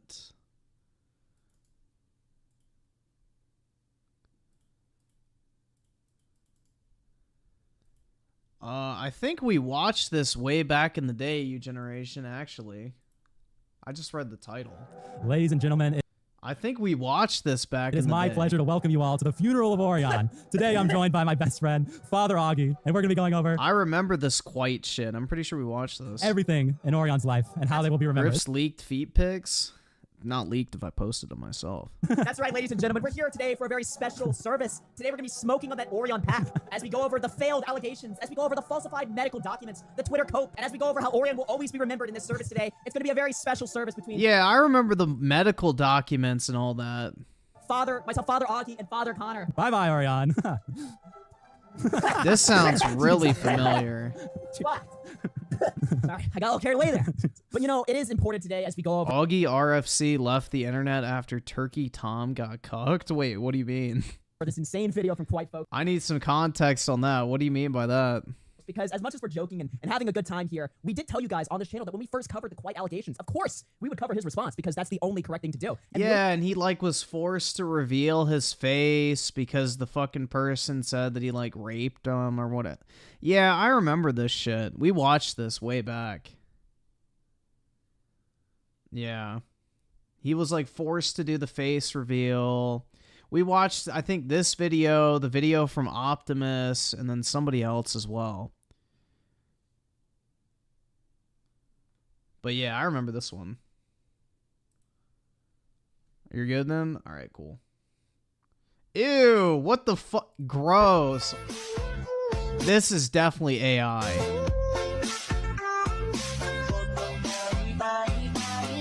Yeah, that's AI, bro. That is disgusting. Gross. Ew. Dude, who the fuck looks at this and goes, oh my god, bro, she's so hot.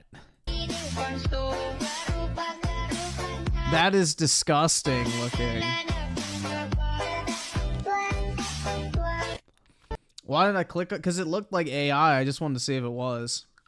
I think it is.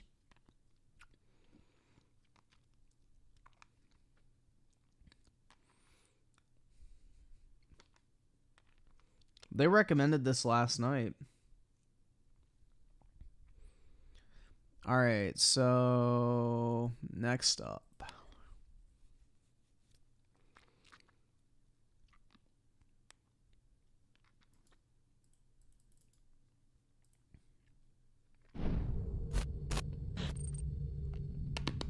Word, son. What do you do, YouTube? It's your boy, DrVine. All right, man, before we get into this video, make sure you hit the like button, comment, subscribe, share the word, spread the links because you know how I do. If you haven't already, when you hit that subscribe button, click the bell icon so you're notified every time I upload. Without further ado, skip. See? All right. Hold on. I know why he doesn't like this game's time to kill, because he's using the wrong AR, man. You got to use that 5.56. He's using the ACR like I was the entire time. You got to use that other assault rifle, otherwise the beta feels like shit. That's the problem. Give it to it.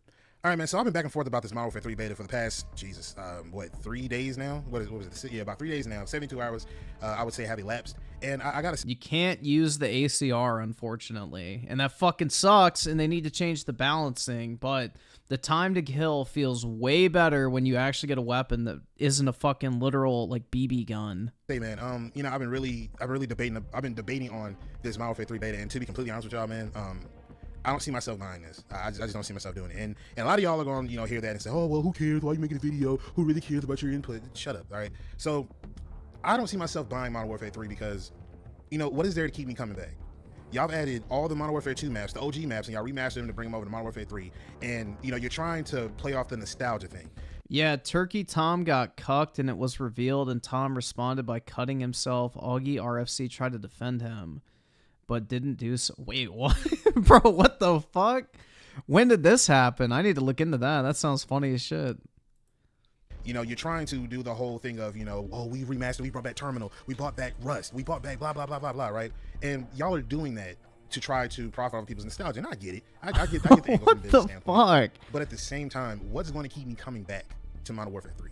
Because the way I see it, ladies and gentlemen, this isn't going to be anything that's something that I'm going to continuously play throughout the rest of its cycle. I don't see myself doing it. You know what I mean? And another thing that I don't really too much like, and this is a big deal breaker, because I remember hearing this during the Twitch stream of Call of Duty when it was showcasing Modern Warfare 3 and stuff like that. But the 150 health, that's a huge deal breaker for me. That's a big deal breaker. It is very reminiscent of Black Ops 4, and I didn't play Black Ops 4 a whole lot.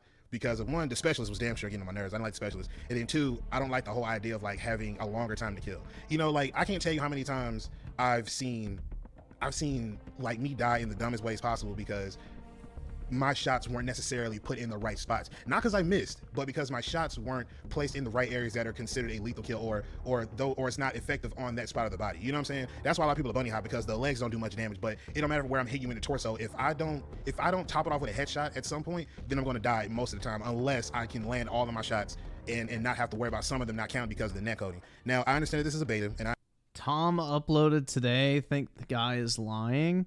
Well, I don't think he's saying Tom left the internet. Augie left the internet. I understand that things are going to be changed, so I'm trying to take it with a grain of salt. But however, ladies and gentlemen, let's not sit here and allow them to hide behind the fact that this is a beta and allow them to just get away with poor work ethic. We got to hold them accountable. I see so many of y'all with this overly optimistic... Turkey Tom's Discord was funny. He was using it to farm e-girls, and his friend was grooming underage girls. Well, farming e-girls isn't an issue, but yeah, the grooming shit's weird. But if he wasn't doing it himself, then it's not really a problem. I don't fucking know. Attitude of Call of Duty because nostalgia got you by the balls, and that's just what it is. I can agree that it did it to me too for a while, but the more I sat and I started looking at Modern Warfare 3 and how it plays, I'm like, yeah, I don't see myself, sitting down playing this for a good while, and honestly, the fact of nostalgia being the thing, they said they were bringing back Rebirth Island and Fortune's Keep, so that pretty much just shows you how they know what we want. So in turn, to sell the next product, what they're going to do is they're going to say, oh, we brought back this, we brought back that, y'all remember this, we brought back that as well. That's their key selling point. And I don't know how many of y'all done caught on, or how many of y'all don't care to catch on, or y'all know, but whatever the case is. But back to 150 health, the longer time to kill, I don't like it. I truly don't like it. And, you know, I think you should have left. I don't like it either. I wish they would lower it, but now that I actually know it's not just fucking it's literally the guns. You gotta wait for Sledgehammer to fucking balance these guns, because too many of them are fucking pea shooters. Well, no, honestly, I think y'all should have left it at 100, because Warzone is a separate entity. People say that in Warzone, I would say all together, including the armor and the health, it's 150. Some people say that, I don't know, correct me if I'm wrong. But however, trying to bridge that proverbial gap between multiplayer and Warzone with the 150 health, that doesn't do it for me. Oh, it's just a mod grooming? Yeah, who fucking cares? I don't have time for the longer time to kills. The only way that you can get a multi-kill in this game, which it's rare that I've gotten one. That has nothing to do with him. I have to get a multi-kill on an already damaged teammate or an enemy. I mean, I have to pretty much finish off the guy. Pause. Ew. I have to finish what my opponents. Yeah, I'm not really one to go after people for behavior that they don't actually do themselves. If it's someone else doing something, that's not another person's fault. It's the person who did its fault. My teammate started with him, get the kill on him, and then go to the next person and finish the rest of my clip off on him. Pause again, and then you know, hopefully if I can land a headshot within the next few bullets before I got to reload, that'll be my multi kill right there, or triple kill, whatever the case is. But you know, trying to get them from somebody who has a full a full bar of health, it's not happening unless you put extended mags on. And honestly, man, the 150 health only should occur if you have a vest on that allows you to get a little bit more endurance with your guy, and he's a little more durable. So you know, they got the engineer vest, they got the standard infantry vest. So what they should do is that should be a good solution, honestly. Make the 50 extra health a fucking, you know, perk. I'd be cool with that if that's the case. And then of course, you know, have its appendages with it or whatever the case may be, but leave it at 100. I don't think putting it at 150 was, or just put it down to 125. What was the best thing to do, because Call of Duty has always been a fast-paced Call of Duty. It's always been arcadey. I don't like the fact that people have a chance to survive these gunfights. I can't tell you how many times I've died in this game in the most peculiar ways possible, and it gets on my nerves, because it's like some of the times I'll go up against somebody, and especially in this beta, the thing I don't like is when you're shooting at someone and they run away and hide because you haven't put 18 fucking shots into them yet. That's the part that fucking pisses me off. That's why I don't like long time to kills, because it gives people a chance to run away. SMGs, that Striker 45, they completely just, that is OP. Even at AR range, it's ridiculous. But I've died in the dumbest ways possible, and even I land all my shots, we might go blow for blow in torso when we're landing our shots. But because he lands a headshot, or if I land a headshot, I'm the winner. But it doesn't matter how many times I hit him in his torso, whether I land all my shots or not. If it's not a headshot, trust and believe you're going to lose. If he lands a headshot on me, no matter how many times you hit him in the torso, he's going to get you, and you're going to lose a gunfight. I don't like that aspect. I don't want to have to die in matches where, because he got a headshot on me, he's deemed the winner. You know what I mean? Or I got a headshot on him and a couple other torso shots, and that's the end of that for him. Like that's not consistent gunfights for me. That's not very consistent. It shows very strong inconsistencies, and that happens a lot in this beta as well. You know what I mean? And I'm gonna be so honest with y'all. I really feel like it's gonna transfer over up into Modern Warfare 3 when it finally drops officially. I have a very strong feeling that they're gonna do that. And honestly, I don't see myself spending the $70 for pretty much a DLC. You know what I mean? Now people are gonna probably say, well, maybe they can just take the weapons and just buff them up and make it to where the regular time to kill a come back, they just make the weapons stronger. That's not the same thing. You know what I'm saying? Because what it does is, to me, it shows that, okay, we're gonna leave it at 150 health because that's what we want, but we're gonna bring back the regular time to kill and just make the weapons a little stronger. Like, that's not the same thing. I'd rather you bring the health back down and then tune it from there. You know what I mean? But all this 150 health and guys have a chance to run away during the fight and have a way of trying to come back and re-engage and possibly win the gunfight. Like, I don't like that. I truly don't like that. And this game truly depends on whether or not you have a good game and all your shots land, or sometimes your aim might be questionable and you may have a bad game. Some of the times I find myself overly compensating for recoil that may or may not be there. I see myself doing that. The recoil? Yeah, I don't have an issue with recoil. I don't know. That sounds kind of like a skill issue to me. Picross Pixel with the 2. I feel the time to kill is inconsistent, or netcode sucks. Yeah, it could be netcode, but the time to kill is just too long. That's the thing, is like 3 to 4 shots with an AR should kill, not 5 to 6, and that's where it is right now, unfortunately. A lot in this game, you know what I mean? And it took me a while to stop doing that, because I had to realize recoil it's not as heavy as it is once you put certain attachments on. But I found myself trying to overcompensate for recoil, and I had to kind of break myself out of that. But either way, the gunfights and this 150 health thing, it remains very inconsistent, and I don't feel like this is Call of Duty. I don't feel like core Call of Duty should be relegated to 150. Oh, dude, running melee weapons in this game is going to be so fucking OP, because it's going to take people like forever to kill you. Much entice Warzone play. U Generation with the 5 video on Tom being a cuckaroo. There has been quite a crusade going. All right, we'll take a look at it, man. What I don't want is I don't want Cuckaroo. Modern Warfare 2's core, which is 100 health, to be the new Modern Warfare 3 hardcore. You know what I'm saying? So if health is gonna be 150 and that's regular core Modern Griffin lost his virginity to a Thailand whore. So wait, I'm not a virgin anymore. Let's go, man. Warfare 3, that can only mean that when it's time to play hardcore graduated. Modern Warfare 3, now the health is going to be at 100. Do you see how bass backwards that is? You know what I'm saying? I can't get with that, man. You know what I mean? And don't get me wrong, I have had good matches and I have had some bad matches, but either way, I don't see myself playing this game long term. I just don't see it. You know what I mean? Once the nostalgia wears off, that's it. I know they're going to add different maps and stuff like that, but you know, who cares? You know what I'm saying? Who really cares, bro? Because it's genuinely a DLC. I mean, all the weapons that you unlocked and operators you got that are coming over, that's cool and all, but what's going to keep me playing it? I sense a drop-off once Modern Warfare 3, and I'm talking about a big drop-off. I sense a big drop-off coming when Modern Warfare 3 comes out and the nostalgia wears off. Like, I really sense that coming. I really see that coming, brother. I'm not even joking with you.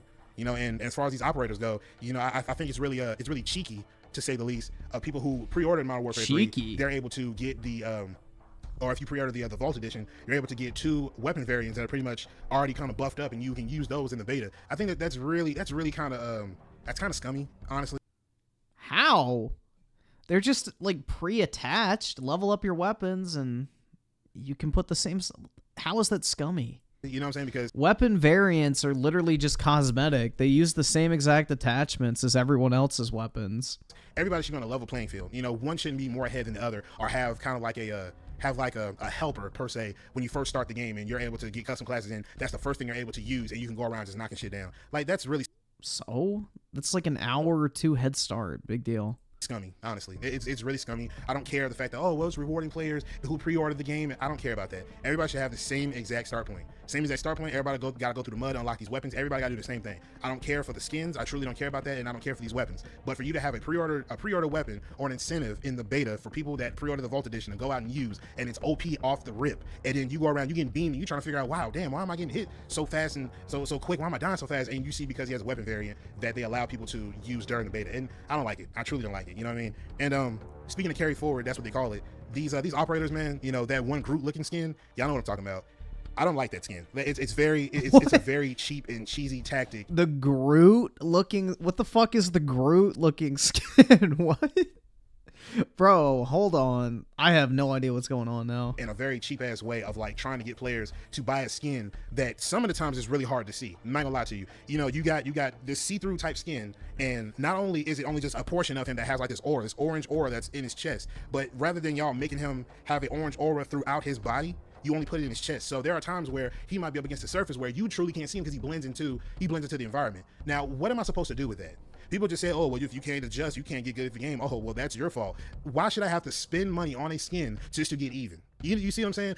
Let's be fair here. Because skins get wins, bruh. A lot of us have bad games. Sometimes we see players, sometimes we can't see players, other players can see players. It happens. We all have shit games. It is what it is. So let's not sit here and act like we're just all gods at Call of Duty, because we're not. We all have bad games. I don't care what you say in the comments. Oh, I don't have bad games. It's not you problem. You're a liar and your breath stink, because there's no way you're gonna tell me that you have games where your aim is poor, or you have games where you're dying a lot. It happens. We all have those games. I have them, you have them, your mama got it, your daddy has it happen to him sometime, your aunt, sister, uncle, brother, whoever it is, they all have it happen to them. So let's cut the crap. All right. Your COD content creators, newsflash, a lot of them do be cheating. They don't want to admit it to y'all, but they do be cheating. If it ain't that, then they're doing bot lobbies. And then what you see during the stream or in the game is what you pretty much see them is playing in bot lobbies.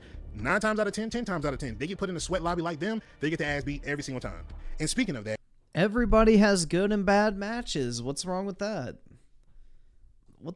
I don't know, man. Now we're getting into some conspiracy shit. Oh my god. Scotty Man with a 2, he sounds like a brokey to me. Yeah, I don't know. Some of these complaints just sound like a, skill issue, to be honest. Lobbies still aren't staying together. You know what I mean? We're able to vote for maps now, but lobbies aren't staying together. That's one. And skill. Yes. Oh my god. I don't know why I have to explain this. Because when you have matchmaking that allows you to pick multiple different game modes at once to search for, you can't have lobbies stay together, because someone who has kill confirmed, domination, and search and destroy selected for lobbies to matchmake into would only be able to matchmake with people with the exact same map and game mode selections as you do.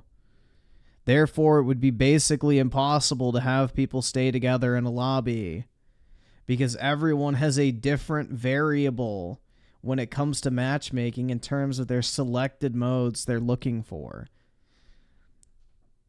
With that system of being able to matchmake for multiple different game modes at once, you cannot keep lobbies together. You would have to have it only if, like, you played in a team deathmatch lobby, or, like, you know, that'd be it, essentially.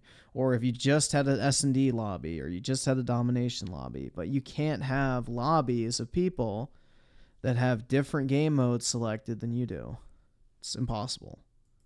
Matchmaking is still going to be there. So again, like I said in the beginning, a lot of these matches are going to solely, this game is going to solely depend on what kind of matches you have. You'll enjoy the game if you're having matches where you can land your kills, you're getting kills and stuff like that, and you're actually having a good time. Once it's skill-based match. Mafia Mike, old COD games did not allow you to matchmake for domination, team deathmatch, kill confirmed, and search and destroy at the exact same time. You picked one of those and then matchmaked. In the new games, you pick multiple, and then it puts you in one or the other, or the other, or the other. Like, one match you could have domination, then S&D, then kill confirmed, then domination again, then domination again, then S&D, then kill confirmed, then team deathmatch. In the old COD games, it was team deathmatch, team deathmatch, team deathmatch, team deathmatch, team deathmatch. Back out of the lobby, select a different game mode, then it was dom, dom, dom, dom, dom. So go out of the lobby, select another game mode. You can't have multiple game modes and keep lobbies together. It's a fucking logistical nightmare. Like, the amount of different combinations you could have is incredibly high. Like, you can do the math on it, and it's incredible, bro. Like, tens of thousands of different combinations, I'm sure. Matchmaking sets in, you're going to start hating the game, and you're going to start sweating your ass off for entirely no reason, all because you did good the last match, whether you went 14-3 or you went 28-7 or whatever the case is. If you had a good game, skill-based matchmaking is still there to bust your ass. But ladies and gentlemen, I say all that to say, I don't see myself buying Modern Warfare 3. I'm going to pass. The time to kill, I don't like it. I think it needs to go back down to 100. Not gonna say I think it needs to go back down to 100. I don't like the inconsistent gunfights. I don't care if they fix netcoding. I'm not going to play a game where you've added more health. You've added more health than what you did last year because players didn't like the fact that they were getting beamed going around corners, or they just didn't like the fact that they had to drop on. So you're giving them a chance, this participation trophy type of gameplay, you're giving them a chance to still stay alive in the gunfight and have a chance to at least retaliate and try to know. Any Call of Duty game I ever played, if you just got ran through, you got ran through. It is what it is. If a guy was going off, he was going off. Not one time have I ever said, you know what, I wish I had more health. Not one time I've ever said that. But the time to kill, gotta go. Either that or I'm not buying it. That's a huge deal breaker for me. The skill-based matchmaking, if they can't do it, they wouldn't have that play together with team feature. And, well, what that does is it puts people into a party for that current game mode. So that's different than what you're describing. I mean, I guess, yeah, that would be a way to keep people together, but it puts you in a fucking, you know, squad or fire team, whatever the fuck it's called, a party or lobby, whatever it is. So that's just like, you know, joining your friend's lobby. That's all that is. It's not keeping all 12 people together for the next match, because after a match of TDM, one person may be going from TDM to domination, another may be going to S&D, another may be going to kill confirmed, another one may be going to hardpoint. Like, that's the thing. It just puts you in a party with people who want to stay together. That's it. And it just keeps you on that current mode that you were just in. Still there. Yeah, but the skins that's coming back from Modern Warfare 2 and all that good stuff, I don't care for it. The Groot skin, don't like it. The nostalgia with the Modern Warfare 2 OG maps, I don't care for it once I get through playing them all. And I know in the beta we're playing like only 3, 4, maybe 5 max, but after that, what's gonna keep me coming back to play it? You know what I mean? Once the nostalgia is over, what's gonna keep me coming back? But let me know what y'all think in the comment section down below. I'm going to get up out of here. Make sure you like. Let's see. So we'll do iSiler's fucking sign up real quick.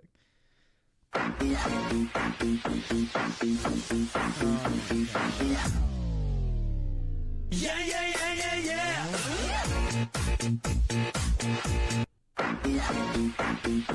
What the fuck, bruh? This shit is cheesy as hell. Yeah, yeah, yeah, yeah, yeah.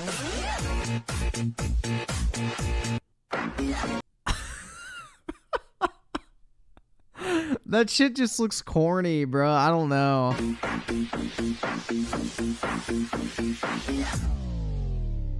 Yeah, yeah, yeah, yeah, yeah.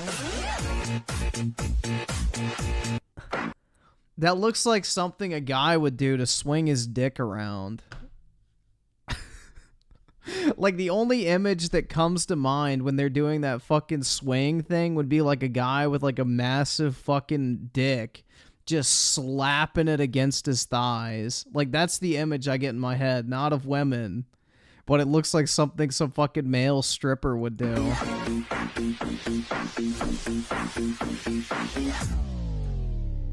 Yeah, yeah, yeah, yeah, yeah. That looks like some fucking male stripper shit, bro, honestly. Oh my god.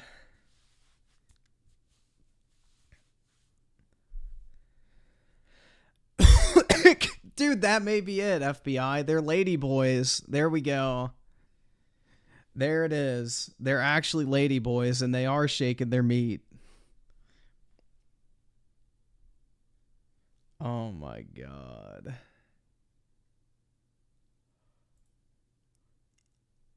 Yeah.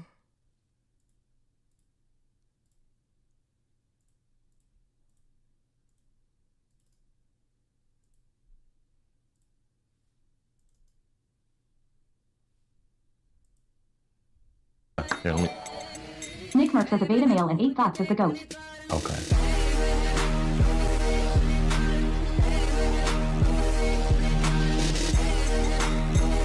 Griffin's algorithm is now Chinese. That's right, dude. They're trying to fucking psyop me. They're trying to get me to take the fucking Xi Jinping pill. Yeah, me and Blame Truth and people like myself are fucking idiots and probably should never be listened to. I mean, Blame Truth is a bigger idiot than I am, like exponentially, but if I'm going to be honest with you guys, which I pride myself on being most of the time, I'm a big-ass idiot too. It's 100% facts. Look, here's the thing. Listen, I'm going to be honest with you. I'm kind of retarded. Blame Truth. First of all, let's deal with this moron here trying to sell you a bunch of nonsense. Pretty much his videos consist of nonsense to try to sell you something. That's pretty much it. It's an advertisement for AG1 or LED retard helmets. Let's keep it. Bro, what? Just to try to sell you something. That's pretty much it. It's an advertisement for AG1 or LED What the fuck is that? What the fuck is he wearing, bro? Is that a gaming helmet? retard helmets. Let's keep it real. It's trying to cash in on a bunch of stupid Call of Duty dummies out here. That's what he's trying to do. Personally, myself, I make YouTube videos as well to make money, keeping it real, but at least I try to respect my audience enough not to try to rip them off and sell them a bunch of bullshit. But however, let me get to Blame Truth here first. Blame Truth out here made how many videos telling you that if you buy Modern Warfare 3, you're an idiot, it's a piece of junk, piece of crap, don't buy it. And even more so, he has said, I'm not going to buy Modern Warfare 3, I've quit Call of Duty. And even in his last video, he actually admitted that he hasn't even played Call of Duty in a year, but yet makes Call of Duty videos. Like, I tell you, I complain and cry about this game and tell you how bad it is, but I mean, stupid or not, I mean, it makes no sense, but kind of makes sense. At least I still play the game on a regular basis, which, I mean, could show that I'm an idiot, but I'm out here making Call of Duty videos, talking about it, so why would I be talking about a game or making videos on a game that I don't even play? What kind of guy does that? I don't play the game, but I'm going to cry and complain about a game I don't even play. That's Blame Truth. So for number one, that's a big-ass moron right there, and just, you know, quite frankly, a guy who's full of shit and just trying to cash in, because once you start making Call of Duty videos, you can't really switch it up. He tried to do Pokemon, all that kind of stuff, and his channel was dead, and then he realized, hey, I could be like 8 Thoughts, Ghost of 8, whoever, this big alpha male elite game and step up an athlete and talk shit about the game, and then that became a big popular genre on YouTube when the 8 Thoughts was the first guy to ever do that, just keeping it real. So, I'm not buying the game, I'm Blame Truth. If you buy the game, you're an idiot. Meanwhile, the dude has already played the beta on PC now, and PlayStation 5 before. I imagine he got beta codes, or he'll say he got beta codes, but probably he bought the game, let's be honest, he bought the game, and now recently he said they always buy the game. But he said earlier, I'm not buying the game, and if you buy the game, you're an idiot. But now it's a top 5 Call of Duty game in the last 5 years. It's the best game since Black Ops 3 is what he's saying. Keeping it real, packing the steel with you, my subscribers, I said, I'm buying the game. I told you outright, like, hey, I'm going to buy the game. Why wouldn't I? Because I make YouTube videos. I make money off of doing this. I'm transparent. I'm not trying to feed you a line of bullshit and sell you an LED helmet and a bunch of other nonsense. But I'm not getting paid. What the fuck? That helmet. What is that thing? But nobody, because no one likes me because, hey, I keep it too real and can't be trusted by corporations. I mean, be trusted by the people. I'm like Trump of Call of Duty, you know what I'm saying? Like the Alex Jones. Everything woke turns to shit, okay? So I said, I'm gonna buy the game. I told you outright. I said, I'm not gonna lie to you here. I am going to buy the game. I make Call of Duty videos. I like talking about Call of Duty. I like being involved in the Call of Duty community. So therefore, ergo, why would I be doing that if I'm not gonna buy the game or play the game? That makes no sense. I'm not playing truth. I do not play a game for a year and then cry and complain about a game I don't even fucking play. But I did say, full disclosure, I did say, hey, if you buy this game, literally I said this in how many videos, if you buy Modern Warfare 3, you're an idiot. Yet, here we are, the game has come out, and it is a good game. It's a lot of fun, but, you know, I will be honest with you, it doesn't matter how good the game is, the community of people who play this game are, quite frankly, just insufferable, try-hard dweebs. For some reason, I don't know what happened in the last 10 years, being good at a video game is something that they're actually proud about. Not like, okay, listen, let me preface this by saying, these dorks, right, you know what I'm saying, these try-hard MLG wannabe sweat nerds, TTV dweebs, listen, everyone wants to do well, have fun, you know, when you're playing a video game, that's what makes it fun, that's why you're there, it's online first-person shooter, you want to do well, have a good game. Have a good game, yeah. Woo, we had fun, right? That's as far as it should usually go for a normal human being. That's exactly what came to actually mind. define themselves and take it personal and are proud of themselves in the real world. Like, they actually think it means they're better than somebody else in the real world because they're good at a video game. And I found this out by being on Twitter when I exposed everybody and exposed the whole community for all the cheaters and whatnot in the Call of Duty beta for PlayStation 5, where it got 7-something million views, and I saw all these nerds coming out of nowhere just going crazy. You suck, you're a loser, go kill yourself, piece of shit. All this nonsense going crazy for over nothing, over a video game. And that's when I realized how the whole zeitgeist of Call of Duty and gaming in general has moved into it. Hey, I'm playing for fun, or we're having a good time, maybe I'll do well, that's cool, to like, I'm a giant fucking geek whose dad left him, I have low self-esteem. Why are American houses so fucking weak? Because Wings doesn't live in an actual house. He lives in a fucking modular mansion, aka a double wide trailer.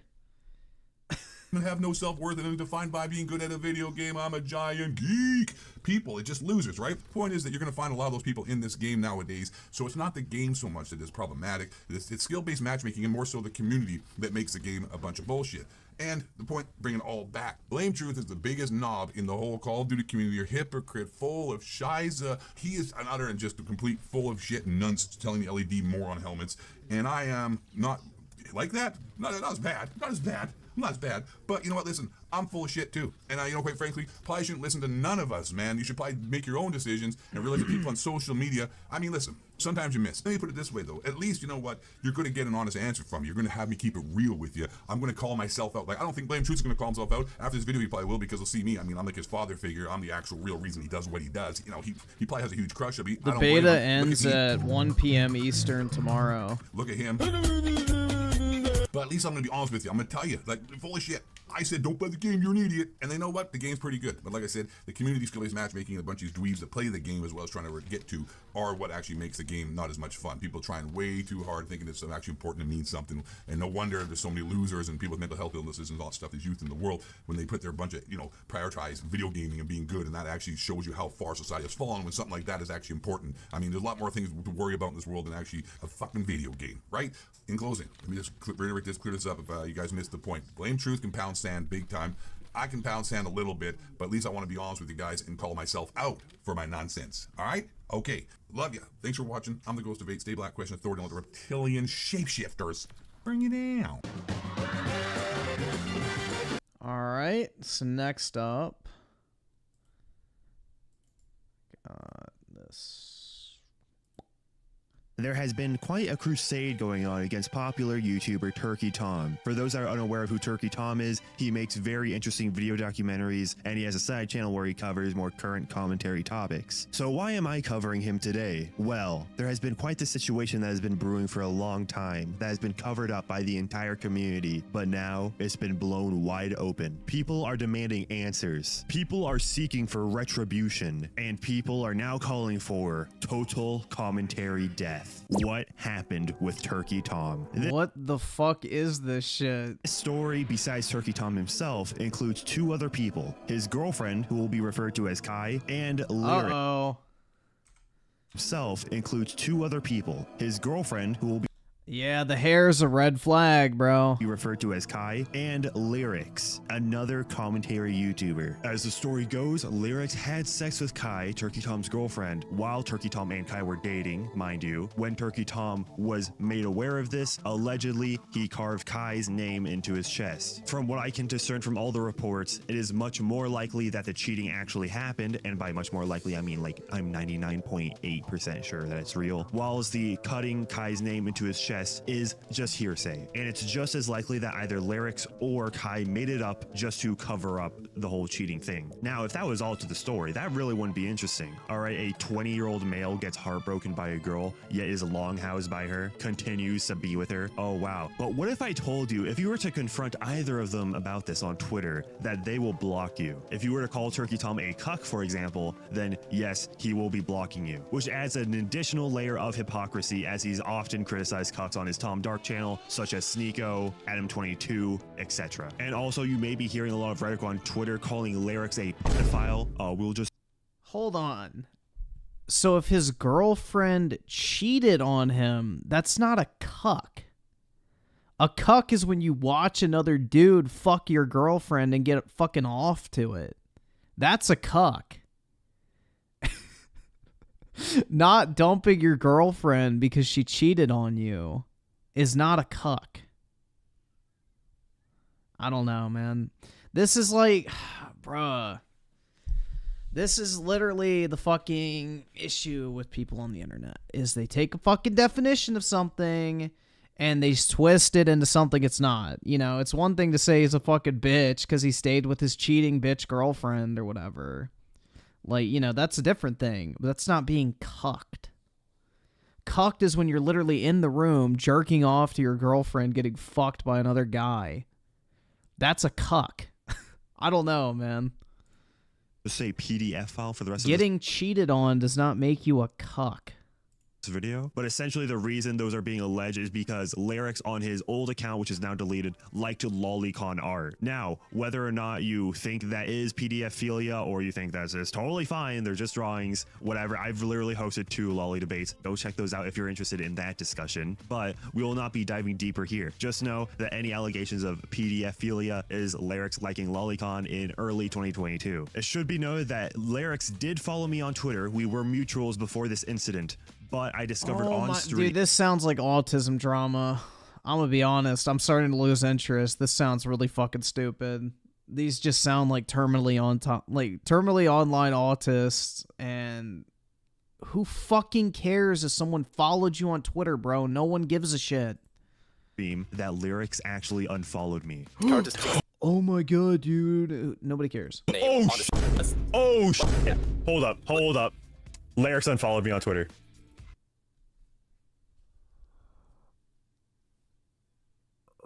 Fucking cares. Lyrics unfollowed me. Is he watching a stream? Oh my god, bro, he unfollowed me. Probably. He wait, dude, he's probably mad as hell right now. I can't pinpoint an exact time when he did unfollow me or what the reason was. Fucking gives a shit. Oh my god, bro. This is so fucking autistic. Oski Woski with the 5. What if she's fucking another girl because that's what my cousin likes to do with his fiance?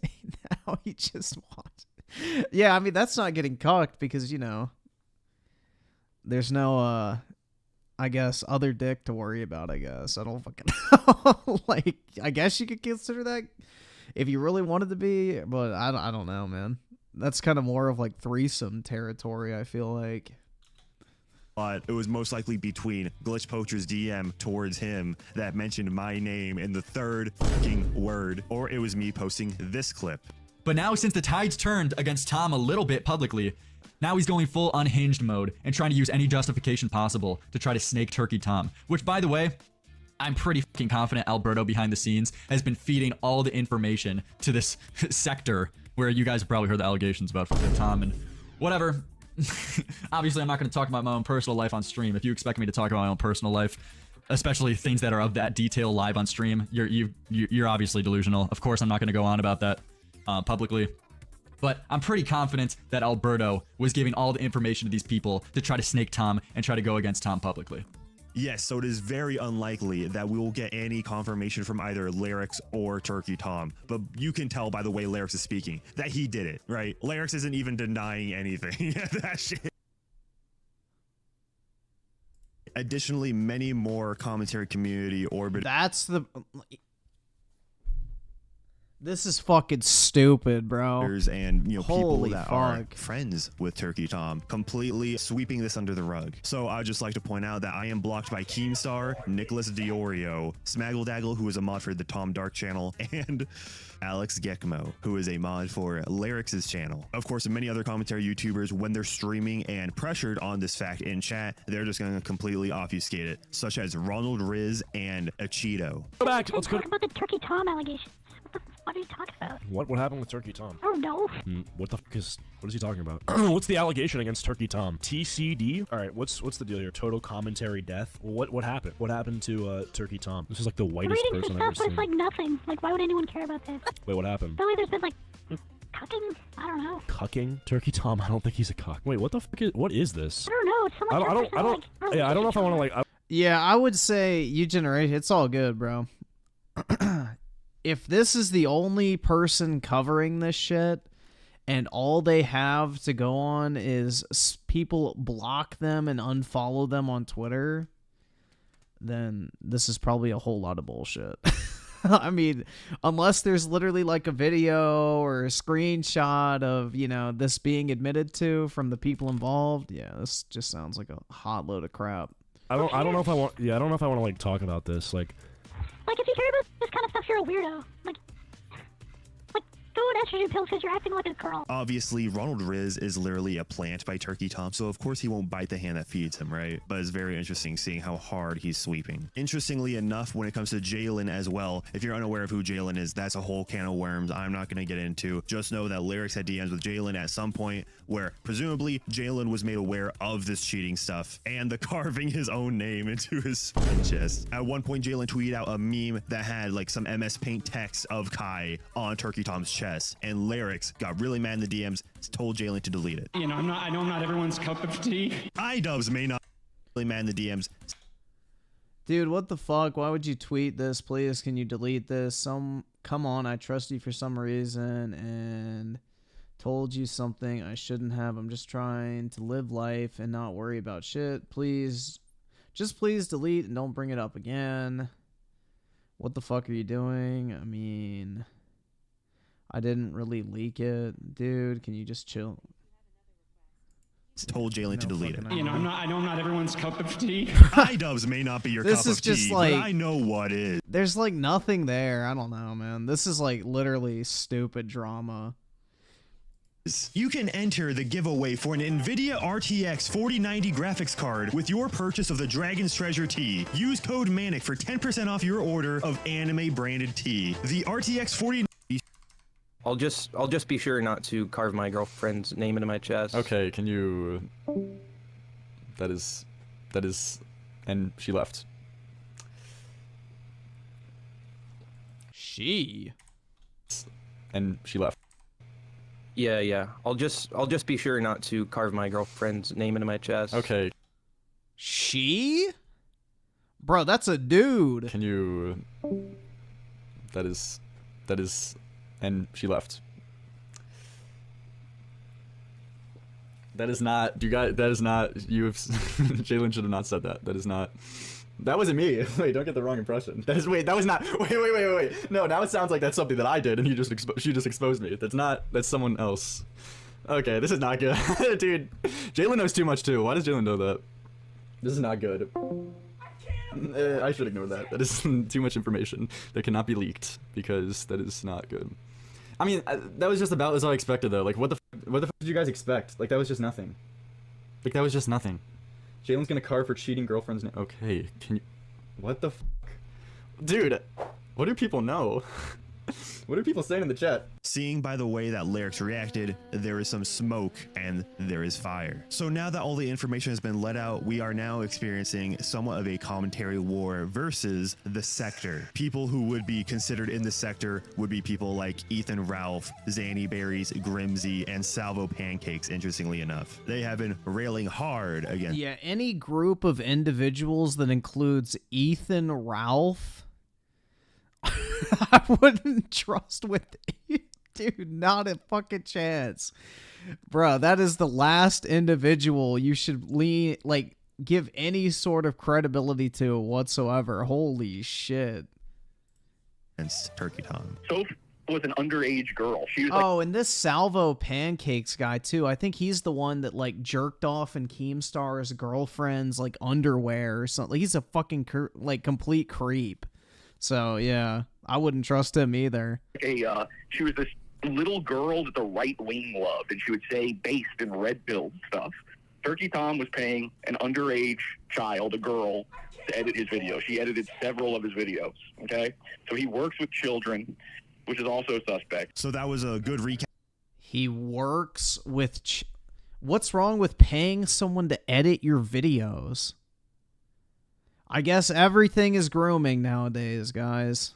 Holy shit. Wow, you can't just help out a younger fan of yours by giving them a fucking job to earn some money on the side.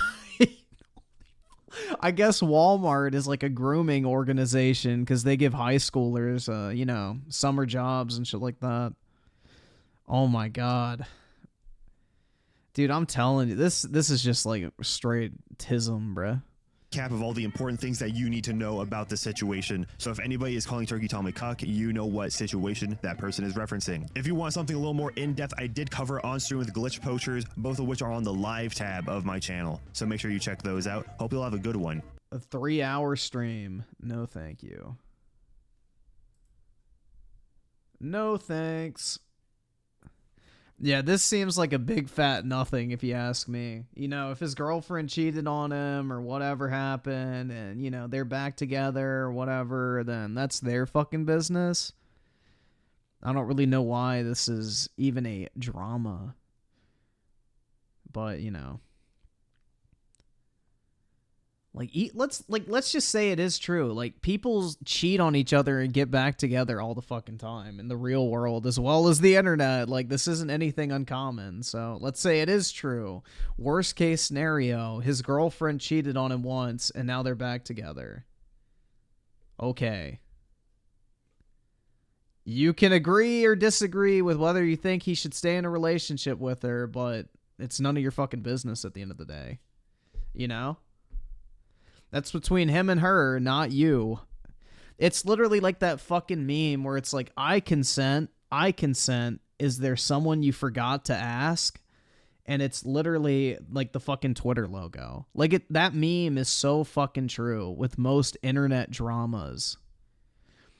It's like, isn't there someone you forgot to ask? And it's a picture of the fucking Twitter logo. It's so fucking true. I don't know, man. People's personal lives are not really my concern unless they make it a part of their internet personality or presence. So if Turkey Tom uploaded a video on making a case for taking back a cheating girlfriend, then yeah, you could be, I guess, justified in, going through all that type of shit. But otherwise, what's the fucking point? Brit with the 2, tell I'm key. Yeah, I'm not saying it. Is a country and not a slur. Britt, you think you're being clever, but we all know the intention behind using that country's name. It's racism. We all know it's racism.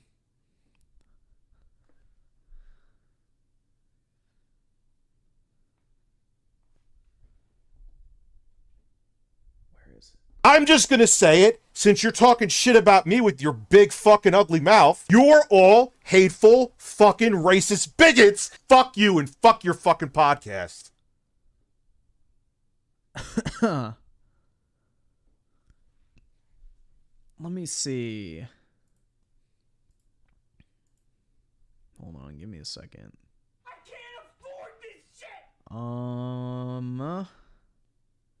I feel like there was something I wanted to watch, and I don't fucking remember. Should we watch Yong bitch about cosmetics in a video game? I mean, that's always mildly entertaining. That's like always mildly entertaining at the very least. I can keep looking. Yeah, I don't know. I can't find it.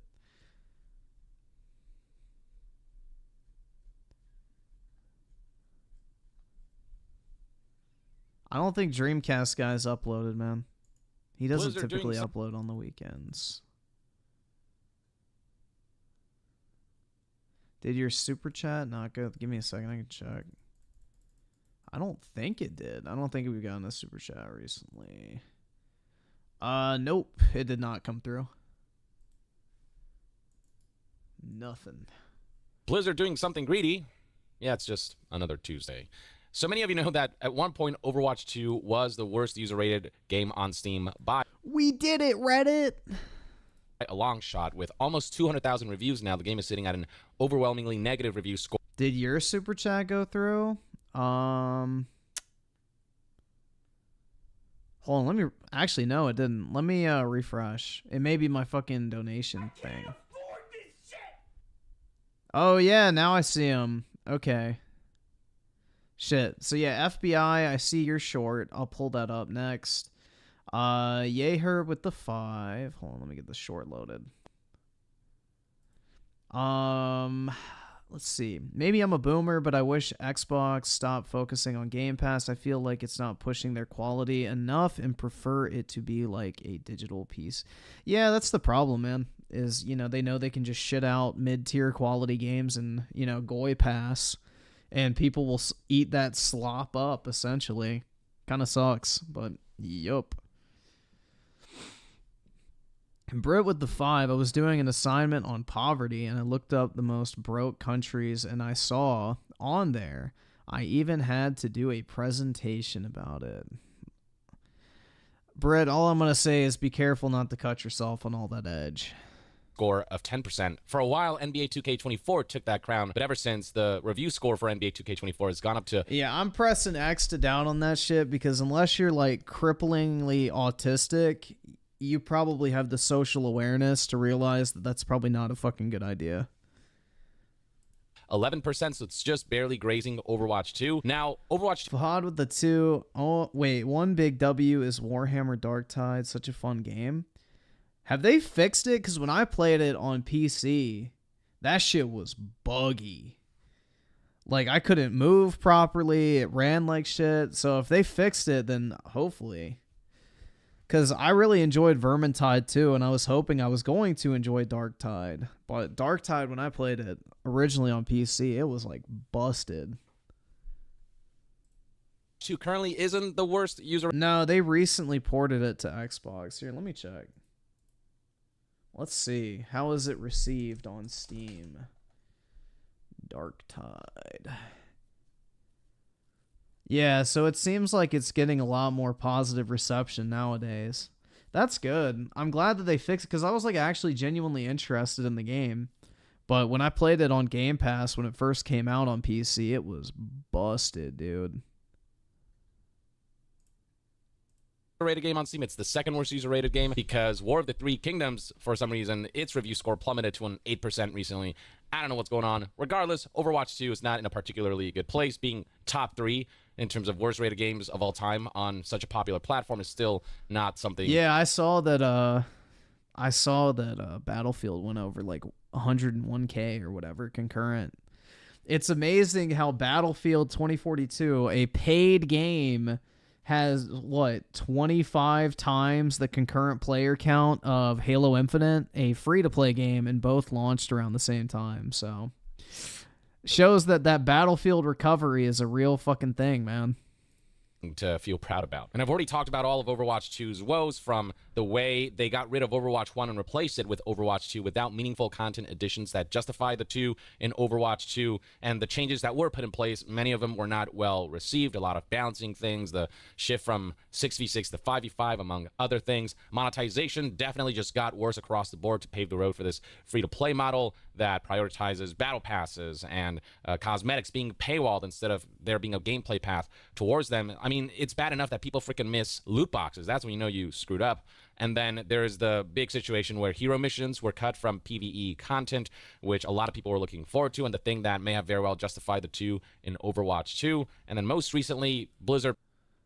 Yay here with the 2. Griffin is from Uruguay.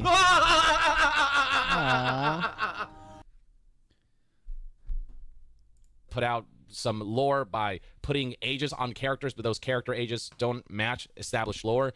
I heard Xbox would revive Guitar Hero. Fuck Prototype. Nah, dude, fuck you. Cases, so it left fans frustrated. And then that finally brings us to the latest shenanigans surrounding Overwatch 2 with the launch of Season 7. $53.99. Go fuck yourself, Blizzard. What a fucking dweeb, bruh. You can see right here what a fucking dweeb. That threads on the Overwatch subreddit look like this. Some of the most upvoted look like this. $53.99. Go F yourself. We did it, Reddit. It's the most upvoted. Blizzard. Now, for some reason, this post has been removed by moderators, but you can see right here it had over 19,000 upvotes. And this is Canadian dollars, $53.99 Canadian dollars. In US dollars, that'd be $39.99 or $40. This bundle right here, which contains a skin that is highly coveted because it takes $40. It contains what? 3 skins. This bundle. So what? 40 divided by 3 is like $13. So it's a $13 skin, plus you get all this extra shit as well. And 20 Battle Pass tier skips. The Premium Battle Pass, 2,000 Overwatch coins, the 3 skins, a highlight intro, and a bunch of other shit. Fuck. See, this is where these disingenuous cunts, you know, don't actually tell the full fucking story. You're getting the Battle Pass, you're getting 20 tier skips, which is about $30 right there. Then you're getting the 2,000 fucking Overwatch coins, which I don't know how much those cost. And then you get all the skins and all the extra shit. So it's not $40 for a fucking skin. Bundle right here, which contains a skin that is highly coveted because it takes after Lilith from Diablo 4. There's a skin for the character Moira. The coins are to buy stuff in the item shop, kind of like CP in COD. See, this is what I mean, bro. These Redditors are angry because, you know, things cost money. It's a fucking cosmetic. If you don't want it, don't fucking buy it. Boo-hoo. The gameplay is not affected by this shit. Buff Garfield with the 2. D's nuts.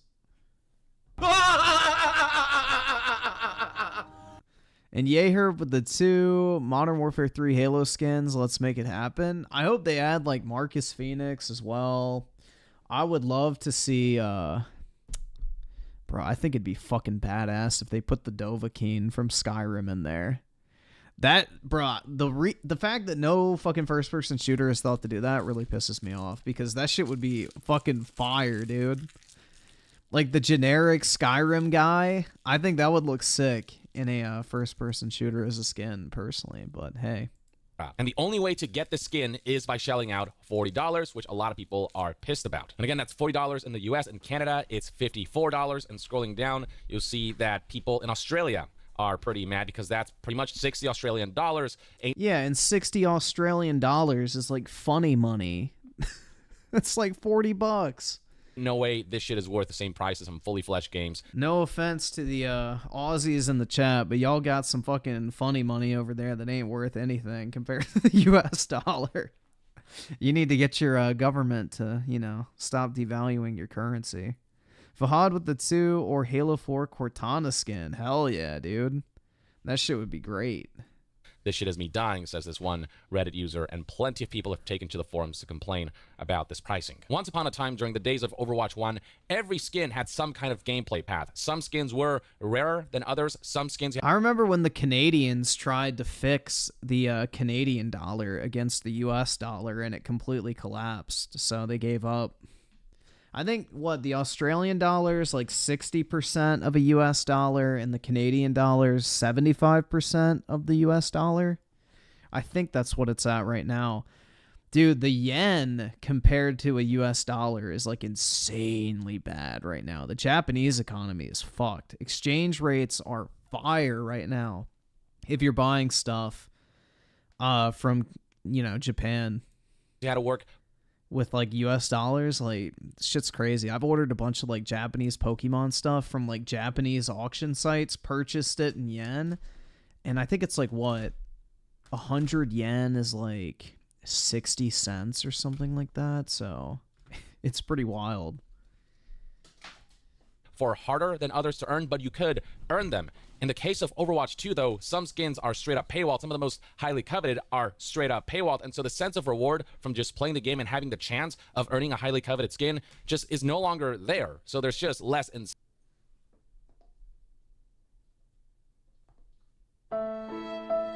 to keep playing. The rewards loop is nowhere near as good as it used to be. And again, it's making people miss loot boxes. That's what's going on here with this Lilith skin. Blizzard has come under fire for locking eye-catching Diablo 4 skins behind a $40 bundle with no gameplay path towards them. It'd be one thing if these bundles unlock the skins instantaneously, but for those who don't want to pay $40 for this bundle, they could still find a gameplay path towards them by continuously playing the game, you name it. But the fact that the only way to get these skins is by shelling out $40 and not being able to buy it individually for cheaper. Am I buying it? Unless there's a Diva skin, I ain't interested. I don't think they added a new Halloween Diva skin because, you know, she already has that one with like the Fox Spirit one or whatever, which is a really cool skin, but I already have it. DBM Gaming with the 3, Australia Gate, uh-oh. And Yeher with the 2, Australia money is like Monopoly. It's even colored. Oh, shit, dude. How fun. I remember there was that issue with the Canadian money at one point. They made it out of plastic and it started cracking in the cold. Which was really funny. Hold on, let me see if I can find that picture.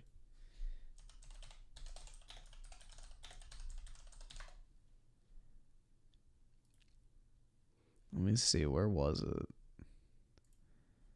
Where's the image? It was like an image of like the Canadian money they were testing, and it like started to crack because it was too cold out.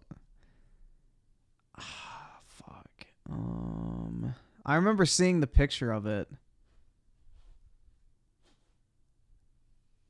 All right, I can't find it.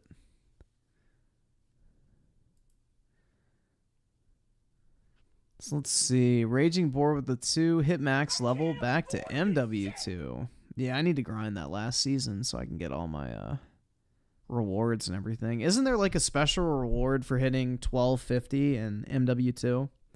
Like you get some sort of unlock. I forget what it is.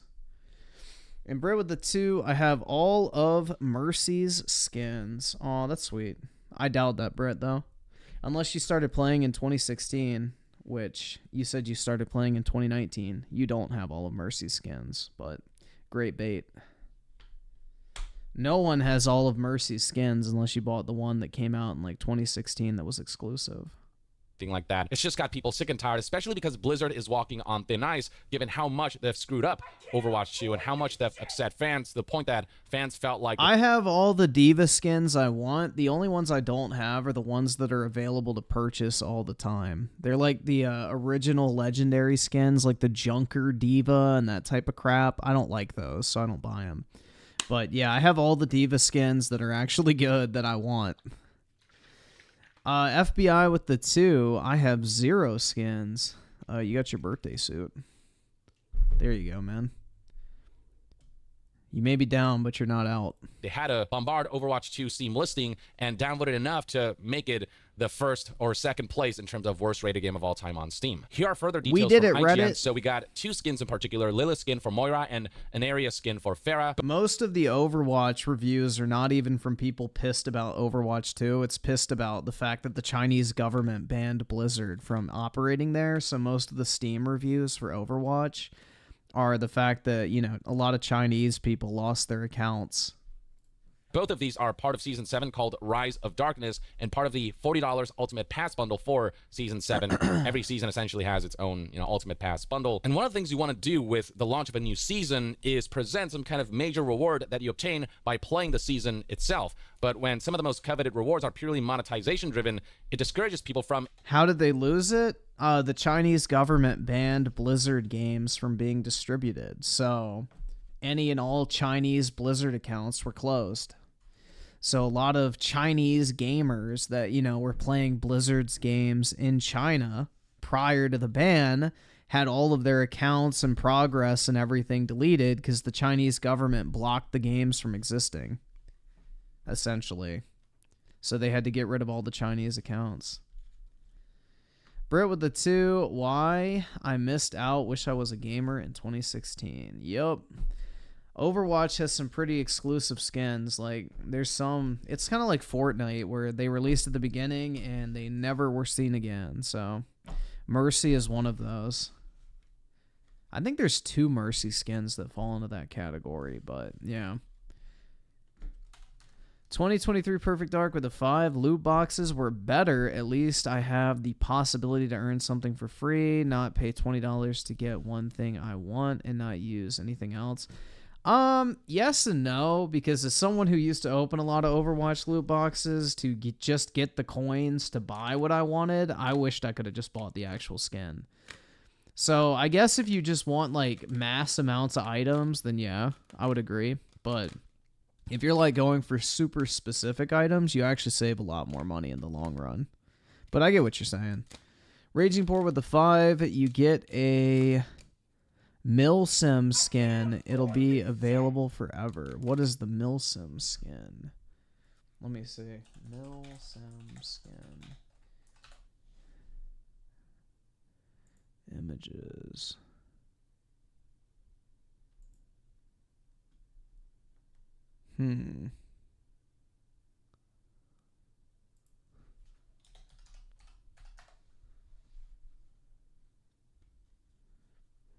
Yeah, I'm gonna buy that,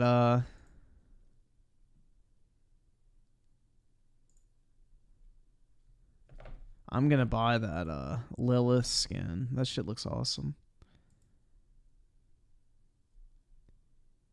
I can't afford this shit! I can't afford this shit! So what does the Milsim skin even do? I don't know.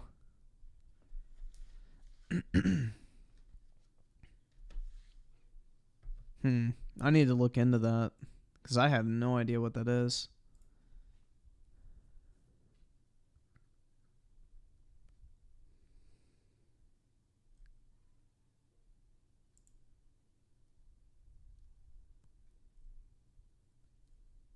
What is so special about it?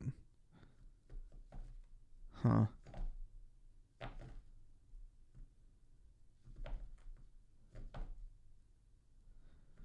I love the final prestige icon in the game. So, I don't know. So, long-awaited Shadow Company Milsim skin that leaked out finally has an unlock requirement. It's just a matter of hitting 1150.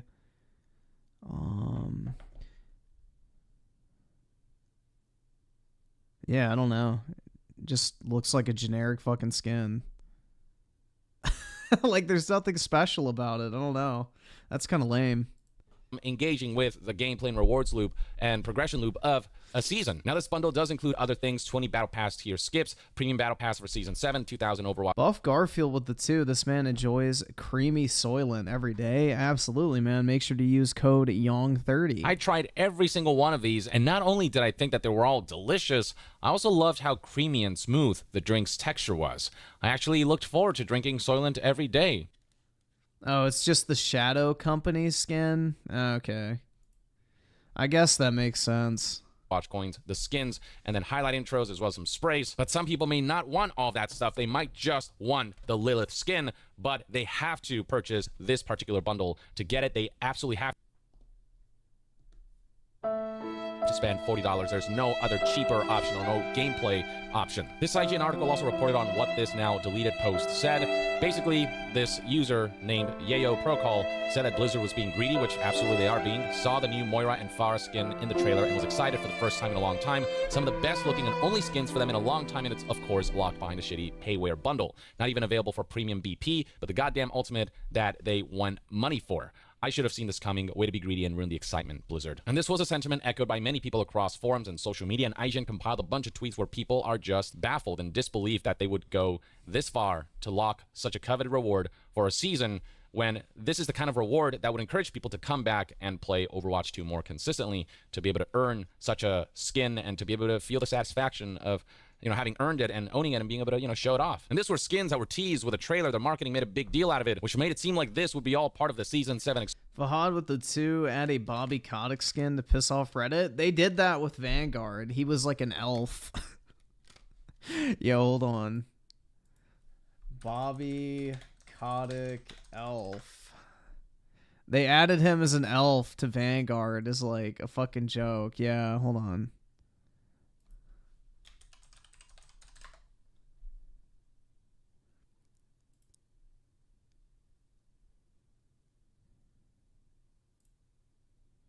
I'm trying to find it.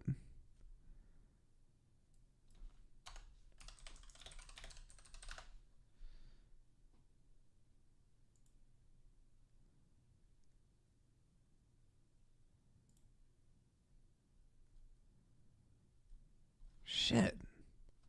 Bro, why does nobody have a picture of it? Hold on. Call of Duty, Vanguard, Elf. Come on, dog.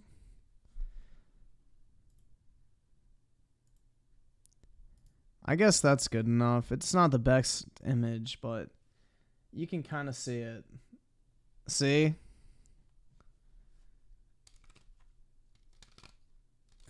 It's not the best angle, but you kind of get an idea. But yeah, they had him as an elf in the game.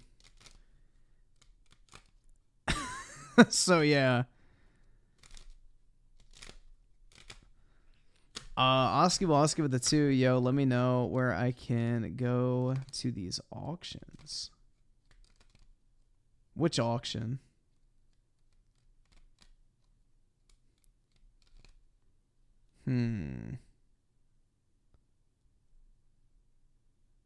Oh, the Japanese auctions? Yahoo Japan. You have to use a third-party service, though, like Buyee or something like that.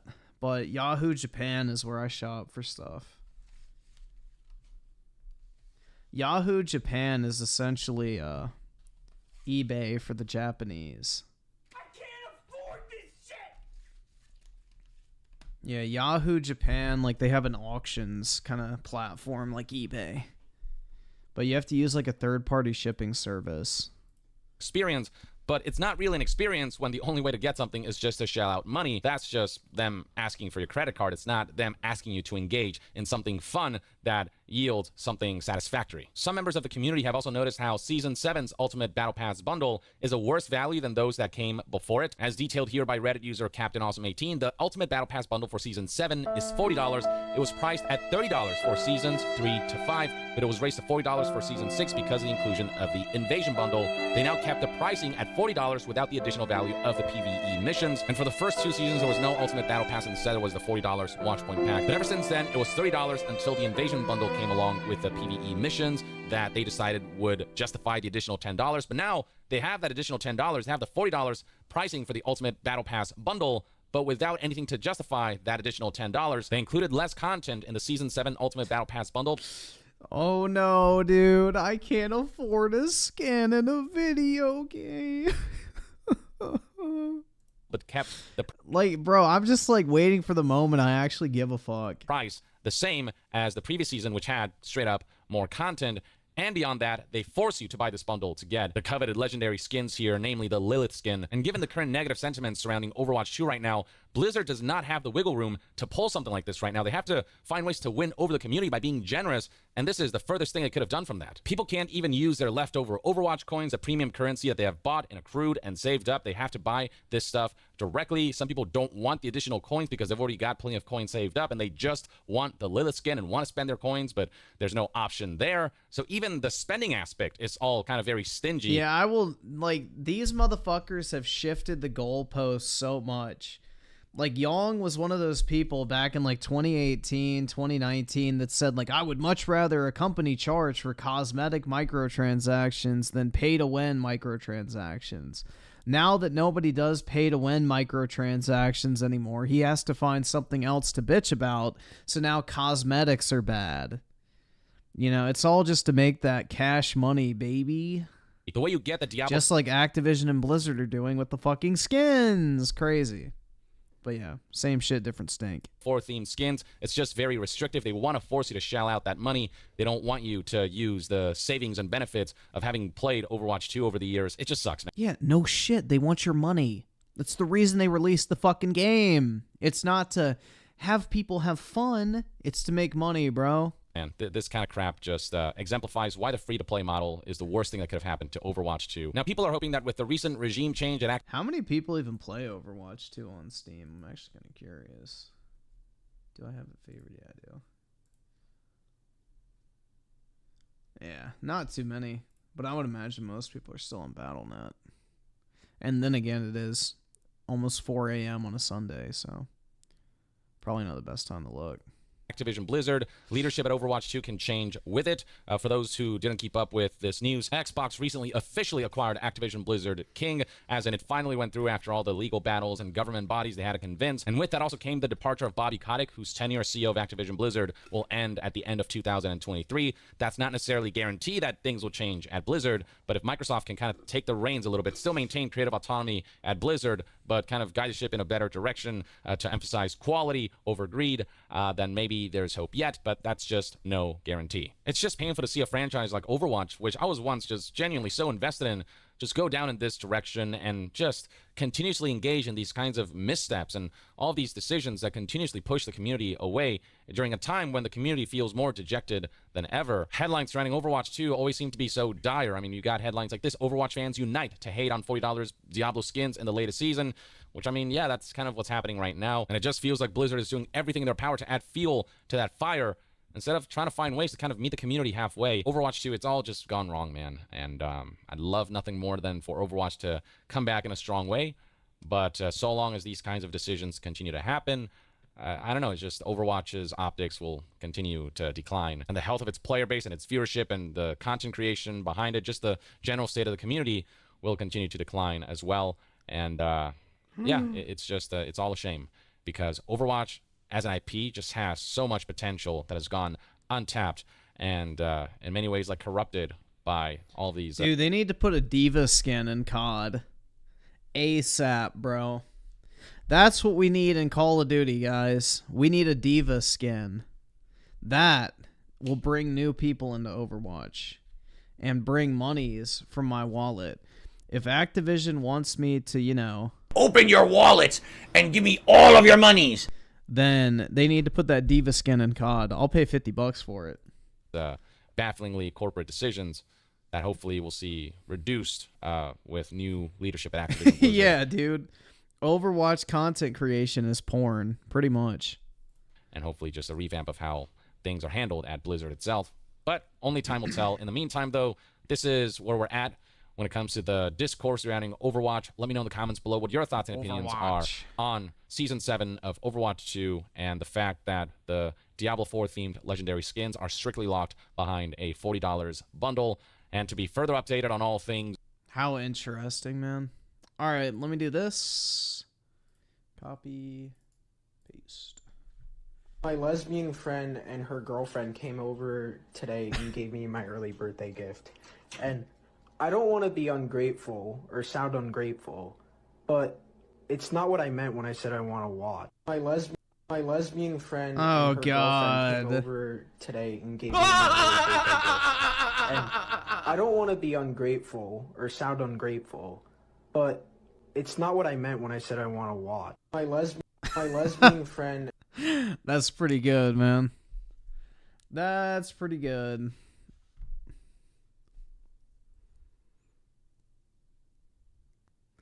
Alright, guys. I'm gonna hop off because it's almost 4. I need to go to bed because I got work tomorrow, so... I have real adult responsibilities, so I'm gonna head to bed. Have a wonderful Monday, everybody, or at least as good of one as you can, and I will talk to all of y'all later. Peace out, everyone. Jesus fucking Christ. Shut up. Shut the fuck up, you fucking virgin losers. God damn. Go get a life. Go outside. Find meaning in your fucking life. Because they're angry and can't get pussy, so I have to do it to shut them the fuck up. Jesus fucking Christ. Fuck all of you. Shut the fuck up. God damn it.